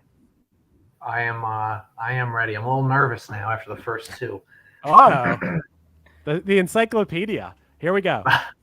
Your choices are the 90s or the 2000s. I'm going to go with the 2000s. Okay. Released in the year 2000, Change in the House of Flies was the most commercially successful single for what band? Thunder. I think I'm gonna have to do the multiple choice here. Okay. Your choices are A, A Perfect Circle, B, Godsmack, C, Deftones, or D, The Hives. And can I get the name of the release again? Change in the House of Flies. All right, I'm gonna guess. I'm not sure. I will say that up front. I'm gonna go with Godsmack. That is incorrect. Brutal. Matthew Milligan has a chance to steal. Deftones. You got it. Add 5 points to Matt Milligan's score. So after one round of questions, we got a tie between the Matts at 10 apiece. Don't Love it. worry, Chris. You guys Don't couldn't worry, find a Chris. third Matt to be on here? Like, nothing. Nothing against Chris. There he is. He's hiding. Don't worry. He's Only hiding. say a Matts and fourth. Chris is allowed. Yeah, let's make it more confusing for everyone. All right. Back to Matthew Milligan. All right, you ready? Yep. Your choices are Sleigh Bells or 80s metal. God. That's two not great categories for me. I gotta go with Sleigh Bells.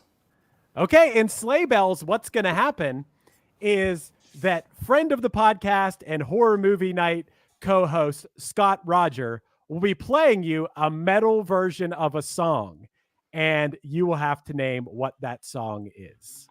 I just want to chime in, obviously, with the name. It is a Christmas cover on all of these. A Christmas cover, and there is no multiple choice on this, okay? Ooh, okay. So wait, I have to name the original song, the Christmas song. Yes. Gotcha, okay. Is there Thunder Steel in this? Yes. Okay.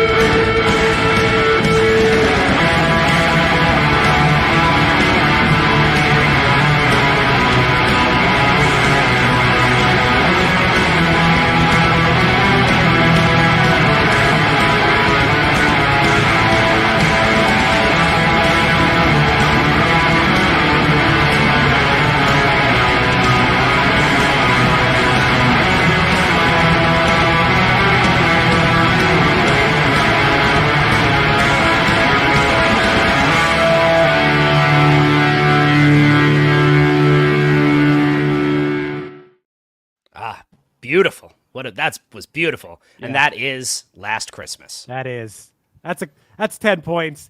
I think that was Wonderful. a pretty easy 10 points, but I agree that was very chill inducing. That was nice. It was well done.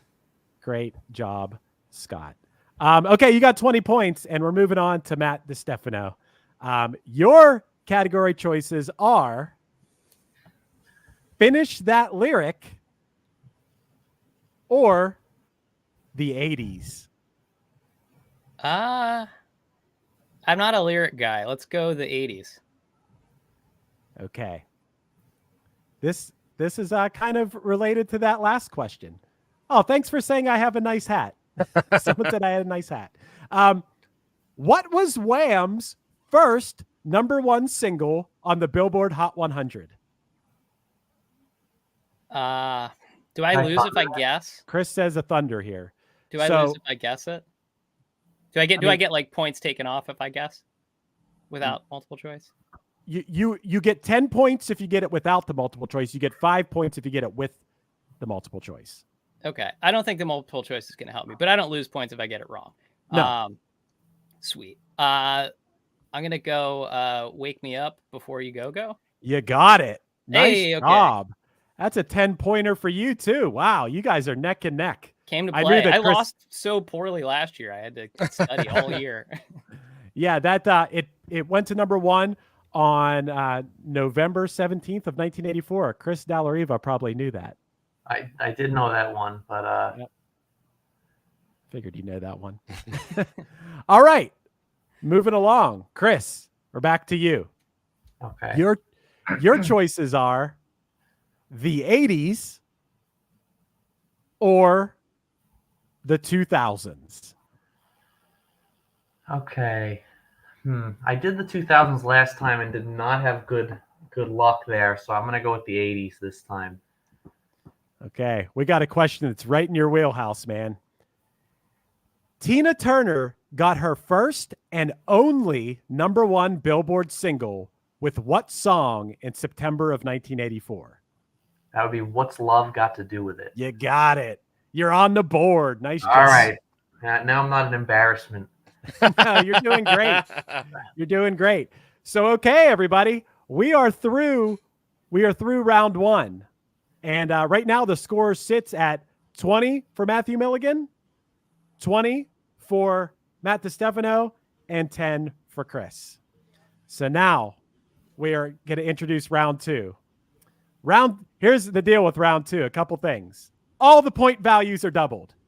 If you get it without the multiple choice, it's 20. Get it with the multiple choice, it's 10. The steal is now worth 10, but if you miss the steal, it's -40. Whoa. Okay? And on top of that, in round 2, another little thing, if you can give me a little tidbit about the artist or the song that the question is about, I'm going to give you bonus points depending on how interesting that little tidbit is that you give me. All at my discretion. All at my discretion. I decide how many bonus points you'll get. Cool. Fair enough?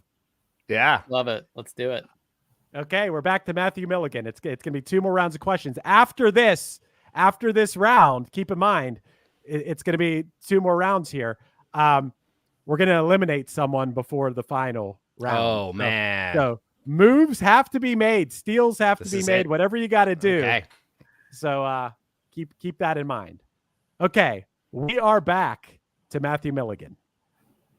Your choices for categories are One Hit Thunder or Finish That Lyric. Okay. Let's do this time. Let's try Finish That Lyric. Okay. From Red Hot Chili Peppers, Under the Bridge. I drive on her streets because she's my companion. I walk through her hills because she knows who I am. She sees my good deeds and she blank. Well, I Thunder. never worry. Now that is a lie. I did say Thunder in there. Okay. Sorry, I didn't mean to interrupt.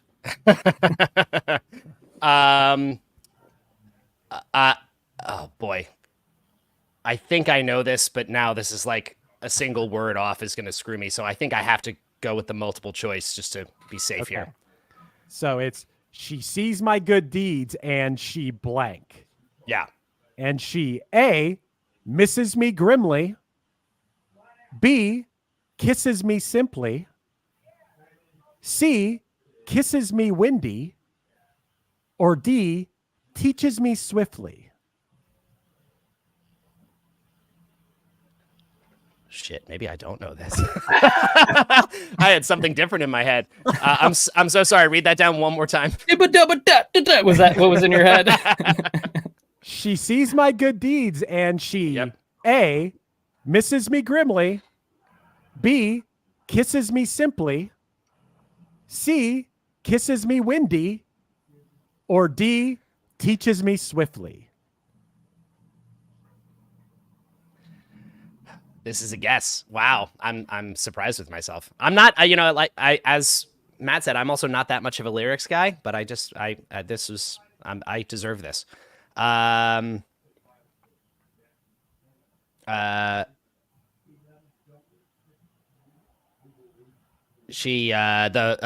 fourth one. Teaches me swiftly? Yes. That is incorrect. We got a thunder call. Now has a chance for the steal. Kisses me windy. That is correct. Kisses me windy. What a Yeah, how awful is that That is band? insane. That's insane. That is a plus 10 points Respect. for Matt Respect. Well DiStefano, done. taking the lead, and it is his question. He really wants to be on a draft episode. Yeah, or the Bedrock Anthem episode of Weird Algorithm. Yeah, there you go. If you win this game, you have a lot of bargaining chips. Yeah, Chris, do you have a podcast too? I just want to come hang out on everybody's podcast. I do not. Oh, go on. You can start one. It's okay. There you go. Start Yeah. one. You'll be my first guest. Done.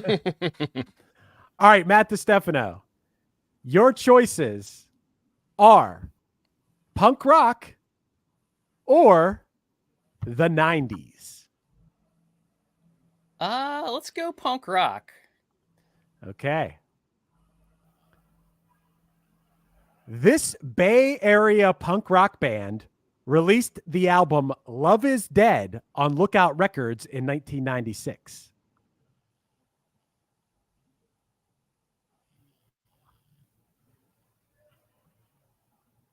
I gotta go multiple choice. I have some ideas, but No Steelers on this one either. Okay. A, Pinhead Gunpowder. B, Squirt Gun. C, The Donnas. Or D, The Mr. T Experience. I'm gonna go D, Mr. T Experience. You got it. Yeah, you like that band, don't you? Yeah, I like that album. Okay, I was like, I think Chris likes that. That's probably why it's the answer. But no, lucky guess. Yeah. You got 10 points there. Good job. Love it. Here to play. All right, we're back to Chris. Chris, your choices are Sleigh Bells or One Hit Thunder. And could you remind me what the Sleigh Bells category is? Sleigh Bells is where Scott Roger plays a Christmas song and you have to name that song. Okay. I think I will go with Sleigh Bells. Here we go.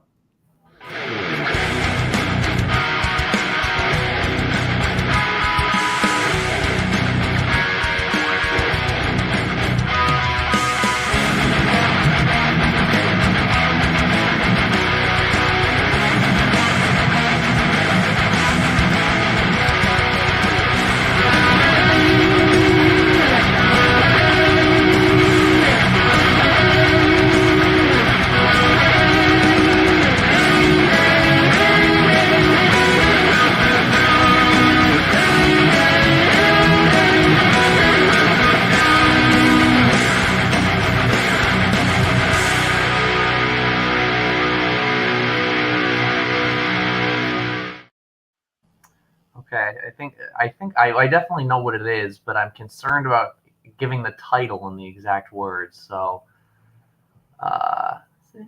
okay, "Wonderful Christmas Time" by Paul McCartney. You got it. Okay. That's awesome. Scott should release that as like an album. I would listen to that Christmas That's album. a hit right there. That's a hit right there. Really good. Scott, if you happen to be watching, man, these are awesome. These are incredible. Yeah. Okay, so you got 10 points there. Matt Kelly, can you give us a score update? I kind of lost track.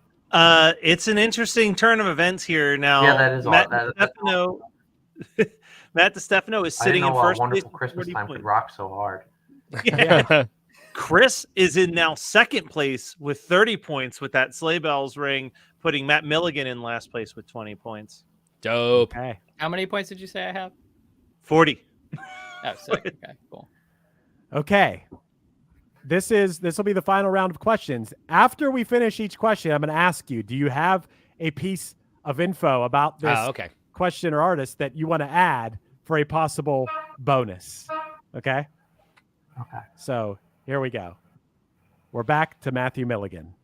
Your choices are One Hit Thunder or punk rock.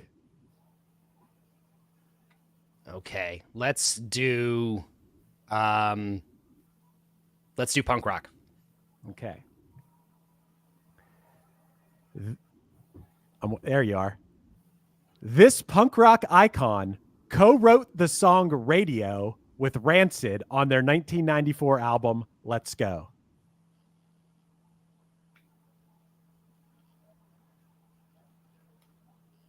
Thunder. Okay, we got a possible steal.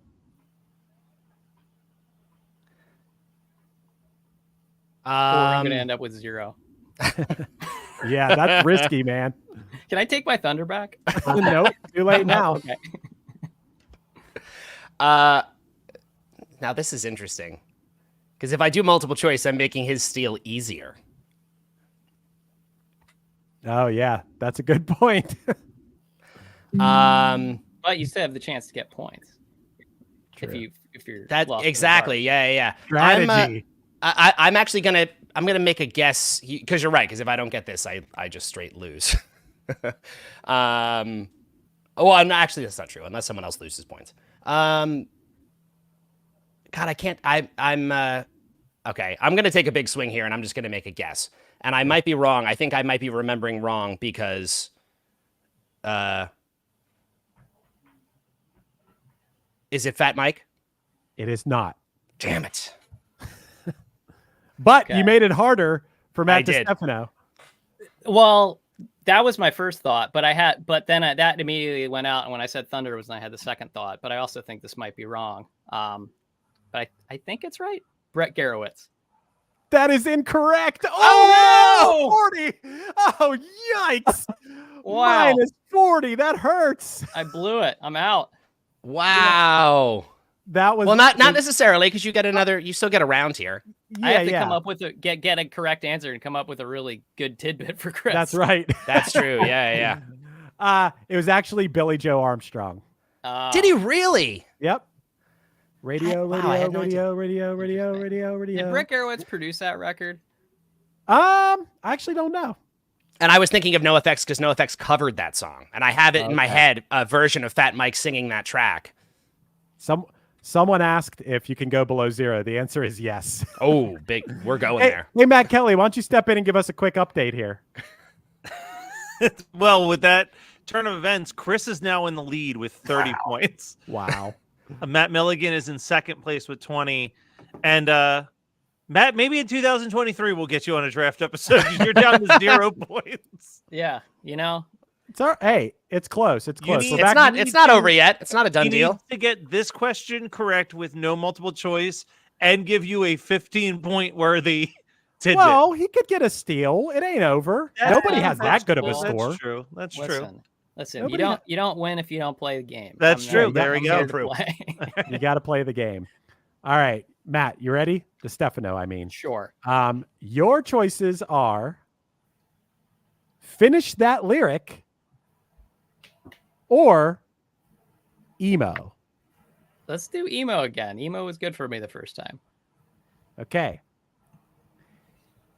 Davey Von Bohlen is the guitarist and vocalist for what influential band based out of Milwaukee? The Promise Ring. You got it. That's a quick 20 points, just like that. Look at that. Fun tidbit. Here's a fun tidbit. Okay, here we go. Okay, so Promise Rings record, Nothing Feels Good, came out on Jade Tree Records. I interned at Jade Tree Records in 2003 while I was in college. And the person I reported to was Dave Wagenschutz, who was the drummer of Lifetime, Kid Dynamite, Paint It Black early on. Every punk and hardcore band is in a band called Cross Keys now with some friends. But that's my That's my fun fact that ties to Promise Ring. And I had to go through all of the old news articles about them. I reorganized all their old press, which was in a physical format at the time. So I had to go look at old Promise Ring reviews as part of that. Okay. Wow. Sounds like a pretty good gig. I'm gonna give you 5 points for that. tidbit. 5? That's a good tidbit. These bonus points. This isn't like you're not gonna get 20 for. I don't know tidbit. about this game, Chris. You're right. You're right in the mix again. You're in the mix. Wait, can we get a score check again, Matt Kelly? Now you're ahead of me. You're ahead of me with that tidbit. Oh, great. I guess you don't get to do a tidbit if you got the question wrong. No, you got to get the question right to do it. Do you want me to tell you Because my more tidbit about about Fat Mike having covered Radio was a pretty nice little tidbit It's a there. nice tidbit, but you didn't get the question. Sorry. Jesus. You guys. All right. Hey, Matt Kelly, give us a quick update because we're going to the final question here. So Chris is still in the lead with 30. So at this point in time, even if he gets it wrong, he's pretty much got this locked in without a thunder steal. Goldie is in second with 25 points. Milligan hanging out in the back with 20 points. So like you said, a correct thunder steal changes everything. Yep. Wow. Anything could happen here. Okay, you ready, Chris? Chris, I hope Then you I know do this. love this. I do love this feedback. A tidbit about yourself is the best type of tidbit. That was interesting. It's pretty interesting, right? There were some other little tidbits in there. There are I other could say things. something dumb about the Promise Ring, but I think that was more interesting. But anyway. All right, Chris. Okay. Your choices are One Hit Thunder or 80s metal. I know my dad would be disappointed if I got the 80s metal question wrong. So I think I'm going to go with One Hit Thunder. Okay.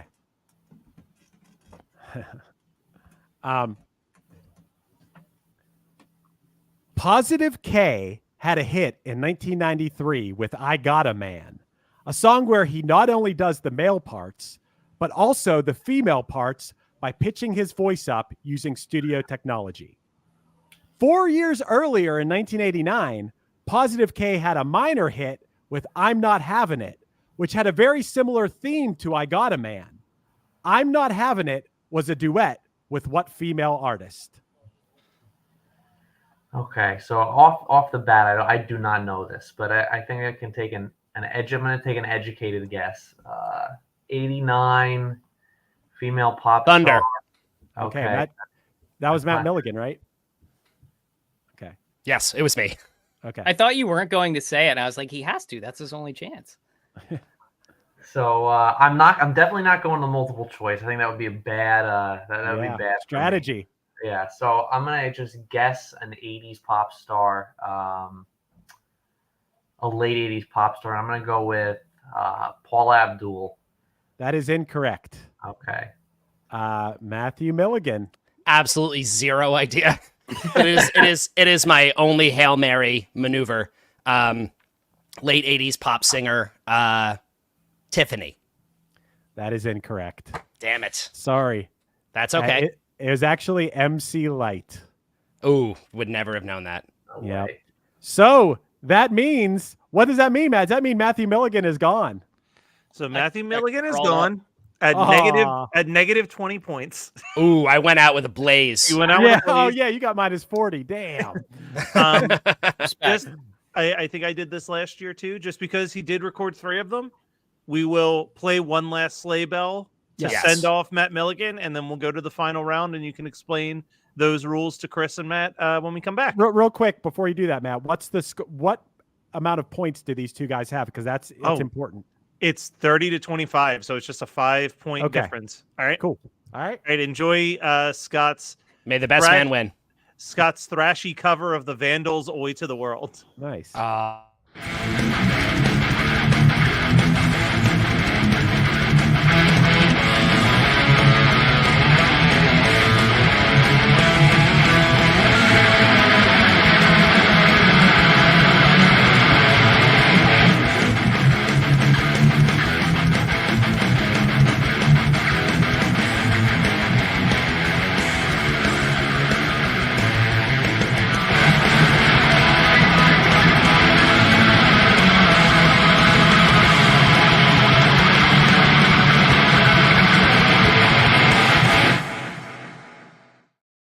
Beautiful.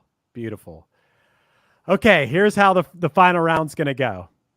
I guess you can use, I don't want you guys to be able to see each other. You guys don't happen to have like something you could write on handy, do you? Yeah. I have a notebook. Okay. If you have that, just because what I'm about to tell you is this final round, the category is Hall & Oates Hall of Fame. Okay? That is the category. Now, how many of your points, Chris having 30 and Matt DiStefano having 25, do you want to wager on this final round? And then I'll tell you how it works. You have to write down how many of your points you want to wager. And do we have no more information about? That's all the info you're getting until you make your wager. Okay. And it's 25. I have 25. That's right. And Chris has 30. Okay. That's right.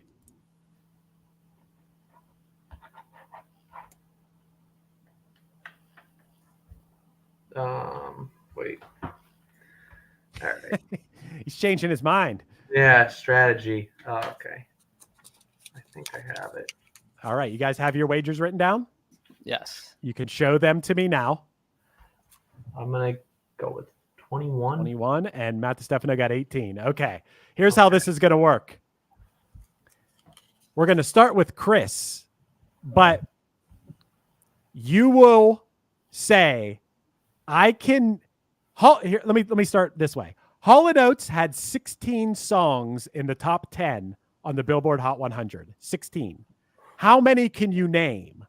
Now, Chris, you're going to say how many you can name, and then Matt DiStefano can either say he can counter with how many he can name. You'll go back and forth until someone goes, go for it. You do it then. And that is where the wager will come in, you know? You'll either get your points or lose them. So, Chris, you will start. How many of those Hall & Oates top 10 songs of the 16 can you name? I think I can name 8. Okay, he's going to start at 8. Matt DiStefano, do you want to go higher or do you want to say go for it? 8 seems like aggressive, an aggressive first bid. Yeah. I'm going to say go for it. Wow. Okay, here we go. So this determines the game. Chris, that's what I wanted to see. Yep. 8. Okay, let's see if I can do this. You Make My Dreams Come True. Correct. Okay. Sarah Smile. Correct. That's Out 2. of Touch. That is correct. That's 3. Kiss on My List. That is correct. That's 4. Wow, maybe I overstated. Is there a time limit? No, it's just we're being reasonable here. Okay. I Can't Go For That. Correct. That is 5. Rich Girl. Correct. That is 6. Okay, these last 2 are going to be tough.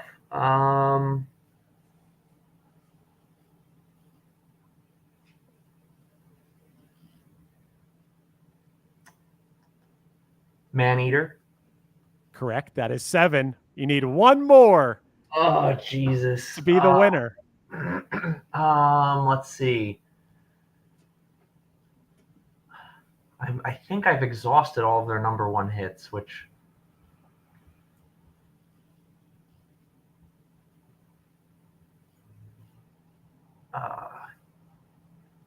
I Can't Go For That. We did that. Maneater, Sarah Smile, Rich Girl. While I bide myself 5 more seconds to think. Hall & Oates are, I think they filed restraining orders against each other recently. Yes, that is correct. That's my tidbit. Okay. No tidbits this round. No tidbits. I thought I'd at least entertain. We're going to give you 15 more seconds. Okay.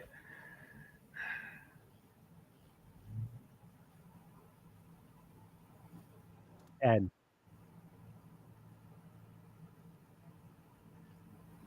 Five more seconds.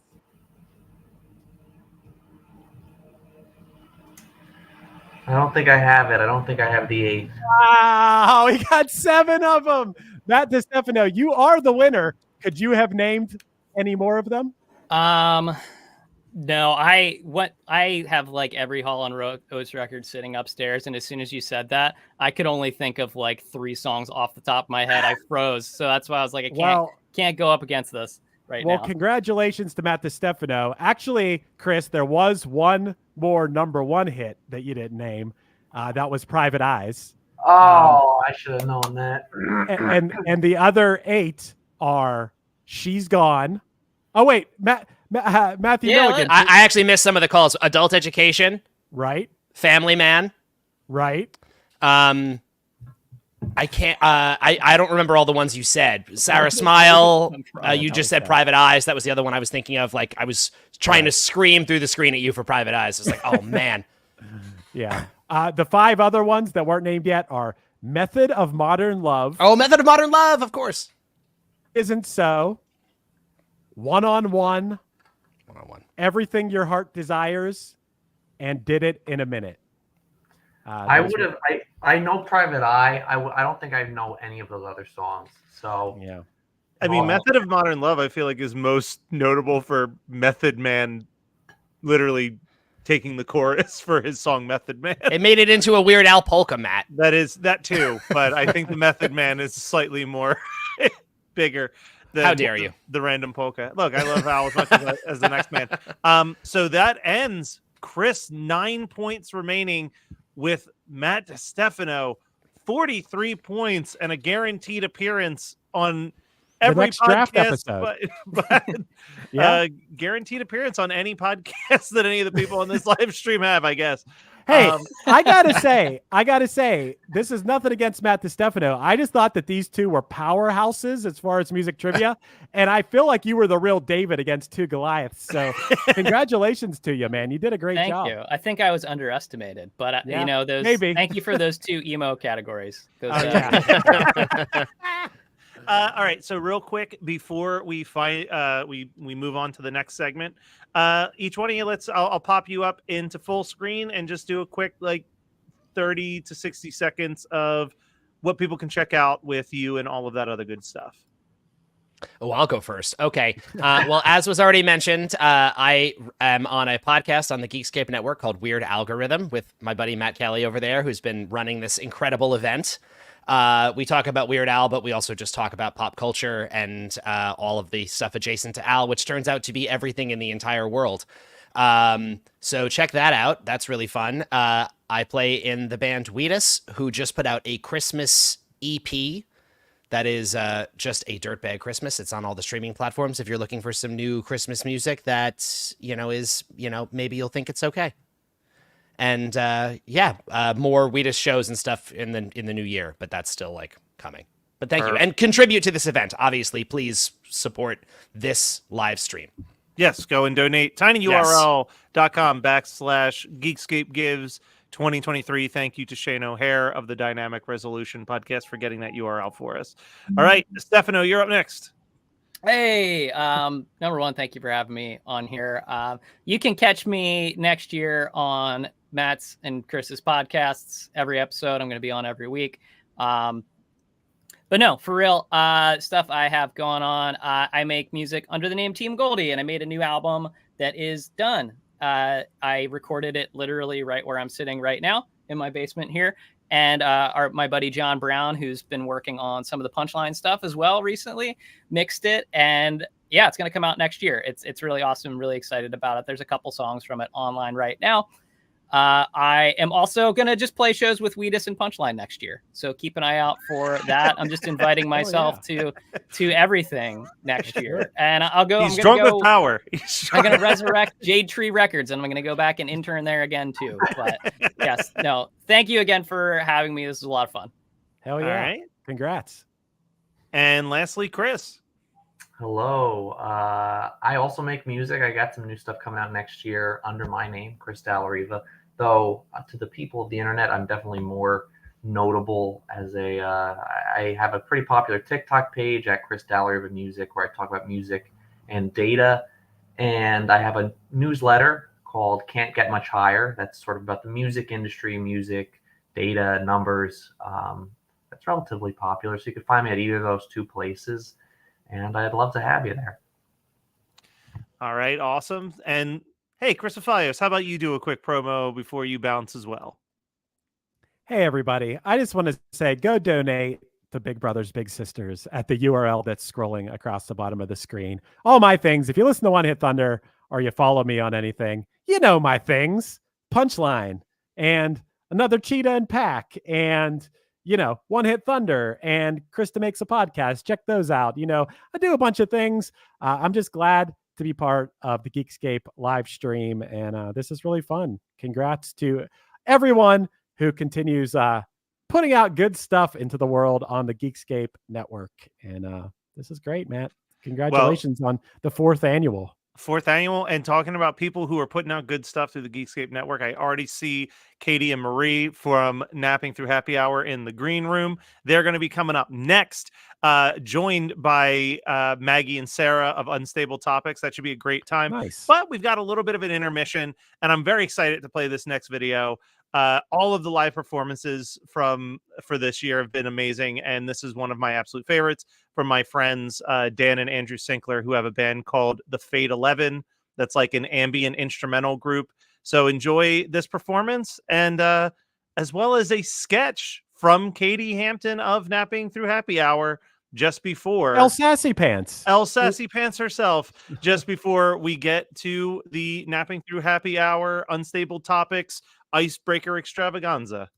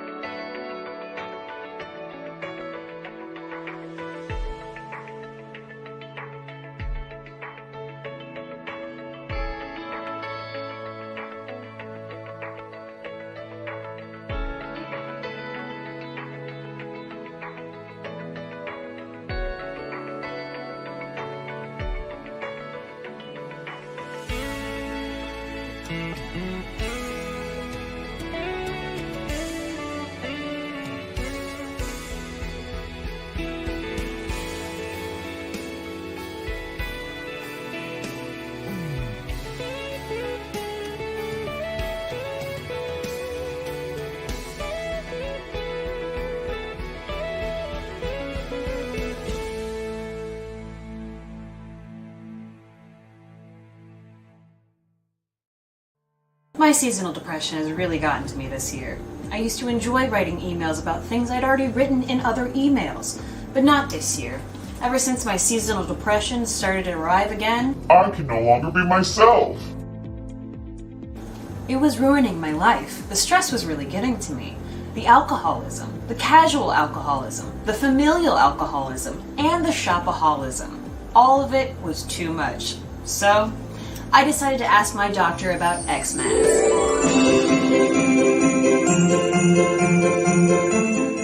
The holidays used to really stress me out, but now, thanks to Xmas, I actually do DIY projects instead of spending my money on shopping. I don't know how I have the time. Xmas will cause some side effects, including sleepwalking in all adults, night tinkering, puppetry, and nighttime merrymaking. Hummingbirds who took Xmas complained of rapid heartbeats. Xmas is only for adults who are good with their hands, who also suffer from mild to severe seasonal depression, but have a good work ethic. Thanks to Xmas, I kicked my seasonal depression to the curb. Xmas is approved for use by adults who want it to feel like Christmas every day. Do not let your children near Xmas, and do not give Xmas to anyone under the age of 16.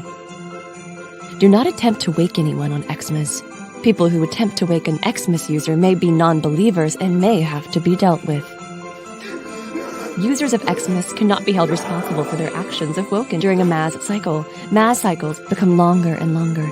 Feelings of intense joy can be experienced in your sleep while on Xmas. What would you like for Christmas? My life back.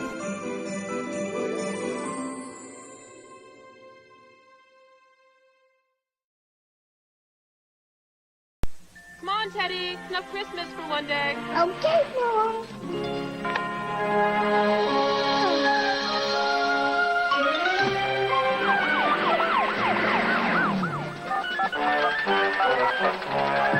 I can talk. What can you do? Here you are. I've been looking all over for you. Come on, let's go to bed. Season's greetings from your Pepsi bottler. Oh, I can't promise that watching the Geekscape live stream will bring peace on earth and goodwill towards men, but it might.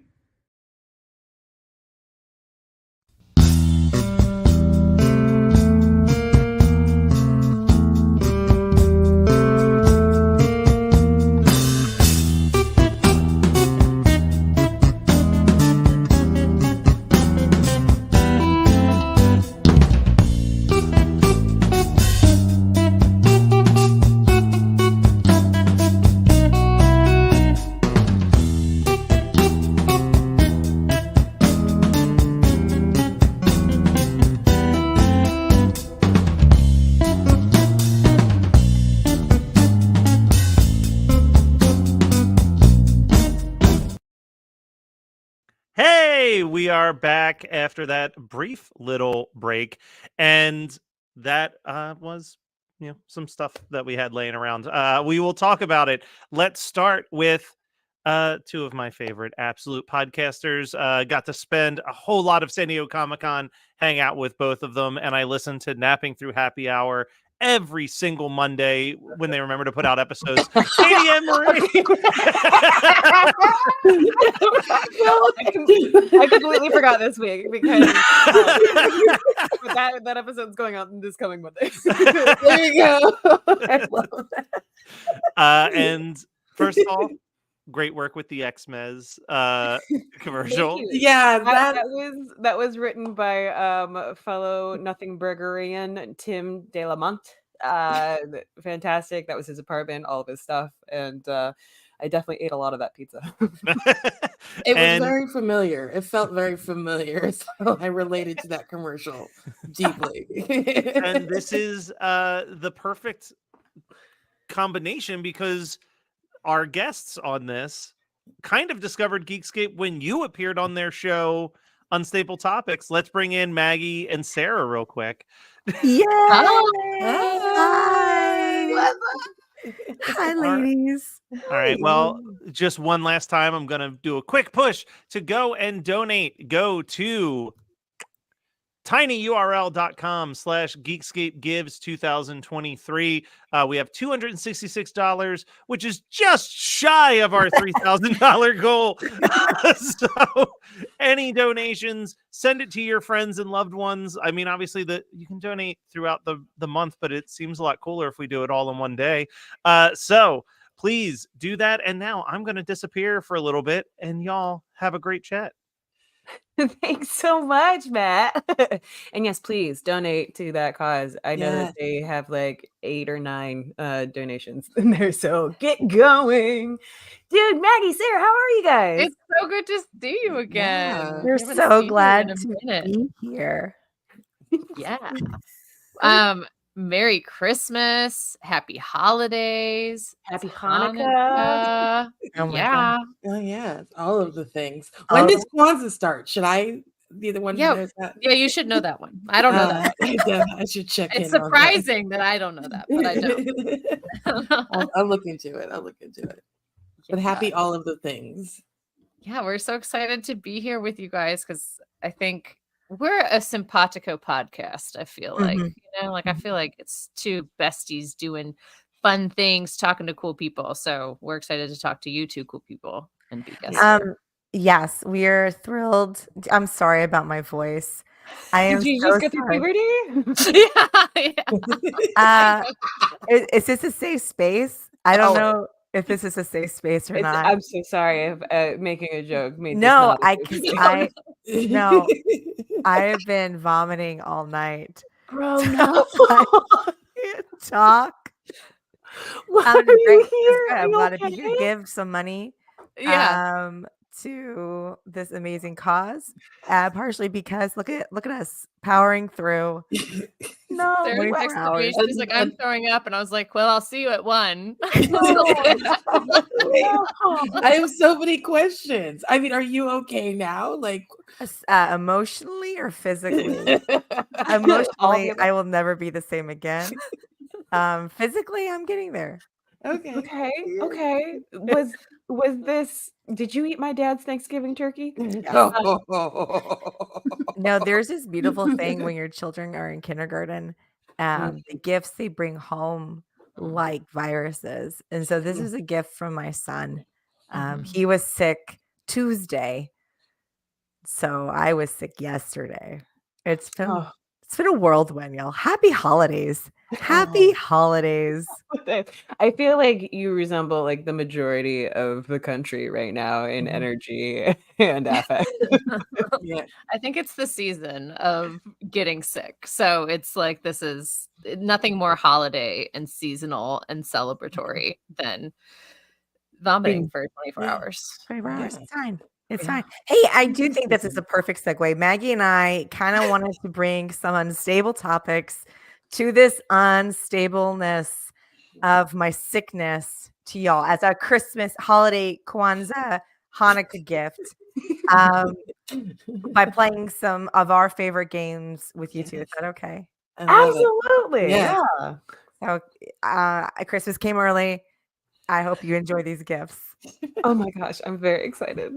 So this is one of my favorite games we play on the podcast, Friend Enemy Block. And since it is this spectacular holiday season and everyone is enjoying this live stream, and right now I bet 10 people are opening their virtual wallets and donating money as we speak. So the time that we're done with our portion of the live stream, $366 have been donated.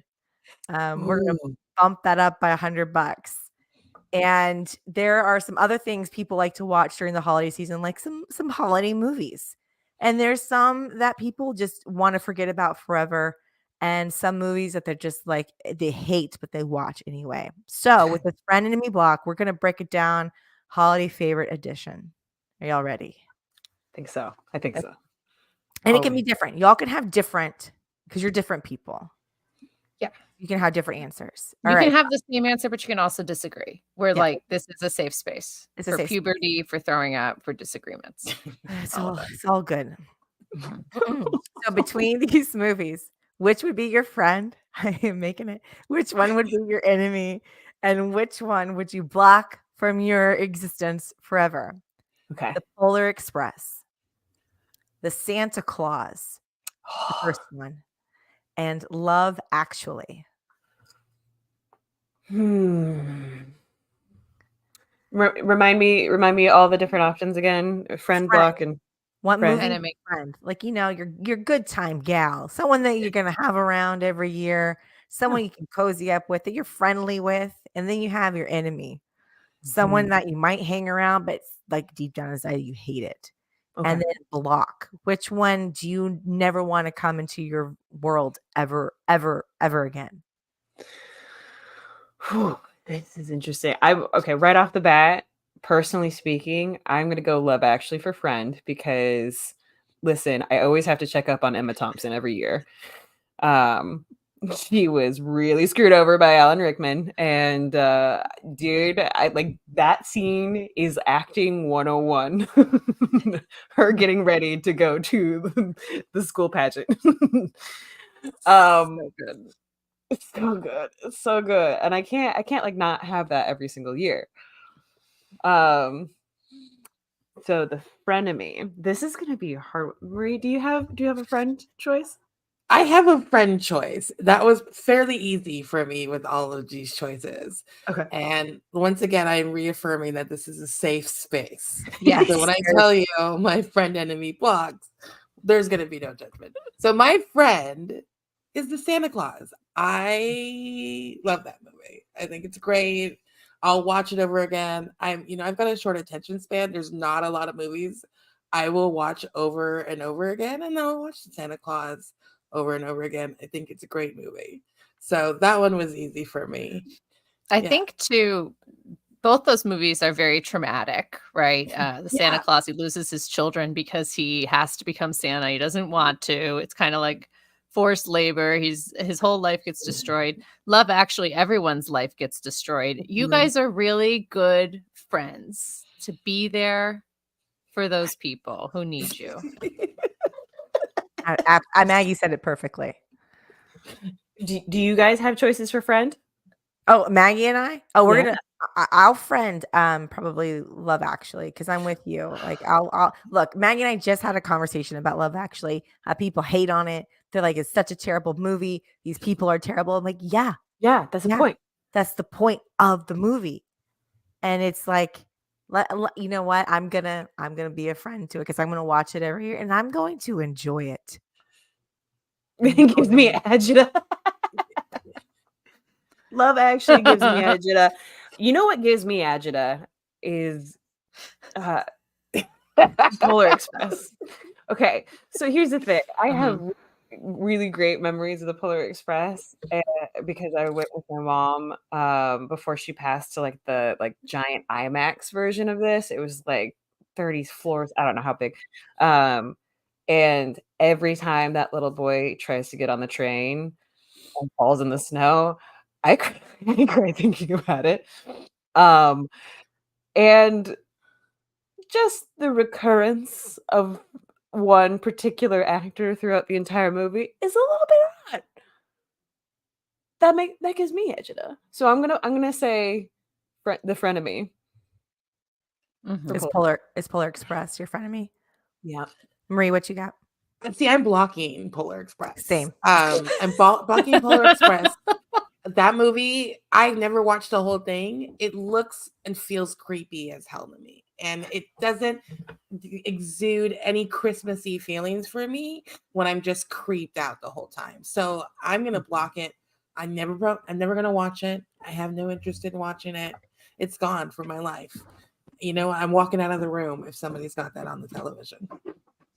Maggie, where are you at with all this? I'm wondering if can you guys hear me and I'm not super delayed is where I'm at personally.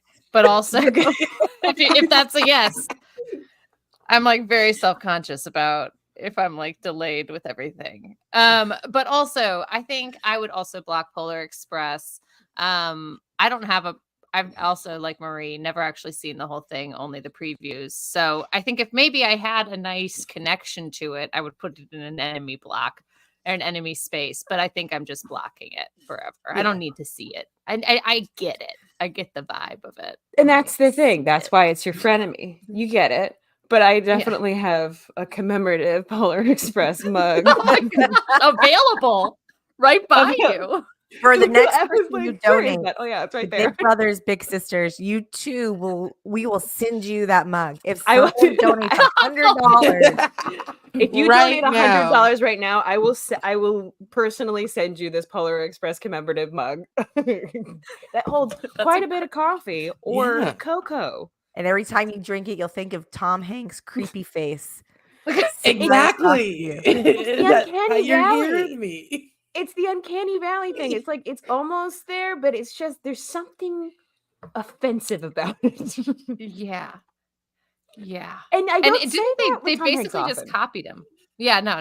Yeah. Tom Yeah. Hanks does great work. This is, I think, the only thing I can ever point to that would be in my block section for him. I will I can't think say of one other thing. the Mr. Rogers movie. He creeped me the hell out on that movie. Oh, I've never seen it. I have not I haven't seen seen it. it either. that one. You So I guys, can't comment. Because he creeps you out because he's just so good and like Mr. probably what Rogers, it he's embodying Mr. Rogers, and you're like, oh, how's Mr. Rogers come back to life? And it's like freaky out. you really think so? No, I'm asking if that's why it's so. I was like, no, absolutely not. No, it kind of felt like if you had scored that movie with like horror music, it's a completely different movie. Like, I get where he's going with like the man was a very sweet, soft-spoken man, but it just feels like he's diddling kids on the side. I don't know. Sorry. Wow. That is welcome it to has- the Holiday Spectacular. If you're just now tuning in, we are raising money for Big Brothers, Big Sisters. And we are looking for a $100 donation right now to win this lovely mug. This Polar Can you Express hold that mug. up? Hold up the mug again. Okay, hold on one sec. You I may gotta or may get it out not of the actually mug. receive this mug, but it's will, the you thought that will. counts. I need to get it out of my. Look at I that. need to get it out of my Look at the office. close up. Really bring it forward to the camera. Oh, There it's it is. gorgeous. It's So- gorgeous. Oh wow. This is it's a 2-piece set. I forgot. There's a plate. You get Oh. wow, this keeps getting better. Not only can you enjoy a hot cup of cocoa or coffee, you can have a dish it sits on. Oh my! Oh, it says PE. Yes, Not for to remind you to work out education. in the new year. Yes.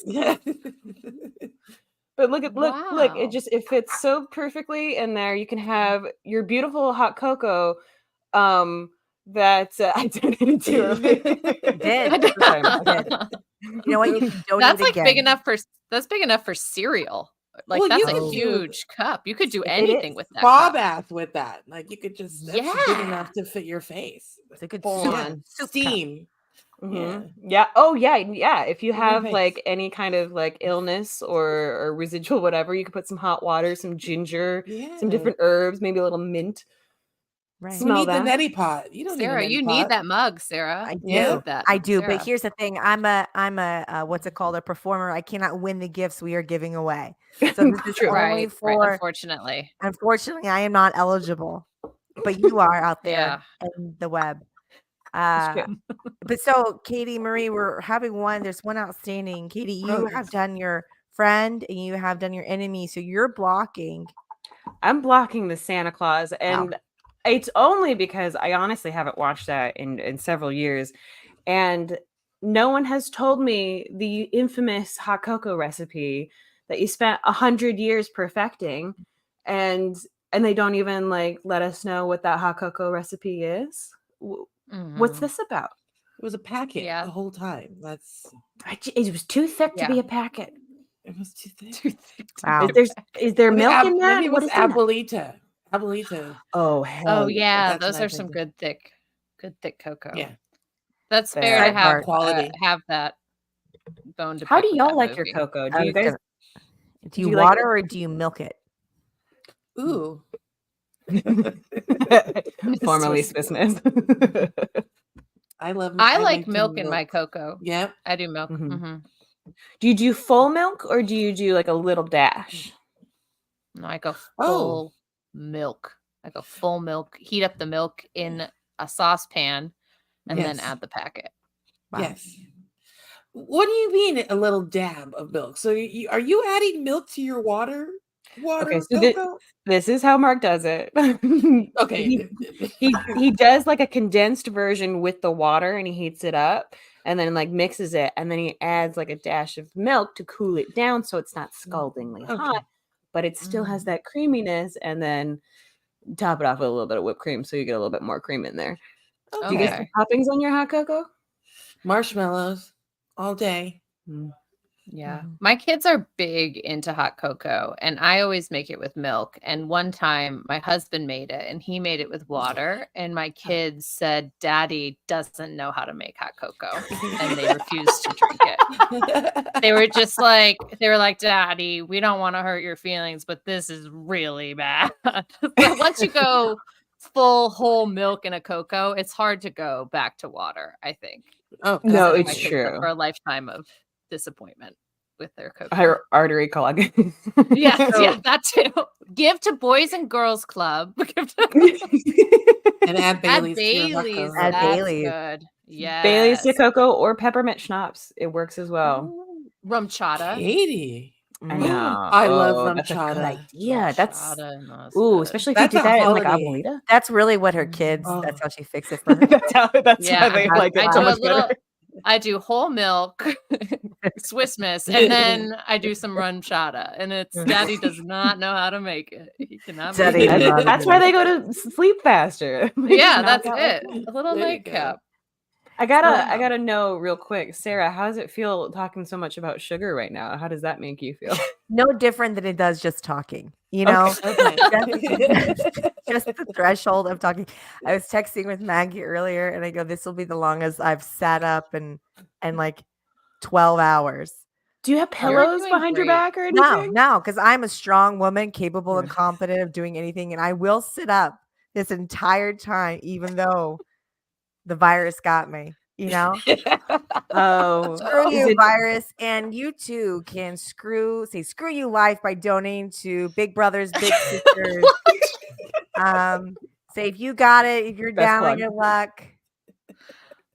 Oh, If I throw up on camera, it'll be the first time on stream, but not the last today. Well, here's the thing: if I throw up on camera, someone will be donating $500 to see that. If you're feeling ill this holiday season, may I suggest a large mug to throw up into? Absolutely. Oh, that's a great another See, use this for is that. great. Sarah, I feel we like should we're be just on giving- QVC. Sponsor God. us. QVC QVC sponsor us. That was a dream of mine. Like early in my teenage years to be a QVC host. I would have crushed it. I could talk about the fabrics, and then you'd have the nice manicures, you know, and be like, can you just zoom in on this, please, Mark? Can you just zoom in so we can see this cross stitching? This isn't just any normal, you know what I mean? I would be great at that. I They could make really a lot do of it. money too. Do they? I've seen so many castings for it, and it's like at least like minimum rate is $100K a year. Yeah, to be on And I was QVC. like, I'd love it. I'm going for the wrong project. I love QVC. So Marie, I Yes. still want to know by process of elimination, you're blocking Love Actually. I totally am. Wow. Okay, so what Yeah. what is it? Is it? Are you with the Gen Zers on this? Well, I have to say, like, I have watched, like, I feel like I've never watched a movie straight through, but I know what the movie is. Like, I've seen so many parts of it. And I think I did not watch it because that one guy does the sign thing. And I just think that is shitty. That is like best friend's girl. You're talking about right? Rick Grimes. Yep. Yeah, Rick, that's what it is. Rick Grimes. Yes, it is. So I think I saw that. I was like, this is not heartwarming to me, like at all. Yeah. And so I'm just not. That's not love to me, actually. So. Yeah. The whole movie, all all of them are actually really messed up stories, very problematic, troubling. But is that not what love actually is? Is real bad, real hard. I mean, I guess at the time, yes, but When did Love Actually come out? I was just looking it up. It's 2003, which I mean, if nothing else, having Hugh Grant be the lead of this movie makes a lot of sense. The love interest. Yeah. And I did gotta you tell know? it, I came before the vomit and stayed for the additional vomit. Well, here's the thing: you're gonna have to pony up $500 first. For Big Brothers, Big Sisters. Let me know when that donation goes through, that we can. And then Sarah can finally let it go. Let it go. Oh my gosh, we'll have Matt Kelly play the non-rights cleared frozen version of Let It Go, and you can vomit everywhere. Yeah, that's And perfect. Really perfect. It's perfect. Just what I wanted to do today. Well, other things we wanted to do. We have another game we'd like to play with you if we can. Is that okay? Yeah, I prefer it. Yeah. Okay, so we love to play a game called This or That, where we list off two options, and you sorry, this Christmas-based podcast on the network that covered Love Actually for its 20-year anniversary. Oh, there may be. I think there is. There is a podcast on Geekscape that talks about Love Actually. I wonder if they agree with our take. You know what? After you donate today to Big Brothers, Big Sisters, go ahead and look up that podcast on the Geekscape network, and you can see if we are incapacitico. Just so you know, it is Christmas 365 is the podcast that they're referring to, where they do 365 days of the year celebrating Christmas. Woohoo! Yes. Okay, so this or that. Let's this game I'm gonna list two things, two options, and you pick between the two. I'm gonna see, because you two are both besties, podcast hosts. We think that you will either agree or disagree, and we can't wait to hear where you stand on these very important holiday this or that's. And I do want to say real quickly before you start the timer, it is important to note there are right and wrong answers. So you will not know which ones you get right and wrong until Maggie tells you at the end of the 20-second timer. And I think, are you going to do 20 seconds today, Maggie? You're going to give them 40 seconds. Yeah. I'll give you guys 30 seconds. This is a rapid fire, and then we'll go back and you can defend yourself. You can defend what you say. I'm going to put this on whichever one I lovely choose. commemorative Polar Express mug down before I get excited and exuberant. Yes, because these are important questions. That's something that we're known for on Unstable, is really like hard-hitting journalism. So it's kind of what this is. So, all right, are you all ready? I think we are. We're ready. Okay. Candy canes or candy corn? Candy cane.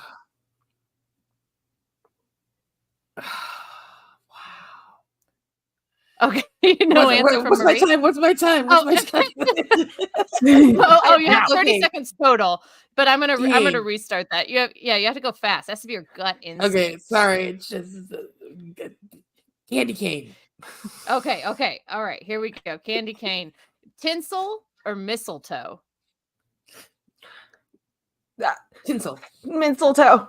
Ooh. Okay, great. Sugar cookies or gingerbread? Depends on their shape and form. Gingerbread. Okay. Santa or Krampus? Santa. I really like Krampus. I'm going with Krampus. Hot chocolate or hot toddies? Hot toddy. Hot toddy. Okay. Gimme presents or being present is the last one. Oh. Give me presents. Listen, I'm Excellent. a dink. Excellent. Double income, no kids. Give me presents. Well, that was the right answer. Give me presents was correct. I just wanted to make sure everyone knows that this is the season, not about being present, but give me some presents. Yeah. That's the whole point. What are we doing this for if not giving presents? So So you did disagree on 3 of them: tinsel and mistletoe, sugar cookies, gingerbread, Santa or Krampus. I'm curious. I think we need to discuss the sugar cookies or gingerbread, and I think Sarah and I might disagree on this one as well. So I think this is one of those things that we could really solve some problems, build some bridges, if we just have an open, honest, safe space discussion about sugar cookies versus gingerbread. Now, Maggie, what was the correct answer? Mine is gingerbread. And is Okay. yours sugar cookies, Sarah? No, it would be gingerbread as well. Oh, gingerbread is correct. Okay, good. I was curious because I thought that you didn't like gingerbread so much. Oh, But you do. wow. Can we have a sidebar real quick about our friendship, Our Maggie? friendship. That dates over a decade for you. Like, look, I love a sugar cookie, but give me that soft, moist a soft gingerbread. Yeah, That is that's the correct. thing. Because if it's like the house ones that have already been dried out and they're like stable walls, like absolutely not. I don't want to eat that. Mhm. But if it's like a nice fresh out of the oven, like molassesy cookie, hell yeah. I get that reasoning. I'm totally here for that. But like that's the thing. A sugar cookie, I'd say 85% of the time is gonna hit. Gingerbread, there's too many variables. You know, Interesting. and I don't That's go true. over to anybody's house and eat anybody's gingerbread. You know, you can't trust everybody's gingerbread. That's I not- particularly like the store brand Safeway. They have great Gotta make it your way. Safeway makes safe gingerbread cookies. That's the way to go for gingerbread.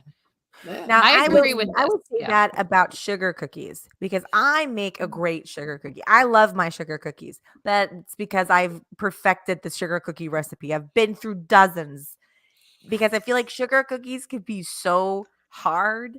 You know, it's more on the icing and less on the cookie. And I want the cookie. I don't want the icing. The icing is a distraction from the main event, and that is the Okay. cookie. And I feel like gingerbread is just Christmas in a cookie. You know? Yeah. Because Well, if we're leaning Christmas, I guess I can understand the gingerbread love. Like, yeah, it feels very Christmassy to me. Sugar cookies a year-round cookie. That's You know, true. you Yeah. can throw them out for Easter, Thanksgiving, whatever you need. But if it's just Christmas, I totally get it. And there's also Yeah, and- different levels of the sugar cookie too, because you've got like the homemade ones that are nice and soft and really great, and then maybe a sprinkle of sugar on top or sprinkles or whatever you do. Or there's the one from the stores that they're highly processed. I don't know how they make them, but they're like freaking clouds, and then they got that thick like half-inch layer of like sugar frosting on top. I call those emotional cookies because That's they funny. My make son them- calls them party cookies. Whenever Ooh. he asks my mom, "Hey mom, can you get those party cookies from the store?" I'm like, "No, we're not gonna have a party with these cookies." But you're Or- right. Yeah. The emotional aspect, like you could just those cookies feel like comfort, right? Those are the cookie. When I think of like, oh, I'm having a bad day, what kind of cookie do I want? I want those store sugar cookies with whatever that frosting is, whatever Wow. that icing is. Wow. I don't even know how they're make like it's basically little things of cake. I don't know how they make them so soft. They're so good. The downside And then they with just them change the color for whatever is season that it is. after you eat them, though, you feel like you haven't eaten any of them. Yeah, well, there's literally no nutritional value taking away from that. Like, your body's like, that's cute that you thought that, but can I have something more substantial? Hey, Maggie, I'm curious, what other ones did they get incorrect? Ooh. Well, they didn't agree on tinsel or mistletoe. Okay. The correct what was the answer there is tinsel. Mm. The mess and will kill your cats. You don't have to kiss random people. So that was the correct answer. And then Santa or Krampus, they disagreed on. Today, I'm feeling very Krampusy, so the correct answer was Krampus. Yes. So that was Wow. that was I knew it. it. Like tis the season for just sometimes just being a little give me presents and don't be bad, you know, feeling Krampusy. Is that I feel like I don't truly know what Krampus's whole deal is other than being like a Norwegian thing where they dress it like a skull head and beat little Yeah, children. he I don't know. comes. See, that's He more than comes I in- know. he comes and I think hurts children and steals them if they've been bad. He's really the enforcer. He kind of, I would say, without Krampus, there's no point to Santa's naughty list. Like there's no threat behind it. So I would say he's a real bad dude, but he's also just the enforcer of the rules. Maybe we could look at him that way. Like he has to be the bad guy sometimes. He has to be the disciplinarian. Right. He has to kind of get in there and tell you how to act, He's literally the John Wick of Santa Claus. Yeah, he is. That's it. He's John Wick of Santa Claus. Hey, real quick, Matt, I know you're listening. Can you let us know how many donations we've received? We're halfway through our time together, and I just wanted to keep track of all the money coming in for Big Brothers, Big Sisters. Because we got this mug. We got this mug. Here he comes. I'm gonna have to look into this actually, because we jumped from. Give me one quick second. We jumped from what was $421. Oh, $420, baby. Hold on a second. To now 900. Someone wants to $621. So we went up $200. I'm gonna look and see if one of those was $100 donation, and if both of them were, who got it in first, and I'll get their information for that lovely cup. Fantastic. You know also, what? Katie, have you factored in how hard it is to ship something very fragile? No, because I'm doing it for the bigger brothers and the bigger sisters in our lives. You're being the bigger person. And you know what? If they're LA located, I can also just drive it for cheaper. Let's fingers crossed. Let's hope that because it's still not even noon in LA, so it's gonna be like Nova Scotia donated $300. I'm like, cool. Hey Matt, can I borrow a little of that charity money? Just for shipping. I like that we just kind of bullied you into giving that away too. We were like, great, that's a perfect prize. I'm great with it. I don't know honestly if it's reached yet though, because it has to be $100 donation before the end of this time together. Mm-hmm. Yeah. Mm-hmm. And we don't know. And we're still waiting to see if there's a $500 donation to watch me vomit, which could be just a different YouTube channel. I think that's like an OnlyFans thing. I don't know. But we're doing it for the Big Brothers and Big Sisters today.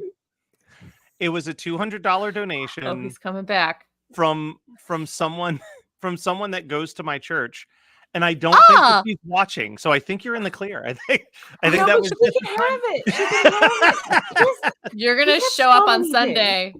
You're gonna show up on Sunday, and she's gonna be like, "Where's my mug, man?" That's true. What's gonna happen? Well, you can ship it to me, and I'll hand it to her. But that's amazing. Oh, that's so sweet. I really thought we influenced that. But I wish we had the person's name and we can thank them personally. Yeah, but Matt. they probably, as Matt said, are probably not watching. That's true. But I do love that we have jumped $400 in the time that we have been here. Thank you, Linda. Get it, Linda. I know that's Linda probably loves the Polar Express. That's probably why she was probably watching this, honestly, and was like, Katie, "No, Polar Express is my friend. It's my friend. Give me that mug." Mm-hmm. Hey, Katie, though, have we looked up on eBay how much that mug is worth? Oh, yeah, that's fair. I don't know if you want to do that now that we've committed to giving it away, Sarah. That's real. That's real cruel. It's gonna be. I'm just saying, Linda might know what's up. She's like, haha, they don't know the value of this mug. I'm really curious. Oh my gosh, $79 so far. Okay, $79. Wow. Yeah, that's what one of them is selling. It is like the exact Polar Express rare vintage mug. Wow. Okay. Good. Wow. $200 is for a charity a little bit better. That's a little better. I was worried it was gonna be like 7,000. I don't know about y'all. Did y'all save Beanie Babies or something like that? Like I never thought I was gonna make money off of things. I had them. No, me either. I recently saw a penny and I was like, this penny looks interesting. And then I Googled it and there was one online for like $5,000. And I was like, oh my gosh, this is such a Ooh. valuable penny. I'm so smart. But then I went to like coincollector.com and they're like, this penny is valued at 1.5 cents. So sometimes people just put things on eBay for crazy amounts, I think, so that other people will be like, I gotta buy this super valuable thing, but it's not actually valuable. Did y'all watch that Beanie Baby movie? There's a Beanie Baby movie? Yes, the one it's about the founders, It's right? about the founders. Oh. It's fantastic. But essentially, that was their strategy. Their marketing strategy was eBay because it was around the same time. So with holding them back and having people sell them on eBay, it created the value. And then I forget, back in the day, there are books. Do you ever want to remember what a book is in a magazine? And they would list catalog. the I think values I had of back problems from it from babies. college, but yeah. But yeah, that's their marketing strategy. Fun fact. That's a really fun fact. Yeah, and you can get more of those fun facts at Unstable Topics. We drop episodes every Tuesdays and Thursdays. Man, are you guys you really are a consistent? great QVC host. I'm telling you, I would have been fantastic. So good. Past I my feel like time. you still have time. I don't know. I have to You move could. to Pennsylvania. What? Let's do Is it. that where they're Let's do is that where it. they're based out? That's where they're located. I've watched enough Real Housewives. I've seen Lisa Rinna go up there, Mhm. and they're in Oh. Pennsylvania. And Yeah. yeah, I've considered it pre-kids. I'm like, you know what? I should submit. I never did. And I then think I do had it children. now. Do it now.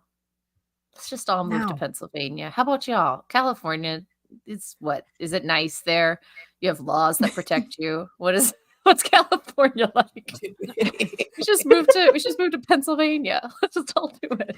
Be Yeah, QVC they're pretty pro women. I would like to add to those of you living in Texas. yeah, it's crazy. I don't know what that's like. I just received some information. There's some very important information. Matt actually lives 20 minutes from the QVC studio. Does he really? Yeah, this is another fact. And Matt, oh, here he comes. Here he is. Here he is, Matt. Oh, Matt- I've applied there a couple times. Like, As what? As a host? As no, what? like they need like sound engineers and videographers and editors and all that stuff. So anytime that there's a job posting, I put. My cousin was like head of marketing there for years. Wow. Wow. Oh, Yeah, that's awesome. she used to get free QVC stuff all the time. Amazing. The dream. Would That you is the say dream. that this would be a good application video, Yeah. like a good audition tape? to Yeah, no, send? I'll send this to her. I'll say, hey, Yeah. Michelle, what do you think of this gal? Wow. We're a package deal. All or She's- nothing. Okay. Yeah, all This four of duo. us.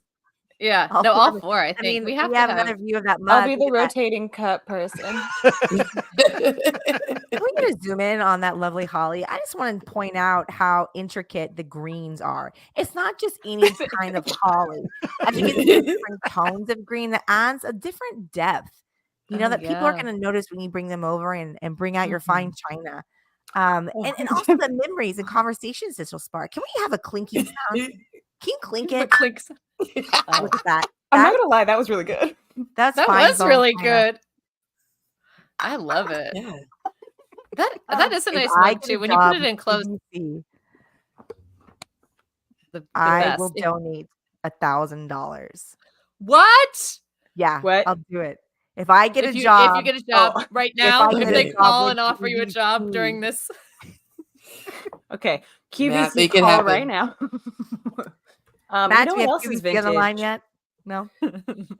This shirt that I I got. love that shirt. How many, like 2-3 Christmases ago? Yeah. This showed up in the mail.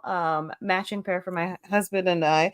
This is something that just came, I think, in an unmarked package from Marie. oh, It wasn't awkward at all. Right. No, it was fantastic. It's just Marie with the burrito, and it's one of my all-time favorite shirts, and I have to wear it around the holidays. I love it. It's a that. burrito. Yeah. Oh, it's a burrito. Oh, I love that.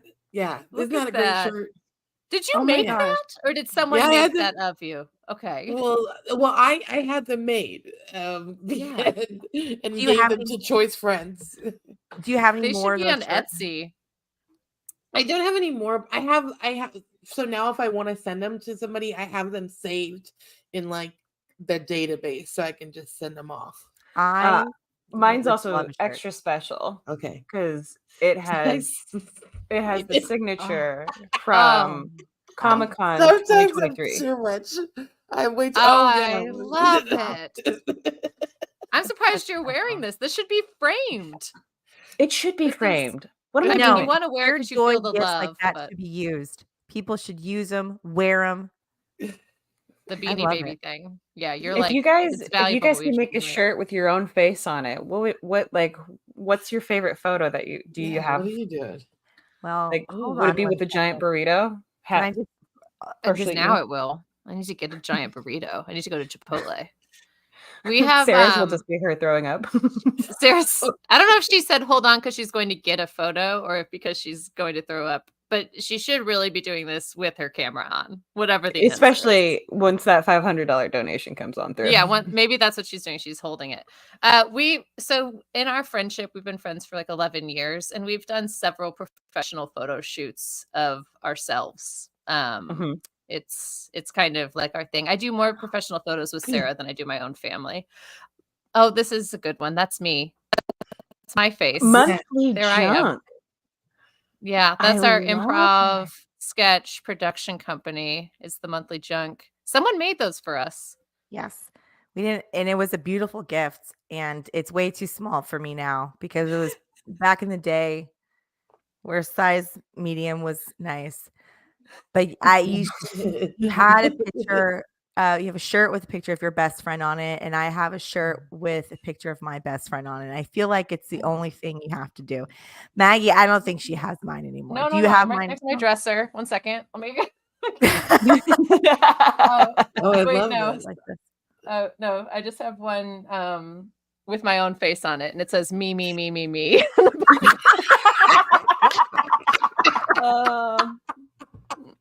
Oops. Oops. I can't find my Sarah one, but here's me. Just over and over again. That's not perfectly timed. I don't know what it is. Yeah, no, I have you in here somewhere, Sarah. Yeah, I'm sure. Oh yeah, no. Here. Do you It's find just at the me? bottom. I don't wear your face as much as I wear my own face. Here it is. Look at that.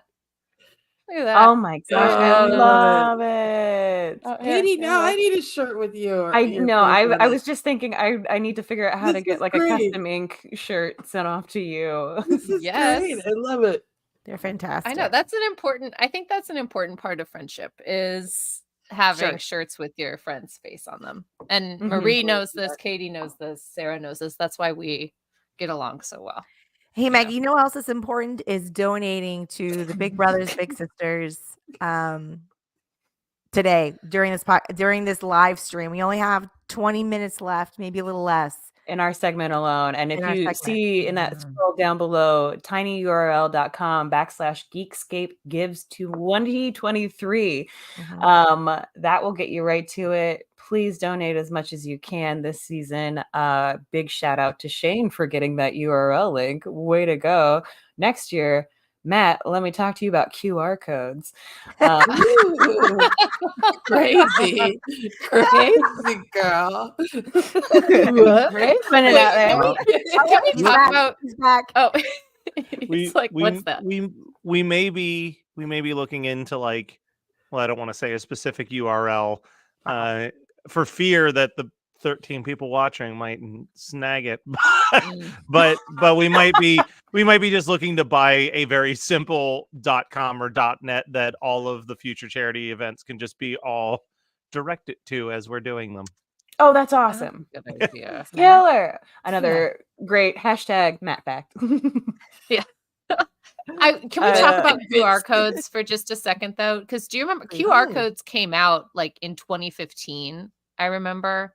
Do you remember when they first came out? And I remember being like, they were crazy. No one's ever gonna use these. What are we doing? And then COVID happened, and everyone was using them. Yeah, everywhere. they've had a because it was comeback. like They had a big comeback. the I completely biggest agree. comeback. Yeah. I will say I went to a comedy show last night at the Improv, and they had their menu there, and then you could also fill in your payment information so that you could just pay for your drinks and they would just send it to the table exactly where you were, and I love that. Yes. Yeah. I've been to a restaurant like that too. And it feels like the future. So it feels like We're living in it. we're living in it. Yeah. We really are. And also, can I just say as a suggestion for anybody like that wants to put a QR code on like a wedding invitation or anything like that, do not go to QRify. You can do your QR codes for free. They make you pay a lot of money. Oh, did this happen to you? Listen, we were sending out. I didn't know you could do this so easily. It's QR codes are not that hard to produce, but there is a website that is highly advertised because they make a lot of money on, shills like me. And what happened was I created our sort of like save the date wedding invite type thing, like not the actual invite. But I sent those out to people, and they give you like a week or two with the QR code active. And then after a week or two, they shut that QR code down. And then they're like, well, if you want to keep it, you have to spend money. And I was like, well, they're already out. I already sent them out. Like, what are we doing? And extortion. Yeah. I never Oh told my that. Oh no. Oh, that's It's the worst. fine. Taking advantage of people who have sent invitations. Well, and my friend did that for her wedding this year and found out, and then instead of sending them out like I did, waited and got stickers and created her own QR code and put them over the little space that it was supposed to be. I was like, genius. Absolutely genius.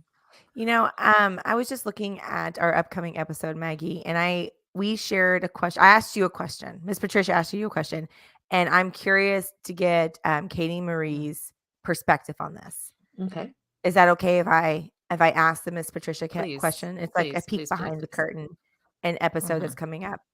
Okay. So the question was, it's like a manners question, and someone had written in and asked, when you bring food over to like a party, right? You're asked to bring like a dish or something, and there's food left over. All your guests brought food.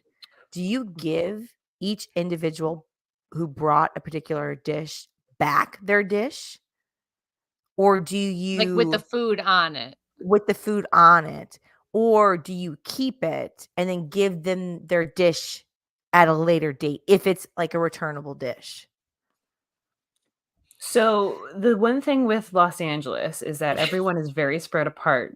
So you want to make sure that dish goes with that person because you don't know when you're going to see them next. Okay. I will say I will try and make little to-go packages for people of like, do you want to take some stuff with you and give them little, are we going to gloss over getting the same backslash? Yes, we are. Like little Ziploc baggies and handing those out. But also I like to make a little bit for myself, especially if it's good. But if it's healthy, I'm like, here, have your keto pumpkin pie back. I see. That's fair. That's fair. Marie, what about you? You got thoughts on this? Yeah, see, I think it's really dependent on, because I'm never going to give you your dish back.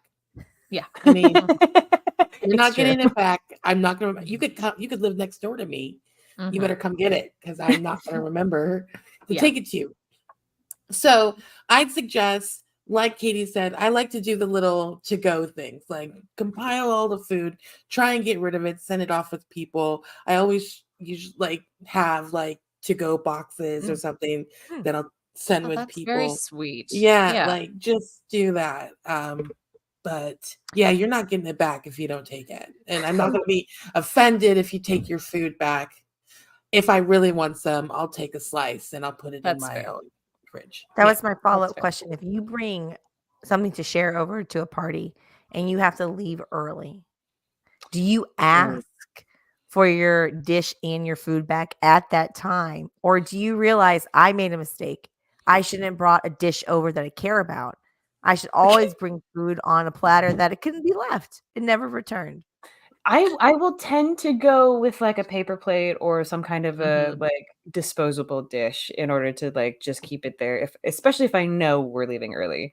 We went to a cookie party last year, which we're going to again actually tomorrow. We didn't realize it was a cookie decorating party. We thought we had to bring cookies. So Mark made his really good snickerdoodles from scratch that I have been begging him to make all year round.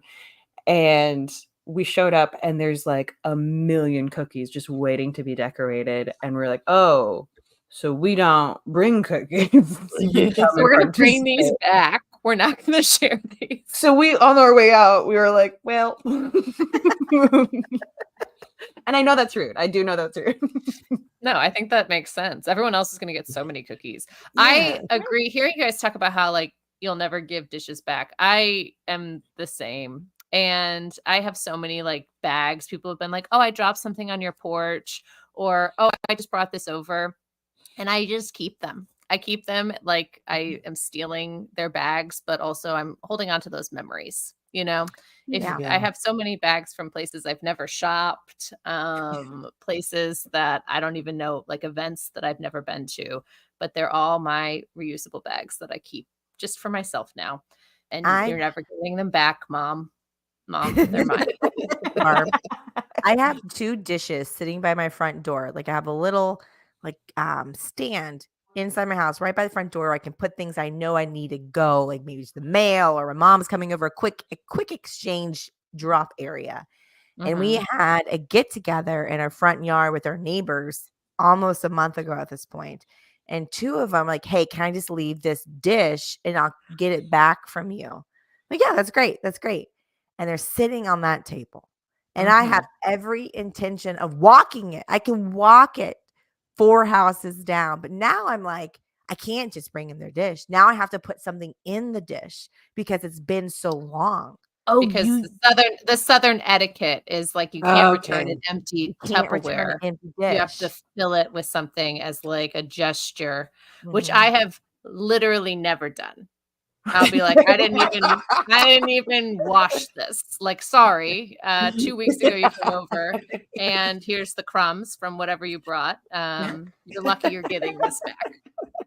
Yeah, you're because that's so much more work on top of it because you got to clean the dish. Well, to I mean, your it's not. I mean, the dishwasher does the cleaning. It's not like that. Oh, you got a good dishwasher. Hard. Okay. You know, and they're not big, but now I'm like, okay, it's Christmas season. I can put our family Christmas card in there. And then so real quickly, when I bring food to an event, I have an emotional, what did it say? It said they have the emotional connection to the dinner where they say goodbye, don't expect to see it back. And then which I think is bring good. them food in a dish. You weren't using this, so I did. Yes. I like that. But that's also extra groceries. And I don't know about y'all, but groceries are expensive these days. They are expensive. Y'all, they are Now so I'm like, expensive. I'm just gonna make some cookies and put some cookies, you know, because there's dozens I can make, and I'll just put them in there. But I have to do it. And now that this was like going to be the week that I did things, but now with the darkness of illness falling upon my house, I don't feel comfortable cooking right now because I don't want to get anybody else sick. You know, can you wear those like plague masks, like the big beaked, like old school plague masks, and then just come instead of baking something, just fill it with emotional cookies and just be like, here's your dish bag. I'm gonna have to come cloaked. Yeah. I'm gonna walk down my street in this big cloak. You can't see, but just like a walking figure with a big death plague mask. Like, oh, there goes Sarah. Like, Great comment popped up about how this is a great scam too. Like you just bring a dish and then someone brings you something on that dish. So like I could just bring something, drop some crumbs, and then leave it as if I had brought the most delicious. Everyone ate all of my dip, and then someone brings back to me something that is much tastier much more delicious on my plate. like Do you think this would work? Can we like check in with you guys in a bit and just see if like you dropped a dish off and then you got like food back? Yeah, I will for sure try this. I Do it. gotta think of when I'm gonna get invited somewhere is the only Maggie, you want to come over to my house and bring something, and we'll see if you get it back. Yeah, Sarah would bring it back. Sarah lives like an hour away from me, and she would drive. She'd be like, okay, I had 2 hours of time crammed in my busy schedule, so I drove all the way to your house in Dallas to bring you a plate full of cookies. And I love her so much and would never do that for her. Would never. Would never. I would do other things, but I would not do that. She goes above and beyond as a friend. She is the best. Well, speaking of going above and beyond, let's give a check-in and see how much money we have raised so far for Big Brothers Big Sisters. We only have 9 minutes left of this segment before we flip it over to Marvel Movie guest. Talks. Who's next? Yeah. Marvel Movie Talks with Christian Black of the Black Cast. Ooh. Yeah. Ooh, that's exciting. Matt, where are we at? Has anyone? all right, Does Sarah so- need to prep her stomach? How are we So, doing? reminder: this is where we were sitting. Okay. Uh-huh. Okay. How funny would it be if I just flashed it right back up? And this is where we're at. It's like $300. Like we lost $300 somehow. And we jumped up another 100. So look at you. Look, I'm going to tell you something. This has been the most profitable segment of the live stream thus far. And I don't think it's just because people are waking up on the West Coast. I mean, you're not wrong. I have my coffee. That's amazing. 721 is what it said. 25. 25. Oh, we got great. That's amazing. All We for the Big started. Brothers Big Sisters. The Yaya. Yeah. Honestly, I would participate in that. I would be the person to sign up for that because a friend of ours, Maggie and ours, Melissa, she started a pen pal, old school pen pal program like a year ago and had hundreds and hundreds of submissions of people wanting to be matched up with pen pals. And I'm like, I would do it, but with food, you know? Oh my gosh, that's a great That sounds idea. great. Like, what if the traveling Pyrex like went through the mail? Similar to if anybody donates $100. Get a close up of that mug again, Matt. Can we just really get into that? This Yeah, is can so you get a good. full- there it is. There it is. This The is a beveled vintage letters. Yeah. Yeah. We get some sound Holly on that. around the mug. Oh yes, the clink. Yeah. Wonderful. Beautiful. It's really good. It is really good. Look how deep that is. It's so deep. I just keep imagining it shattering during one of those things. It's all falling apart in front of our eyes. It would be amazing and so sad. It would be sad. And then multiple people could get pieces, you know? So one of the segments on the Napping Through Happy Hour podcast, we like to talk about things that are coming up in our lives, things that we're excited about, any shows, anything that like you're into or like want to promote visually, verbally. We do. We have Maggie and I are doing a live recording of Unstable Topics on December 23rd at the Comedy Arena. Yeah. Oh, congratulations. That's Thank amazing. you. We are Thank pumped. you. There's some tickets still available. So if you haven't gotten comedyarena.com to get your tickets, we're going to have like goodie bags for people and do the show. And it's going to be a lot of fun. Yeah, I love very it. excited about that. And then we also have starting on Monday, we always do a Monday mini, which is just a quick fact and react. And starting on Monday, we're doing them video. So we have them up on YouTube and we got to do it in person because normally we record like this, but we met in person to do a batch of like 6 Monday minis, which was so much fun. Awesome. And I'm excited for them to be up so people can see our faces, you know.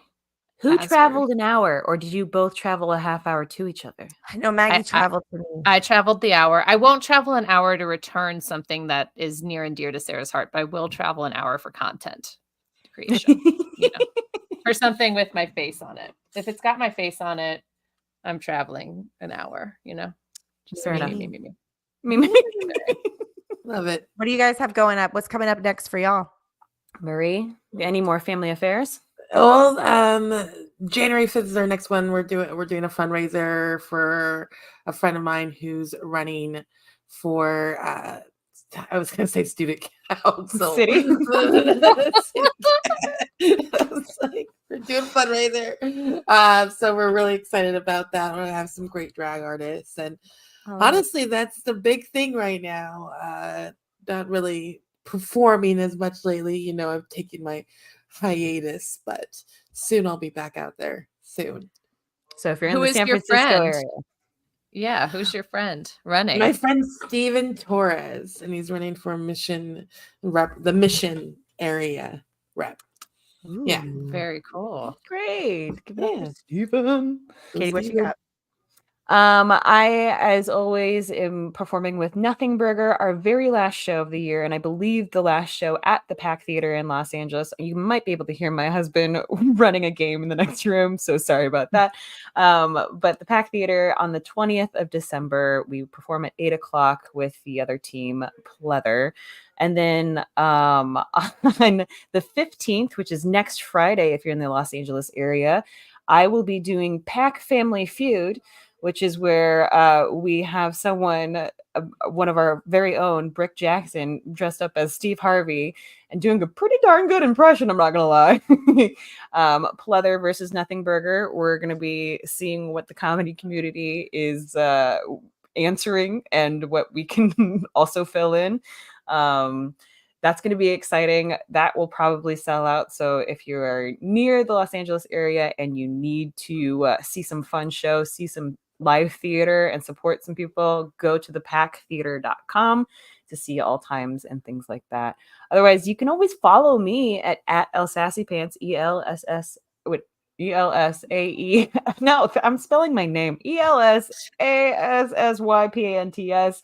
Sometimes with a Z on TikTok. It's unstable in here, y'all. We like to bring that energy, that unstable energy.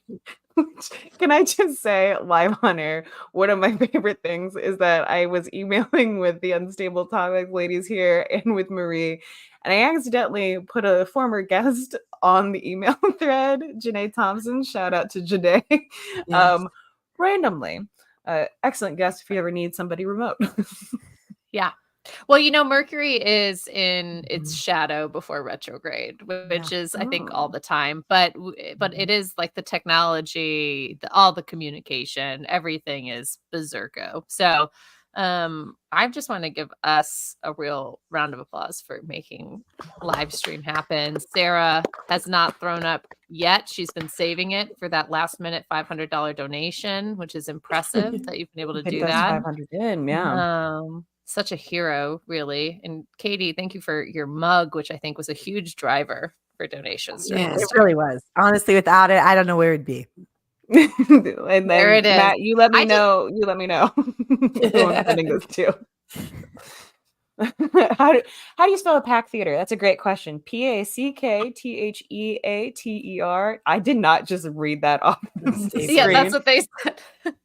But don't go to thepacktheater.com because that's a completely different website in, I think, Cantonese. Okay. Say, oh, really? I don't know what thepacktheater.com actually is, but packtheater.com is the Los Angeles, and it's a new website. So go check it out. It's a fun time. Well, thank you all four of you for a delightful hour. We are going to be shutting down this stream and starting up a new block of stream, kicking off with the Marvel movie talk that I think we'll see at least one reoccurring face over there for that. So, Katie, do you have the link for the other stream? I do. Thank you. I just wanted to make sure. All right. Well, then stay tuned. I mean, you'll barely notice. It'll be about 5 seconds where there's not a stream happening on any of our socials. And we'll be back. Thank you so much for raising as much money as we have so far. And go subscribe to Unstable Topics and Napping Through Happy Hour, both proud partners of the Geekscape Network. Bye.